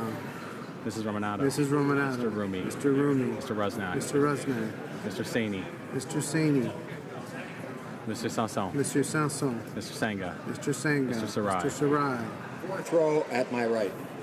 Mr. Aria. Mr. Aria. Mr. Ayoub. Mr. Ayoub. Mr. Badaway. Mr. Badaway. Mr. Bayless. Mr. Bayless. Mr. Biddle. Mr. Biddle. Mr. Bossio. Mr. Bossio. Mr. Bertina. Mr. Bettina. Mr. Breton. Mr. Breton. Mr. Chen. Mr. Chen. Ms. De Brusen. Ms. De Brusen. Mr. De Corsi. Mr. De Corsi. Mr. Diorio. Mr. Diorio. Mr. Drouin. Mr. Drouin. Ms. Zarowitz. Ms. Zarowitz. Mr. Sassy. Mr. Assassi. Ms. Petitpas Taylor. Ms. Petitpas Taylor.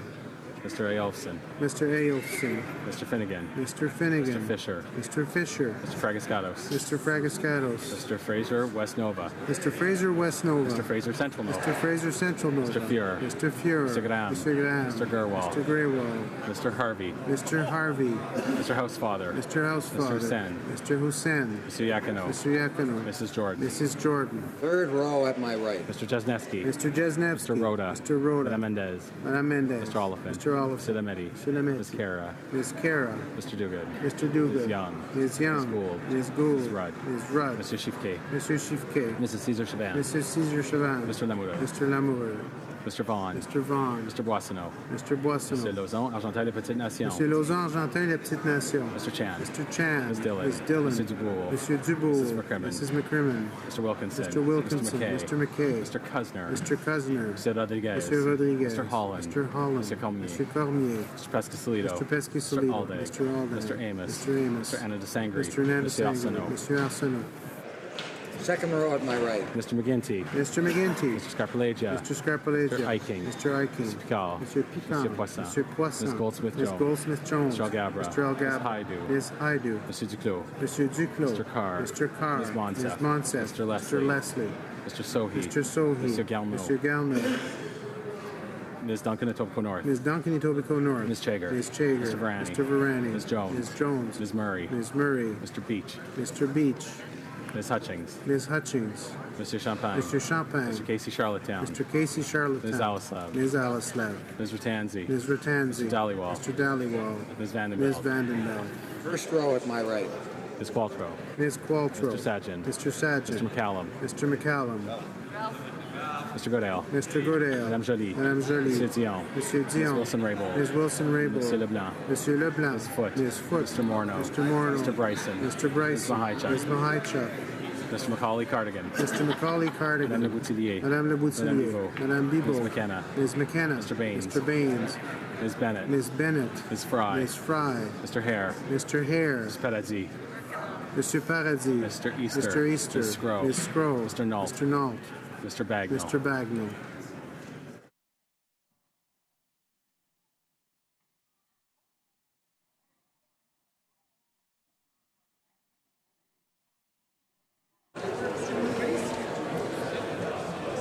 Yeas pour 131, 131. Nays contre 171, 171.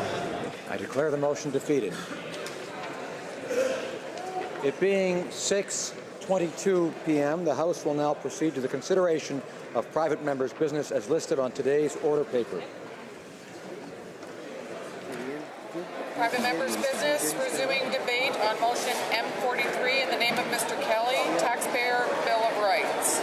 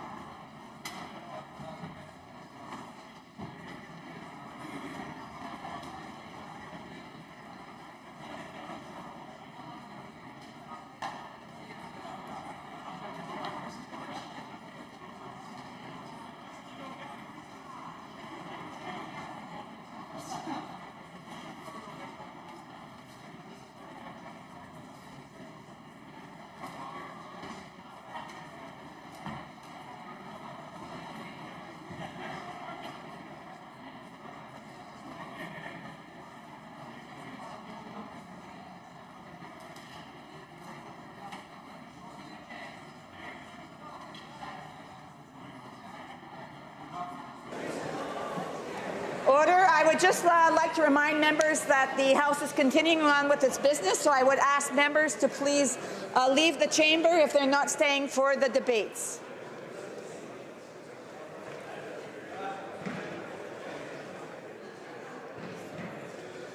Once again, I'm just asking members to leave the chamber so that the debates can continue.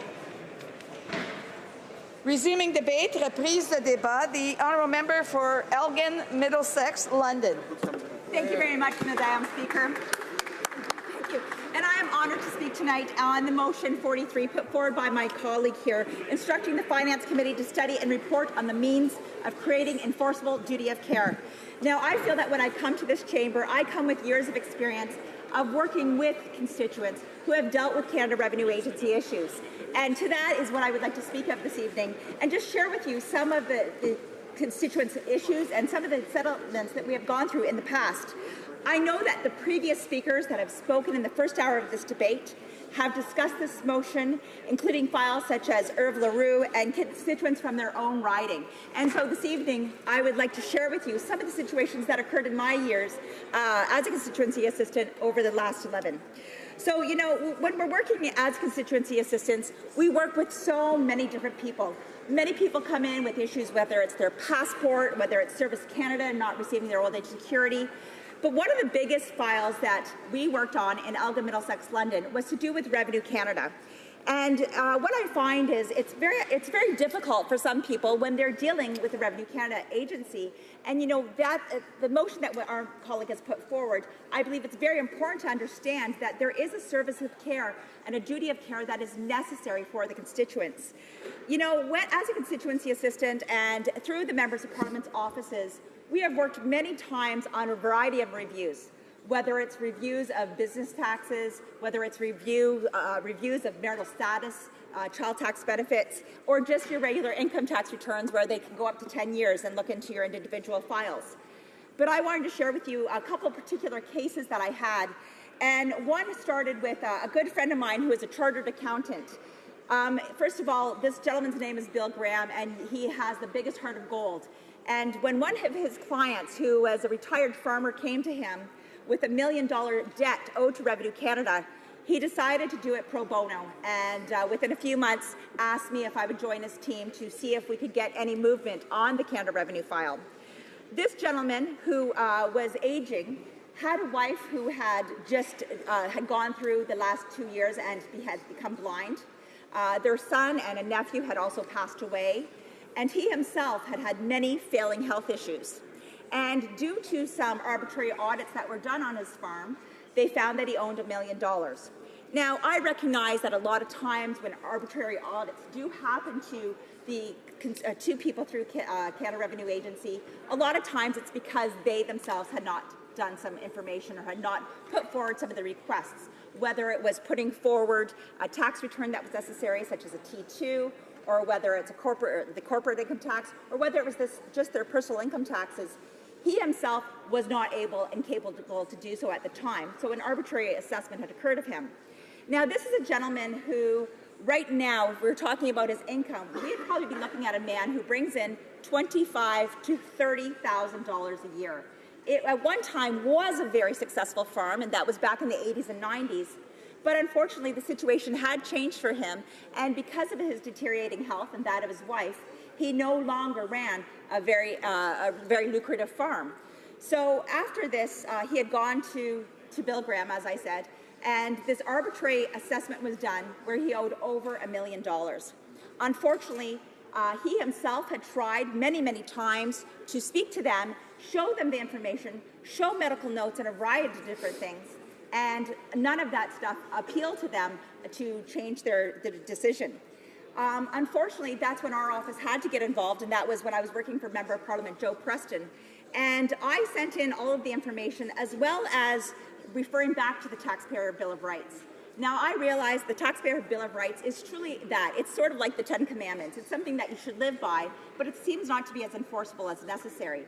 So that's why when we have a motion like Motion 43 come through, I would fully support that, because we saw in a situation like this, a man who already had deteriorating health was told that he was going to owe $1 million. They were putting a lien on his farm.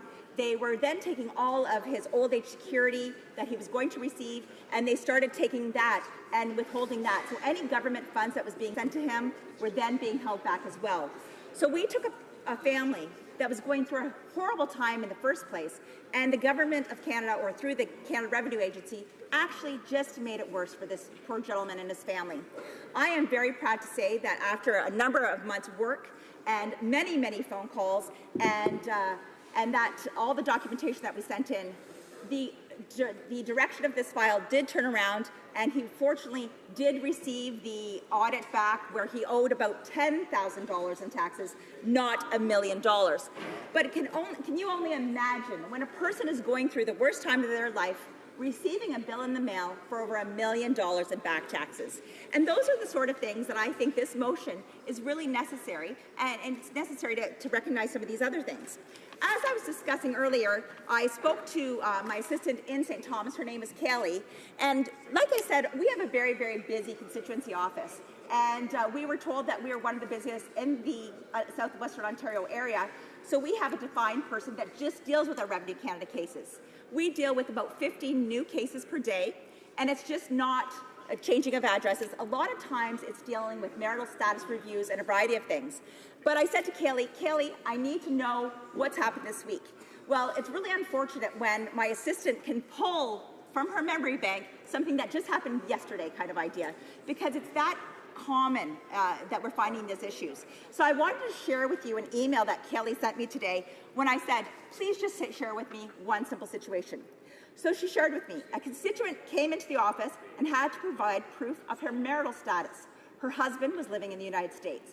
So she had to provide proof that the children were living with her and their marital status was single. She provided all necessary documentation and received back payment for the months of child tax benefit that she had missed. 2 months later, she came into the office with a letter from Canada Revenue Agency indicating that she had been selected for a random review to provide proof that she was the primary caregiver for the children once again. But CRA would not accept the documentation that they had received previously. So we have a situation here where it's a single mother who is going through a review, which is very, very common. And you know, it is important to have these reviews. When it comes to fraud, there is fraud that happens in the Canada Revenue Agency. But we're looking at one simple case where she had already proven that she had the primary care for her children.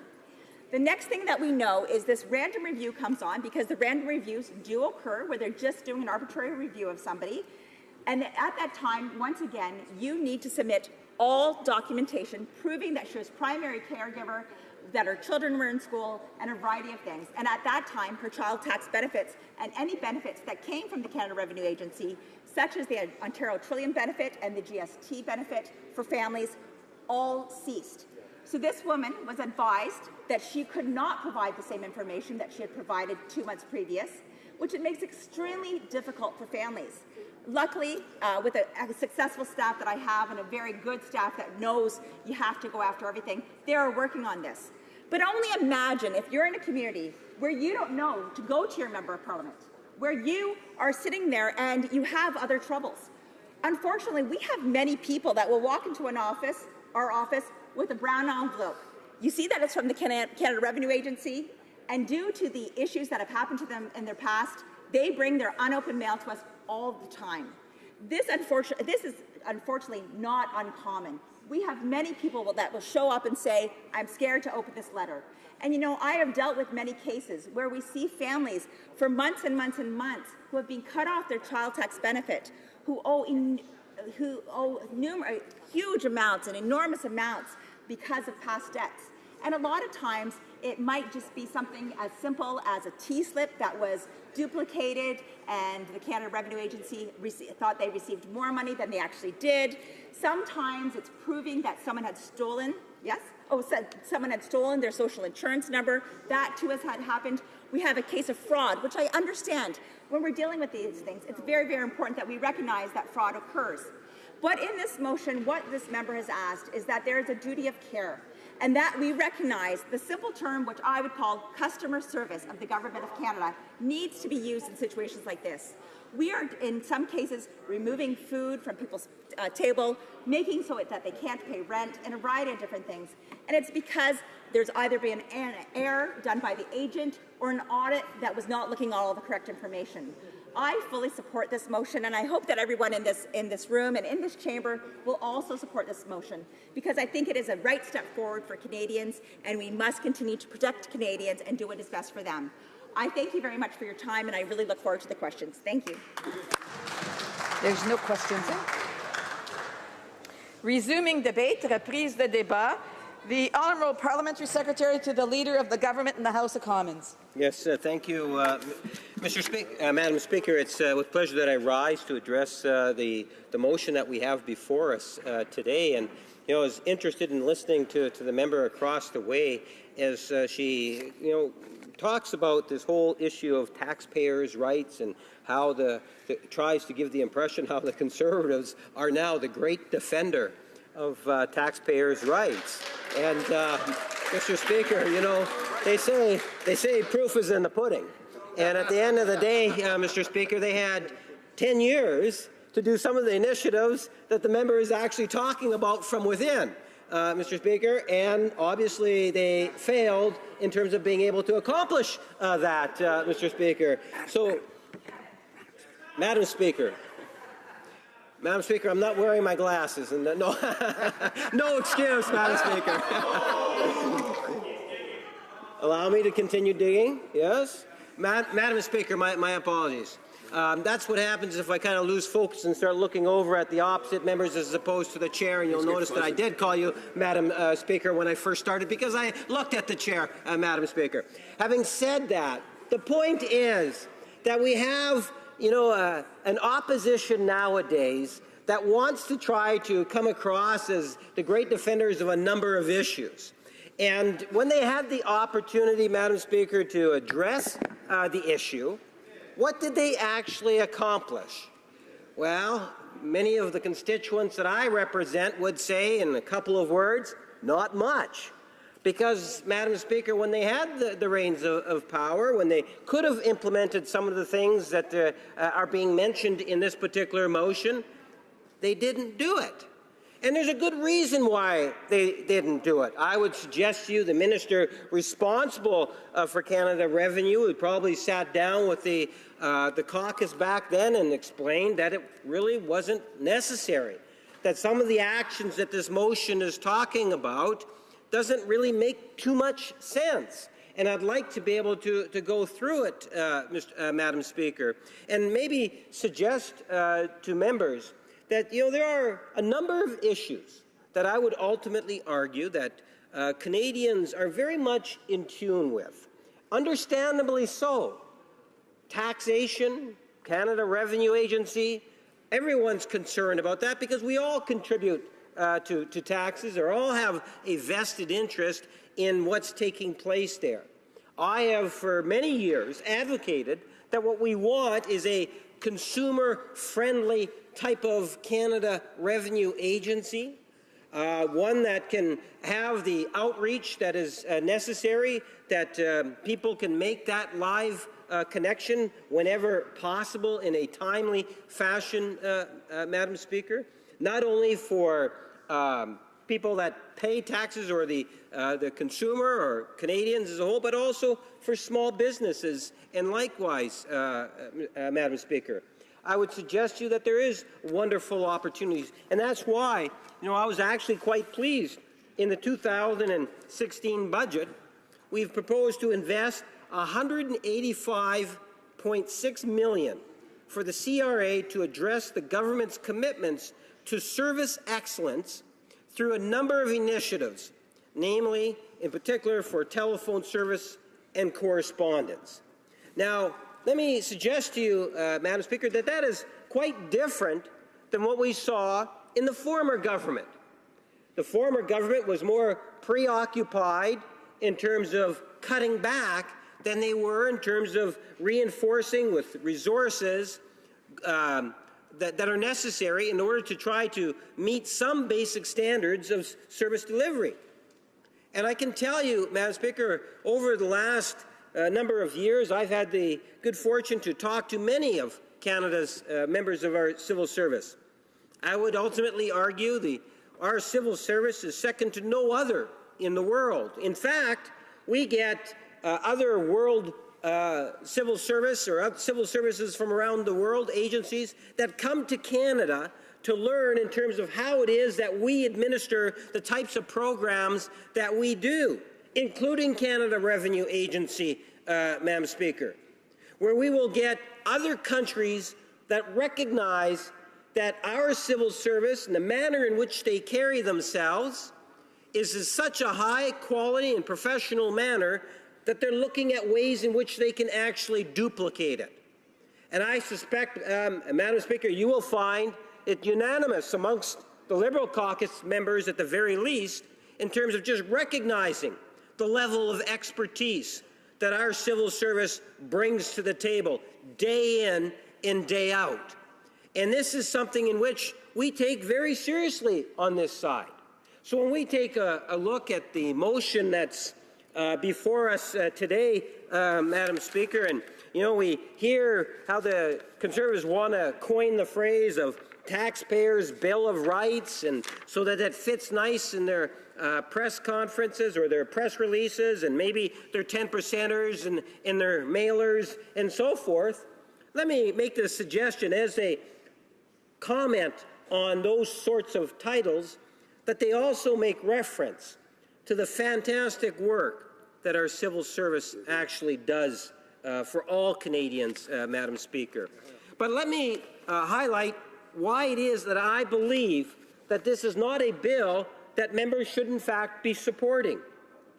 The Taxpayers Ombudsman reports directly to the Minister of National Revenue and is neither an advocate or the taxpayer, nor a defender of the CRA. Empowering the Ombudsman to order redress is inconsistent with other Ombudsman's officers appointed by Parliament who have no such authority, Madam Speaker.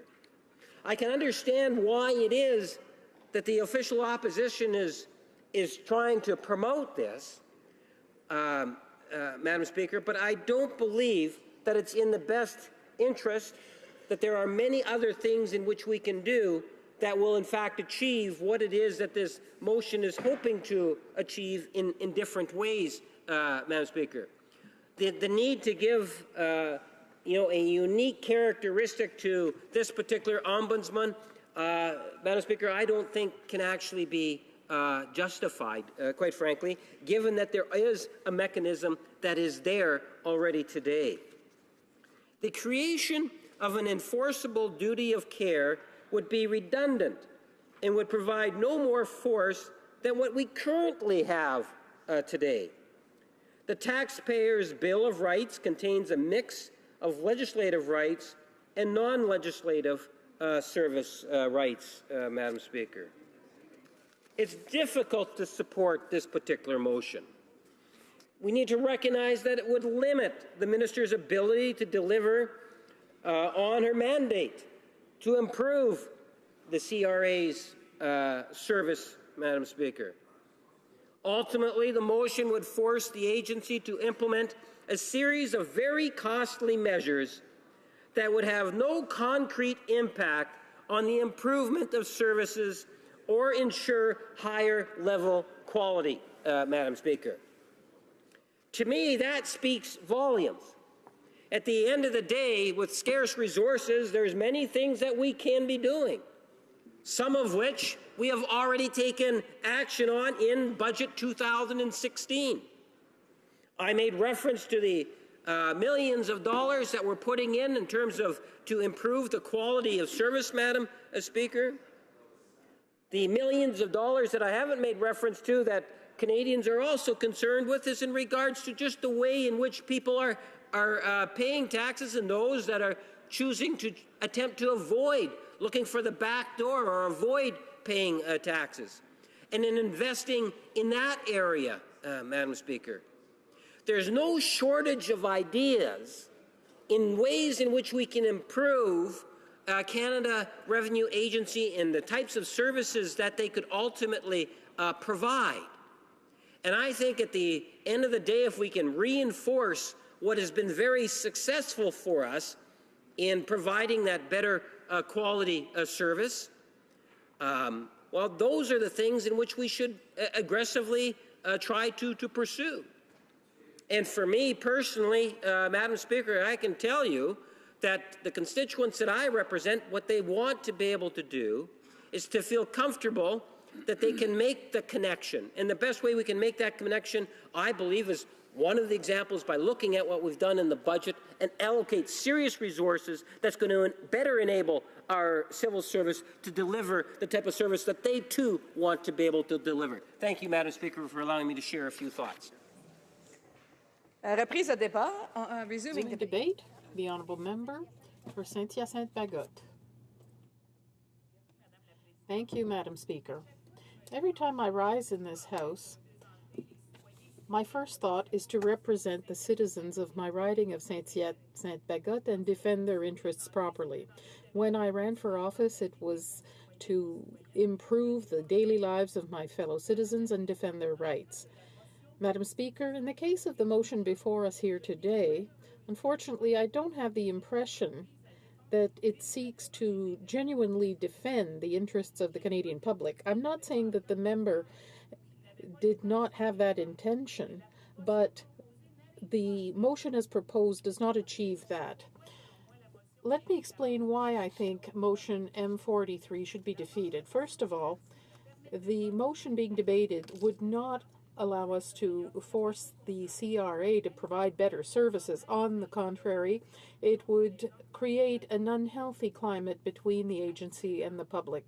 Right now, the public has a mechanism at its disposal when it feels it is wronged or feels it wants to file a complaint about the service. In case of dissatisfaction, the public can formulate a complaint through the complaints program or through the Taxpayers Ombudsman. I'll get back to the Office of the Ombudsman, but I'd like to explain more about the changes proposed in this motion and why it should be defeated. The amendments under the present motion in clauses 4, 8, and 9 of the Taxpayers' Bill of Rights would not only add a legal burden to the service provided by the public servants, but would also produce an unhealthy climate at the CRA. The motion seeks to amend articles of the Taxpayers' Charter of Rights in order to enable a citizen who feels that the CRA has not respected one of the 16 principles to have recourse before the courts. The CRA would therefore become a potential target. The Charter describes 16 rights and is based on the values of the CRA: professionalism, respect, integrity, and cooperation.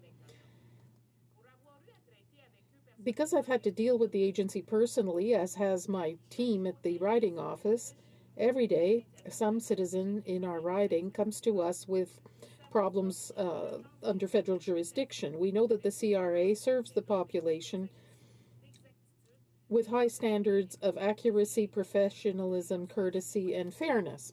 And when a citizen feels that his or her rights have been violated, or if the person is dissatisfied with the service received by the CRA, we urge them to file a complaint about service under the complaints program. If the citizen is not satisfied after the complaint has been examined, he or she can contact the Ombudsman for taxpayers and ask him to examine the complaint. So there are mechanisms in place and they work. I did say I would get back to the Ombudsman's office.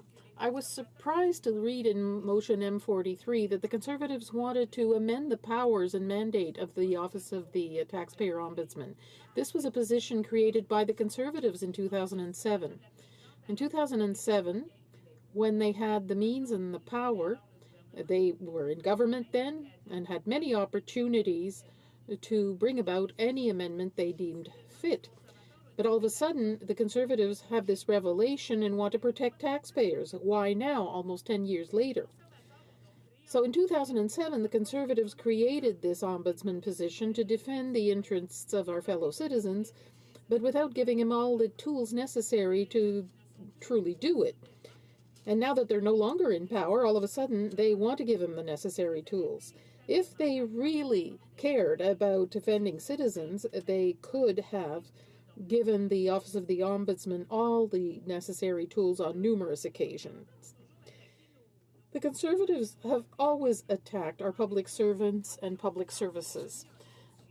By tabling this motion, they call into question the integrity and quality of service provided by these public servants. That's unacceptable. I'm very proud and grateful for the work of our public servants, and I personally want to thank them. As a matter of fact, Madam Speaker, allow me to open a parenthesis here. This week, we're celebrating National Public Service Week from June 12th to 18th. I'd like to take this opportunity to thank public service for their work and their dedication to public service. Our public servants from coast to coast provide high-quality work day after day and are highly professional. For that, we thank them sincerely. The problem is not the quality of the services provided by our public service, it's the resources they have to provide the service. The powers of the Ombudsman include evaluating the delivery of service only, and it's even explicitly stated that he can only examine administration or enforcement of tax legislation unless the examination deals with any question relative to services. The Ombudsman is not an advocate for taxpayers nor for the agency. His mandate is to impartially examine complaints that are unsolved and also determines whether taxpayers got accurate, clear, and complete information. The Ombudsman conducts an investigation and recommends corrective action if necessary. This approach allows citizens to avoid a process that may be very lengthy, complex, and very expensive. This is a fair and effective system that allows all Canadians to enjoy the same rights, not only those who can afford to undertake lawsuits. At the NDP, we believe that it is possible to improve CRA services. We believe that to achieve this, the government must give the CRA more resources to enable it to provide better service to the public and also ensure the accuracy of information that it transmits to all Canadians. We encourage the government to make the necessary investments, and we're prepared to cooperate to find solutions in order to improve services for all our fellow citizens. The government should provide more resources to the CRA to improve its service and to be as fair as possible. The NDP has always fought for high-quality, accessible service for citizens. The CRA still has a lot of work to do to achieve that, and we therefore encourage the government to make the necessary investments. Thank you, Madam Speaker. Resuming debate, reprise de débat, the honourable member for Flamborough-Glanbrook. Thank you very much, Madam Speaker. It's an honour and privilege always to speak in this chamber, and I'd like to thank my colleague from Calgary Rocky Ridge for this motion. I believe that my colleague tabled this motion with the best of intentions and with great practicality. And I'd like to say up front that I'm profoundly disappointed by the tone of the last two speeches that were partisan in nature rather than realistic in what actually happens in our constituency office. All of the members of this House, once they have just a few months of experience, know that one of the number one areas, there might be some differences, but one of the number one areas that all of us deal with are constituents who have concerns with Canada Revenue Agency. And those concerns end up being very emotional for them. I think it's very emotional for anybody whenever there's concerns with their bank account and their pocketbook. And the member from Calgary Rocky Ridge was simply trying to do the best that he could in a motion to the Finance Committee to make sure that some of those concerns are addressed. And listen, in the multitude of the concerns that come into our constituency office, fortunately, Madam Speaker, with a couple of phone calls, sometimes with faxes, because we actually have to use a fax machine in order to communicate with Canada Revenue Agency. My colleague over here seems to think we can't have any improvements. We're still using a fax machine to communicate with the Canada Revenue Agency. I think there's some improvements that we could do. But fortunately, most of the time with a couple of faxes and some phone calls, most of the situations are cleared up. However, as the honourable member from Calgary Rocky Ridge illustrated so well on April 18th with the stories of Irv from British Columbia, Doug from Alberta, and Janet from Ontario, there are times when the Canada Revenue Agency has wronged Canadians and stubbornly refuses to correct their errors, and even worse, causes significant financial and emotional strain on Canadian taxpayers. Yes, this doesn't happen often, but when you look at the details and circumstances of the stories illustrated by Irv, Doug, and Janet, I would argue that our goal should be that it shouldn't ever happen, Madam Speaker. Madam Speaker, this is why we have the Taxpayers Ombudsman and the Taxpayers Bill of Rights. Of that we can all agree, and for good reasons. What Motion 43 is seeking to do is simply to ask the Standing Committee of Finance to study ways to establish an enforceable duty of care from CRA to all Canadians by taking 5 very reasonable steps. Fair enough, you'd think. Madam Speaker, as Canada Day approaches, we know Canadians are mindful that we're all indeed very blessed and fortunate to live in this great land. It's a privilege that was hard-won by the courageous young women and men who defended our values in 2 world wars, Korea, Afghanistan, and many peacekeeping missions. A privilege that continues to be earned today by our women and men in uniform. Madam Speaker, with privileges of citizenship comes a duty to pay taxes so that our society can function in the caring, compassionate way that we all want it to function. I don't believe Canadians object to paying taxes when they believe they are fair and instituted democratically. And, Madam Speaker, when governments of any level respect the hard work that provided those tax dollars and spends the money wisely according to that respect. Fair is fair. Canadians are known around the world for fairness and compassion. Madam Speaker, that's why I take exception, along with my colleagues, to the comments made by the Parliamentary Secretary to the Minister of National Revenue in debate in this motion on April 18th. The Parliamentary Secretary noted that $185 million investment in a telephone technology and easier-to-understand correspondence at CRA. Madam Speaker, we accept that as good, but we do not accept that as enough.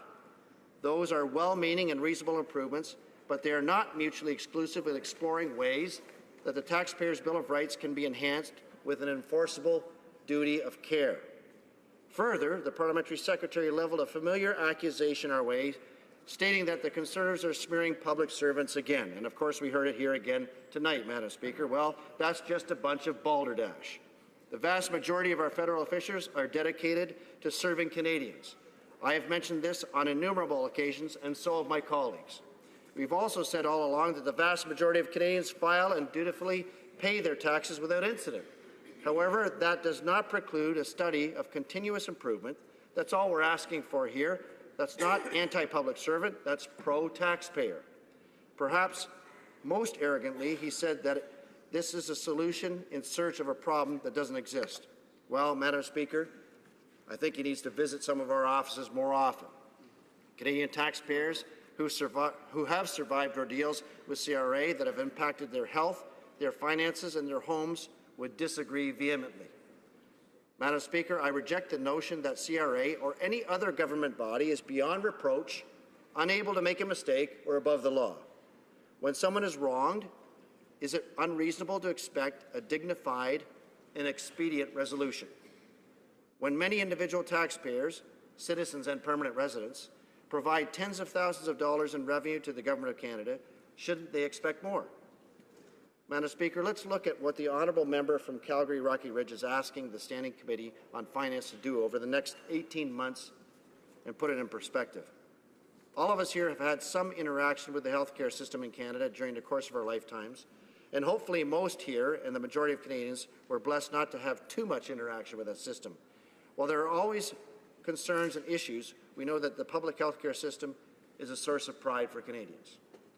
Madam Speaker, for the purposes of illustration, let me compare what we're asking for in this motion as if it were a critically ill patient in a Canadian hospital asking the same of the hospital's ombudsperson. We're asking for an enforceable duty of care between the CRA and individual taxpayers. Most hospitals already have such a code, and certainly the professionals who run them, the doctors and nurses, absolutely do. This is very reasonable. We're asking for the insertion of reasonable and necessary steps to avoid vexatious, malicious, and or grossly negligent actions. In healthcare, this is called a good bedside manner, quality administration, and avoiding malpractice. These are all good reason things to do, especially when it's a matter of life and death. We're asking to empower the taxpayer's ombudsman. By comparison, in a healthcare setting, a patient ombudsman would be automatically respected and given a deference she or he is due. And in more serious situations where there's medical power of attorney, it's enforceable by law. We're asking for service matters to be dealt with in a timely manner. In medicine, time is always of the essence, and again, it's not unreasonable. These are just 4 comparisons, Madam Speaker. However, I believe all members can see the point. This is not a solution in search of a problem, as the Parliamentary Secretary to the Minister of National Revenue so arrogantly called it. This is as reasonable a code for taxpayers as it is for patients, and we should aspire and embrace to this level of care. The Standing Committee on Finance would have 18 months to study best practices, consider the best approach, consult with experts, and that's entirely doable in 18 months. All we need is a political will to stand up for taxpayers. That is why, Madam Speaker, I urge all members who believe in servicing and representing the constituents who have come to see them in regards to CRA members, who believe in the best nature of Canadians that pay their taxes in support of the privilege and honour of citizenship, but who also believe in fairness for taxpayers, to vote yes to this motion and give the Standing Committee on Finance the mandate to support good customer service and accountability. That's all we're asking for, Madam Speaker. It's a reasonable request that this motion be approved by the House so that the Standing Committee can do the work and make good and reasonable improvements to the Canada Revenue Agency for all Canadians. Thank you very much. Resuming debate, reprise de débat. The honourable member for Calgary Rocky Ridge. Thank you, Madam Speaker, and I wish to thank the member from Glanbrook, also the members from London, Middlesex London, and Calgary Shepherd as well, for the excellent speeches that they have delivered in support of my motion. I thank those members very much. So, motion M43, it sets out to protect Canadian individuals, families, and companies from rare but potentially devastating incidents of gross negligence on the part of the Canada Revenue Agency. It seeks to do so by instructing the House of Commons Standing Committee on Finance to investigate and report on the best way to implement an enforceable duty of care owed by CRA to tax-paying Canadians. The motion recognizes the vast power the CRA has over individuals, families, and businesses, and so seeks to give the latter some recourse in a case of egregious abuse by the former. Mr. Speaker, this is a common-sense approach to a rare but nevertheless real problem. Madam Speaker, given the nature of this motion, which is only concerned with protecting Canadians from potential harm, it's very disappointing that the other major parties in this Parliament appear to believe that acts of gross negligence by a powerful government agency are not a problem. They appear to consider it beneath the attention of elected representatives to ensure that honest Canadians do not lose their livelihoods, their homes, their health, and all that they have worked hard to achieve due to an egregious error by the tax collector. Hear, hear. Unfortunately, the Honourable Parliamentary Secretary to the Minister of National Revenue has taken the position that the CRA complaint resolution systems are just fine as they are, and that abuses are adequately addressed by existing internal mechanisms, and perhaps any lingering service complaints could be just cleared up by additional money. This is both shamefully naive and completely misses the point of this motion. That's right. M43 does not aim to replace the internal complaint and objection process. It addresses cases of gross negligence, abuse, malice, and frivolity which the internal systems as they exist cannot handle. Neither I nor my motion cast aspersions on CRA's internal objection and redress mechanisms, nor do I or my motion deny the good work done by the dedicated and professional employees of the CRA. Indeed, the troubleshooting team members who help with our constituents typically provide first-rate service. But even if they can help correct issues for the most part between CRA and constituents, they cannot order redress for ruined lives when rarely, but nevertheless, when it does happen, when we have cases of gross negligence. Along with clearer communications, the Liberals promised to make CRA more, quote, client-friendly and transparent, end quote. Yet they appear opposed to a measure to keep the tax collector accountable to the taxpayer. What could be more client-friendly than enshrining in law a duty of care requiring CRA to consider Canadians' interests? Liberals talk about improving the tax-paying experience, but when we give them a gift-wrapped opportunity to keep their own election promise to do so, the parliamentary secretary calls it a solution in search of a problem. As much as I may approve of Liberal proposed measures to make the CRA easier to interact with, a case of gross negligence cannot be solved by making the forms easier to understand. Equally disappointing, Madam Speaker, are the statements made by members of the NDP.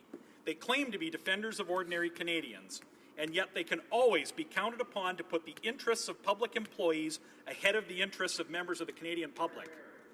My colleagues on the left of these benches first tried to derail this motion on weak procedural grounds that were actually a repudiation of their parliamentary prerogatives as fellow private members. Then, the members of the member that spoke earlier, as well as the member from Jonquière who spoke in April, and shamefully also now the member from Winnipeg North, attacked this motion by mischaracterizing it as an attack on government workers, when this motion is simply an accountability measure to protect Canadians. Madam Speaker, we were elected in this House to legislate. Are the workers in the executive branch not there to execute the laws passed by Parliament? Is it not an MP's role to set standards of behaviour for government agencies? If we don't do it, who will? That's our job. I don't know why members of the NDP and some members apparently of the Liberals as well want the government and its agencies to be unaccountable. Do they not understand why they are here? Mr. Speaker, or Madam Speaker, let me conclude by mentioning that the members of this House have an opportunity before them to support a motion that will ensure a powerful government agency is accountable to the individual Canadians that it serves and not just to the Crown. They can fulfill the aspirations contained in the Taxpayers' Bill of Rights and ensure that a Canadian taxpayer can be made whole when they become a victim of gross negligence. Thank you, Madam Speaker. Well done. La Chambre est-elle prête à se prononcer? Is the House ready for the question? The question is the following one. Mr. Kelly, seconded by Mr. Kamik, move that the Standing Committee on Finance be instructed to undertake a study to prepare and bring in the bill and to report to the House on A, the steps necessary. Shall I dispense?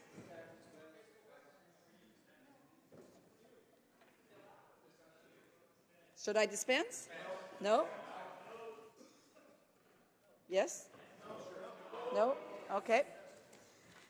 That the steps necessary to establish an enforceable duty of care between the Canada Revenue Agency, CRA, and individual taxpayers, the steps necessary to make the provisions of the Taxpayer Bill of Rights legally enforceable, such as by amending the Canada Revenue Agency Act to establish a duty of care owed by the employees of CRA to the taxpayer when performing duties and functions under all revenue-related law, with the standard of care being defined as the rights contained in the Taxpayer Bill of Rights. C. The steps necessary to amend the Taxpayer Bill of Rights with the following changes. 1. In Right 4, add the requirement that CRA take reasonable and necessary steps to avoid frivolous, vexatious, malicious, and or grossly negligent actions toward taxpayers. 2. In Right 8, add the requirement that information provided by CRA via any means, including but not limited to correspondence, telephone calls, and its website, be accurate, reliable, and in compliance with all applicable revenue law, and add the requirement that information provided by CRA to taxpayers by telephone be followed within a reasonable time by the same advice in writing.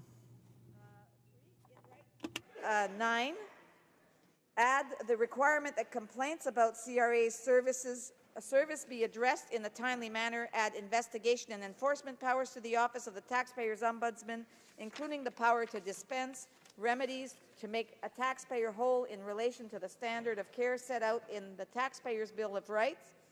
4, or if the changes mentioned in 1, 2, and 3 are not possible, to add the additional rights mentioned in subsection 1, 2, and 3 as new rights. D, as the steps necessary to empower the Office of the Taxpayers Ombudsman to direct compliance with tax court rulings or formal decisions on specific cases. And E, the steps necessary to impose reasonable limits on the rights forming the standard of care and duty of care created by the sections above, and that the committee report to the House no later than December 15, 2017, provided that in its report, the committee shall recommend the principles, scope, and general provisions of the said bill, and may include recommendations regarding legislative wording, and that the tabling of a report pursuant to this order shall be an order to bring in a bill based thereon, and when the member of Calgary Rocky Ridge, in proposing a motion for a first reading of a bill, states that the bill is in response to the recommendations contained in a report pursuant to this order, the second reading and subsequent stages of the bill shall be considered under private members' business, and the bill shall be placed immediately at the bottom of the order of precedence of private members' business as a votable item in the name of the member for Calgary Rocky Ridge. Plaît-il à la Chambre d'adopter? Is it the pleasure of the House to adopt the motion? Que tous ceux qui... All those in favor of the motion will please say yay. Say nay. In my opinion, the nays have it. Conformément à la... Pursuant to Standing Order 93, the recorded division stands deferred until Wednesday, June 22, 2016, immediately before the time provided for private members' business. À l'ordre, à ce moment... Order. Pursuant to Standing Order 38, a motion to adjourn the House is deemed to have been moved and seconded at this time. As a result, the question is the following one, that this House do now adjourn. Honourable member for Carlton Trail, Eagle Creek. Thank you, Madam Speaker. Tonight I'd like to once again call upon the government to reverse a decision it made on November 12, 2015 to overrun a City of Toronto process to determine the future of the Billy Bishop Airport. This issue remains relevant. The Liberals can still choose to remove their veto and allow the City of Toronto and Ports Toronto to move forward in their process to decide on the future of the island airport. I'd like to take this opportunity to respond to a number of comments made by the Parliamentary Secretary to the Minister of Transport during a previous debate. She noted that reopening the Act would allow any capable jet aircraft to use the airport. The member opposite should know that reopening the tripartite agreement would not allow an unlimited number of jumbo jet aircraft to land at the island airport. Reopening the agreement would have no bearing on the noise allowance at the airport, the number of daily landing slots, or the daily curfew, unless all the parties listed in the agreement choose to amend these. If an airline cannot operate within the City of Toronto's strict rules governing the airport, their aircraft should not be allowed to land. The Parliamentary Secretary also erroneously claimed that the sole reason for supporting the reopening of the tripartite agreement is to benefit Bombardier. I support reopening the tripartite agreement for the following reasons. The City of Toronto should have the primary say in determining whether the airport should be allowed to expand and lift the jet ban. As a former mayor, I believe that I understood the needs and concerns of my community better than the federal government did. If the member opposite is so convinced that the Toronto City Council is opposed to the airport expanding its runway and lifting the jet ban, she should have no issue with allowing them to have that vote. Airports help create economic and industrial hubs that create jobs and increased opportunities for local businesses and residents. That's why nearly every Canadian city is trying to bring new carriers to their airports. I'm sure that all of the Liberal members who regularly fly to Ottawa from downtown Toronto can vouch for the convenience of a centrally located airport that serves many destinations. Businesses take advantage of this, and that's what drives jobs and economic growth.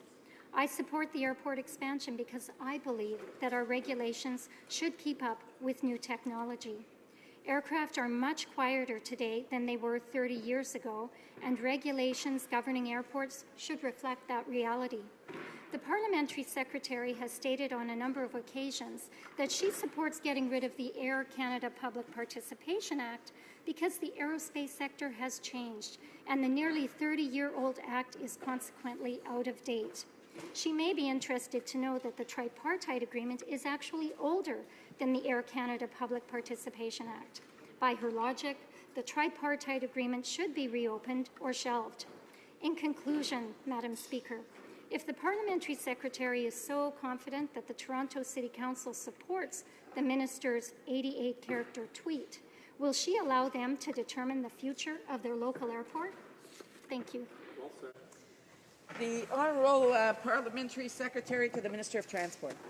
Thank you, Madam Speaker. The Honourable Member for Carleton Trail, Eagle Creek, has asked once again why the government did not support the expansion of Billy Bishop Toronto City Airport. As has been said on several occasions already, this government had the courage to make a decision regarding Billy Bishop, while the previous government did not. Further, this government believes, as has also been said before, that the current tripartite agreement strikes the right balance between commercial and community interests, including the evolution of the waterfront. With a jet-capable airport close by, it still believes there was no compelling case to change the current approach. Repeating the rationale for the government's decision should be unnecessary. This government considered the interests of the people who reside in the vicinity of the airport, who work in the area, and the much broader population of Toronto who come to the waterfront and the Toronto Islands for a break to enjoy themselves. The Billy Bishop Toronto City Airport has been doing well. It has grown remarkably in a short period of time. Porter Airlines, the primary carrier operating from that airport, has demonstrated remarkable entrepreneurial spirit and will continue to do so. I am sure they will continue to show their initiative and determination to succeed. I am equally sure Bombardier will show its initiative and determination to succeed. As has been said before, the new Bombardier C-Series is a remarkable aircraft. Report after report takes that view.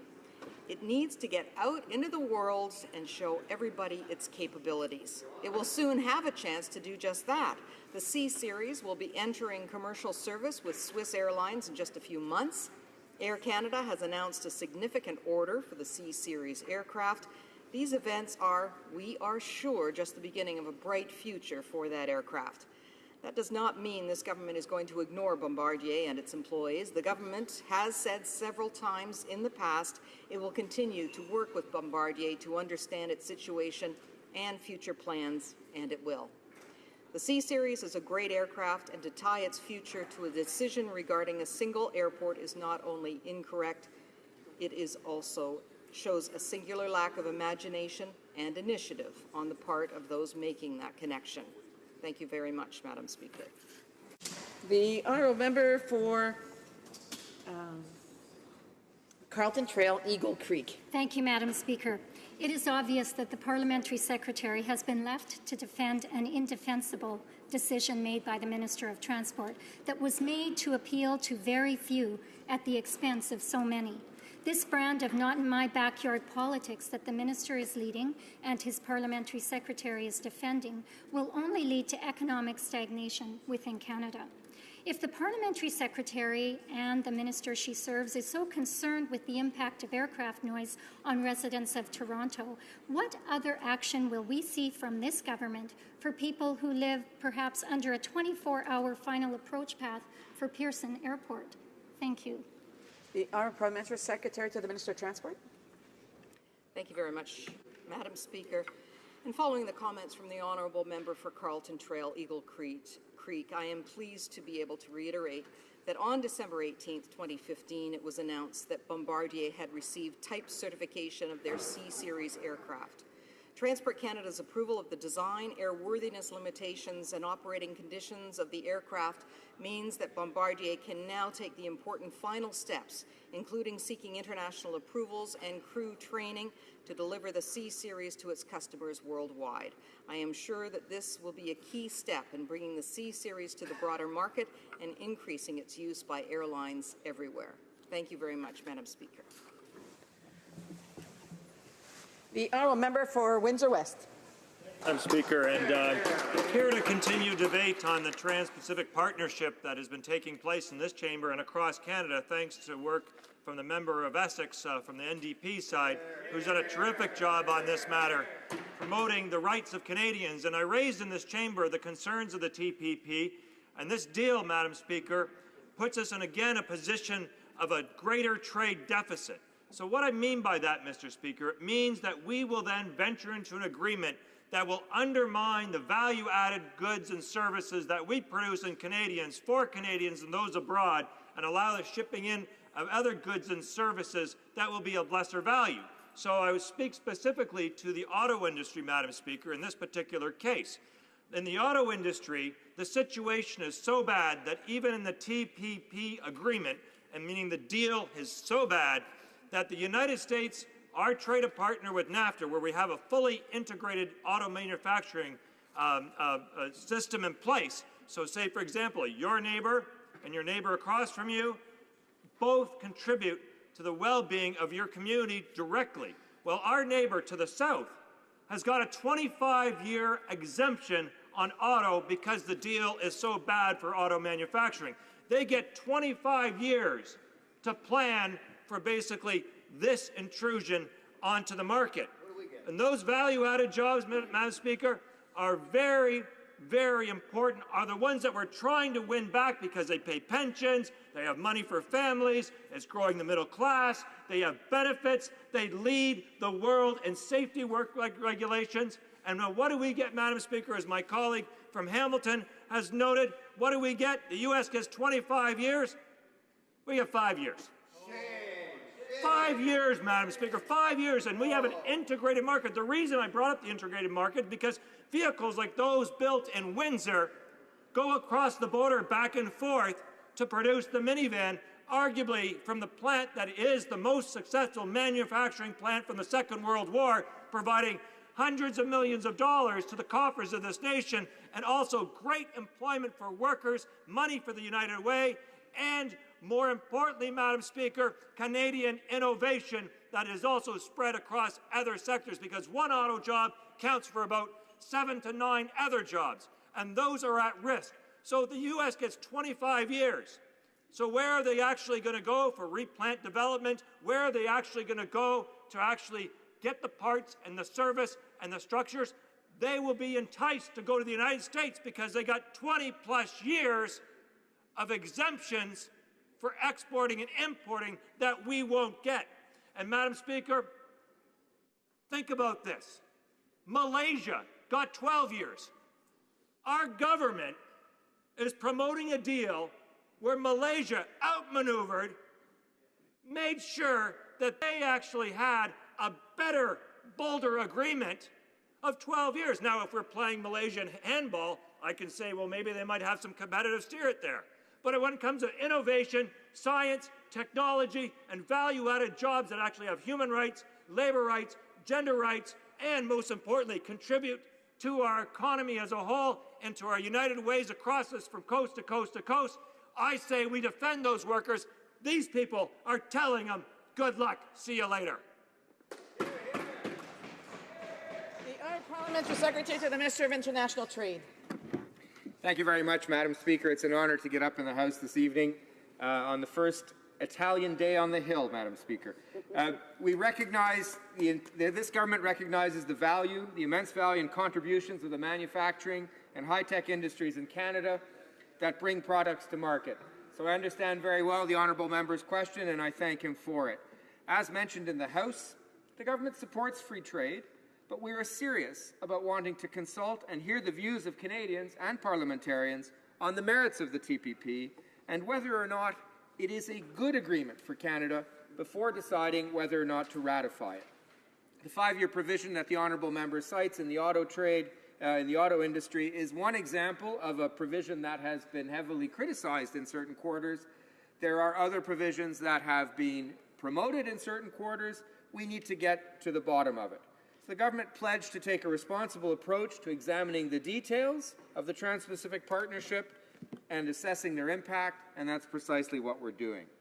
The Minister of International Trade has engaged in consultations across the country as have I as Parliamentary Secretary, and the government has committed to bring forward the TPP to a debate and discussion here in the House to hear from all members of Parliament representing the people of Canada. The Minister of International Trade is also working closely with her colleagues whose portfolios could be affected by the TPP, and together they are engaging with Canadian stakeholders to hear what they have to say. This is a whole-of-government effort.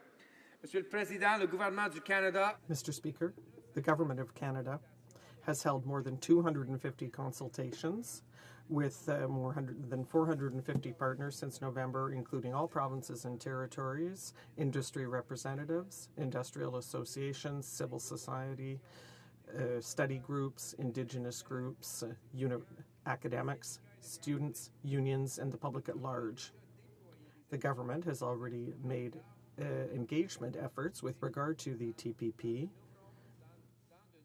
in numerous Canadian cities, including Vancouver, Toronto, Guelph, Montreal, Quebec City, Edmonton, Halifax, Moncton, Charlottetown, Oakville, Windsor, Winnipeg, and Regina. The Minister of International Trade has also held a town hall in Montreal last week in order to learn about the public's viewpoint on the TPP. She is meeting tonight with Torontonians on this subject. Parliament's Standing Committee on International Trade is currently studying the TPP on its own and holding consultations with Canadians across the country as part of its outreach to Canadians. Those who have views to share are encouraged to submit written comments to the committee for their consideration. The government signed the TPP in order to ensure that Canada remains at the table. Government of Canada is able to continue consulting with Canadians. As the Minister of International Trade explained in her open letter to Canadians, signing the TPP was only a first step and did not equal ratification. Signing the agreement has allowed us to continue these consultations with Canadians and hear all views before we consider whether or not the TPP is in Canada's best interests. Nous avons ainsi l'occasion. We thus have the opportunity to hear from different sectors and the Canadian public on this topic, and so they can express their concerns and opinions. It is for that very reason that we are holding these consultations. We've heard the opinions of those who support the TPP, people who have concerns about it, and people who are still undecided. Madam Speaker, we look forward to updating this House. The honourable member for Windsor West. Thank you, Madam Speaker, and I thank the Parliamentary Secretary mentioning Italian Day. Ironically, Madam Speaker, Italians were helped to build the auto industry in my community, and 6 blocks of Erie Street of fine, wonderful Italian cuisine are under risk from job losses from the fact that this government and the previous one and the previous, their own government, have not supported the auto industry. We do not have a national program, and it was the Liberals signing the NAFTA free trade agreement that killed the auto pact, which helped build this country. And it's, Madam Speaker, I think it's very important to note that it hasn't taken too long for the shelled speeches to basically be removed with the blue labels and then resurface now with the red labels around them that have to pull and take off and actually speak the line of the government versus a real debate in this House of Commons. And, Madam Speaker, that's very important because the reality is when they sign this agreement, the agreement now holds. They cannot change the agreement. So consultation, as you call it, is nothing less than basically hearing back but no input. And I'll conclude with this, Madam Speaker, is the Parliamentary Secretary said this, get to the bottom of it. And that's what's going to be our auto industry. Parliamentary Secretary to the Minister of International Trade. Speaker, I don't share the honourable member's view about getting to the bottom of it.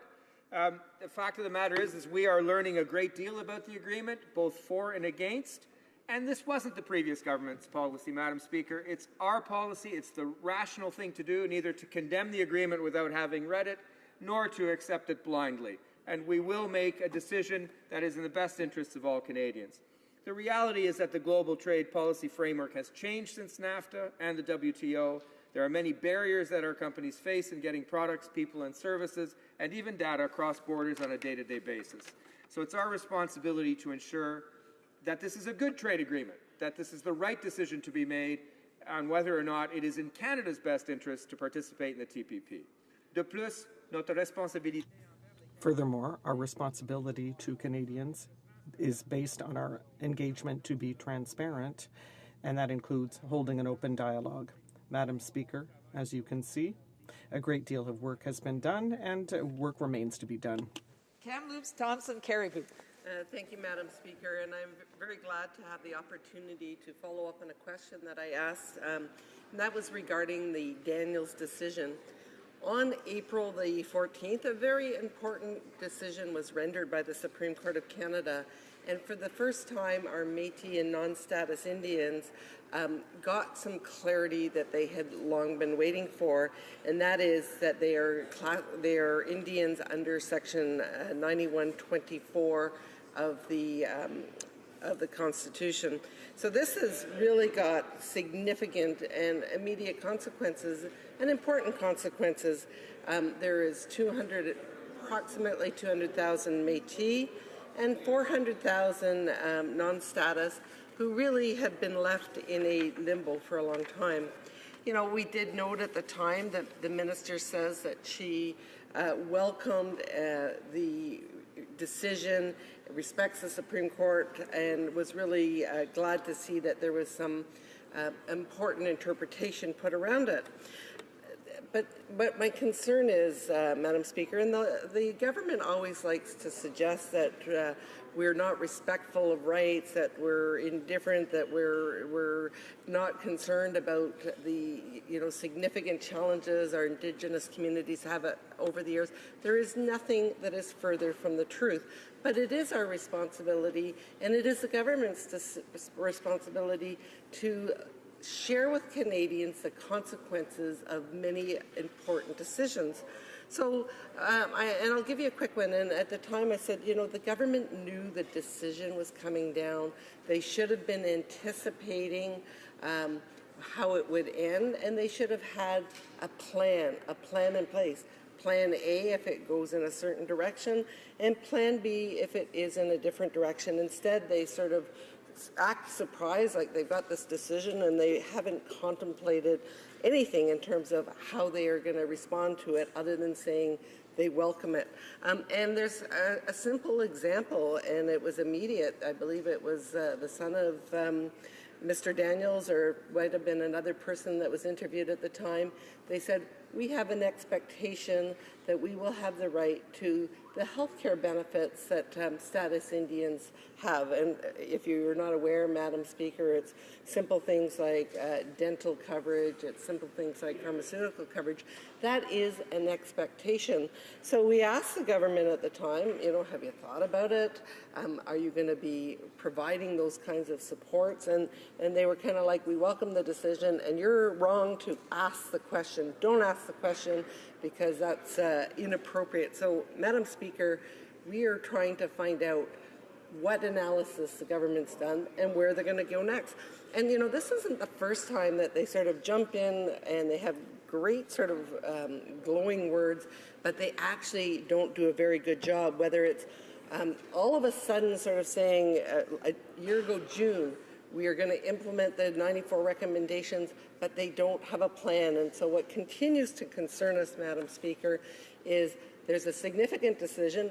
We're now 2 months later, so perhaps tonight we're going to get a little bit more detail other than the general statements that we always get in terms of what the government's going to do in response to this very important decision. Parliamentary Secretary to the Minister of Indigenous and Northern Affairs. Thank you, Mr. Speaker, and I'm pleased to respond to the question from the honourable member for Kamloops Thompson Caribou. I want to begin with a few words about this historic ruling, acknowledging, of course, that we are gathered on traditional Algonquin territory. The Supreme Court of Canada has made a landmark decision on a very important issue for Métis people, for non-status Indians, and for this country. Close to 32% of Indigenous peoples in Canada self-identify as Métis people, representing communities in Ontario, Manitoba, Saskatchewan, Alberta, and British Columbia. And non-status Indians represent over 200,000 people in this country. In every case, they deserve clarity, and they deserve our partnership, not the jurisdictional tug-of-war that they have experienced for far too long in Canada. That is why I want to thank the Supreme Court for bringing the much-needed and long-awaited clarity to this important issue. The Government of Canada welcomes and will respect the decision. We are committed to working in partnership with all Indigenous peoples impacted by the decision, along with partners, to ensure that we are following the court's direction in implementing this judgment. And as with any historic ruling, Mr. Speaker, the government and all those impacted must take the time to review the decision carefully. It is premature to assign costs and timelines to this important issue at this juncture. Following court direction and ensuring careful review is paramount, and making progress will require cooperation and genuine partnership in order to advance this important dialogue and map the way forward together. Indeed, the government has already been working on renewing the relationship with the Métis and non-status Indians.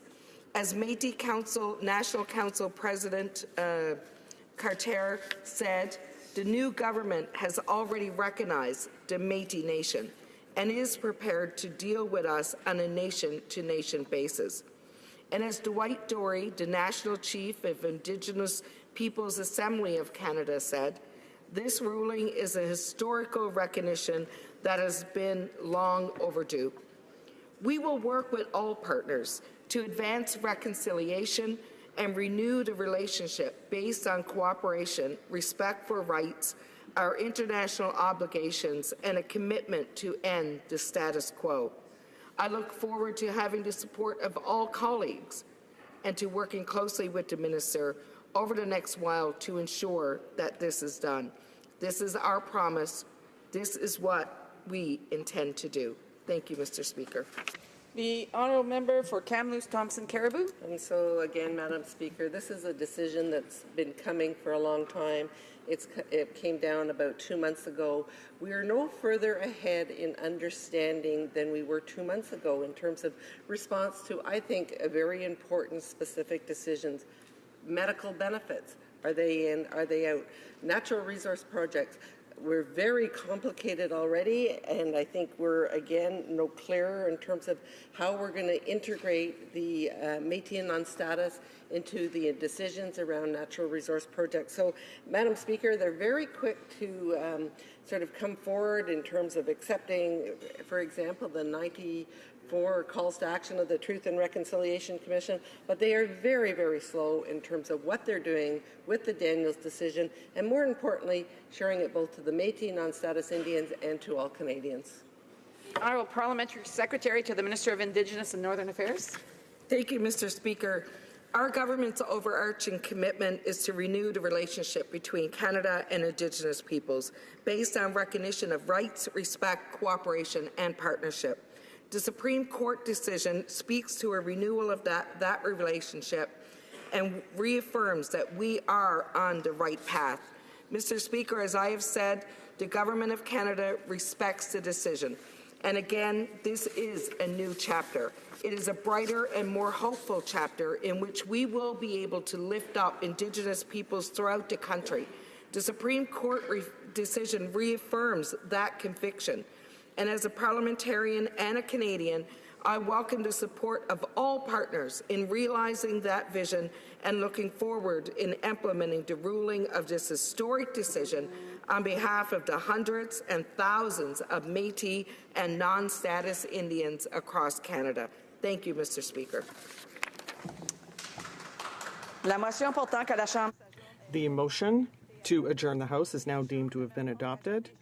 Therefore, the House stands adjourned until tomorrow at 10 o'clock, pursuant to Standing Order 24-1.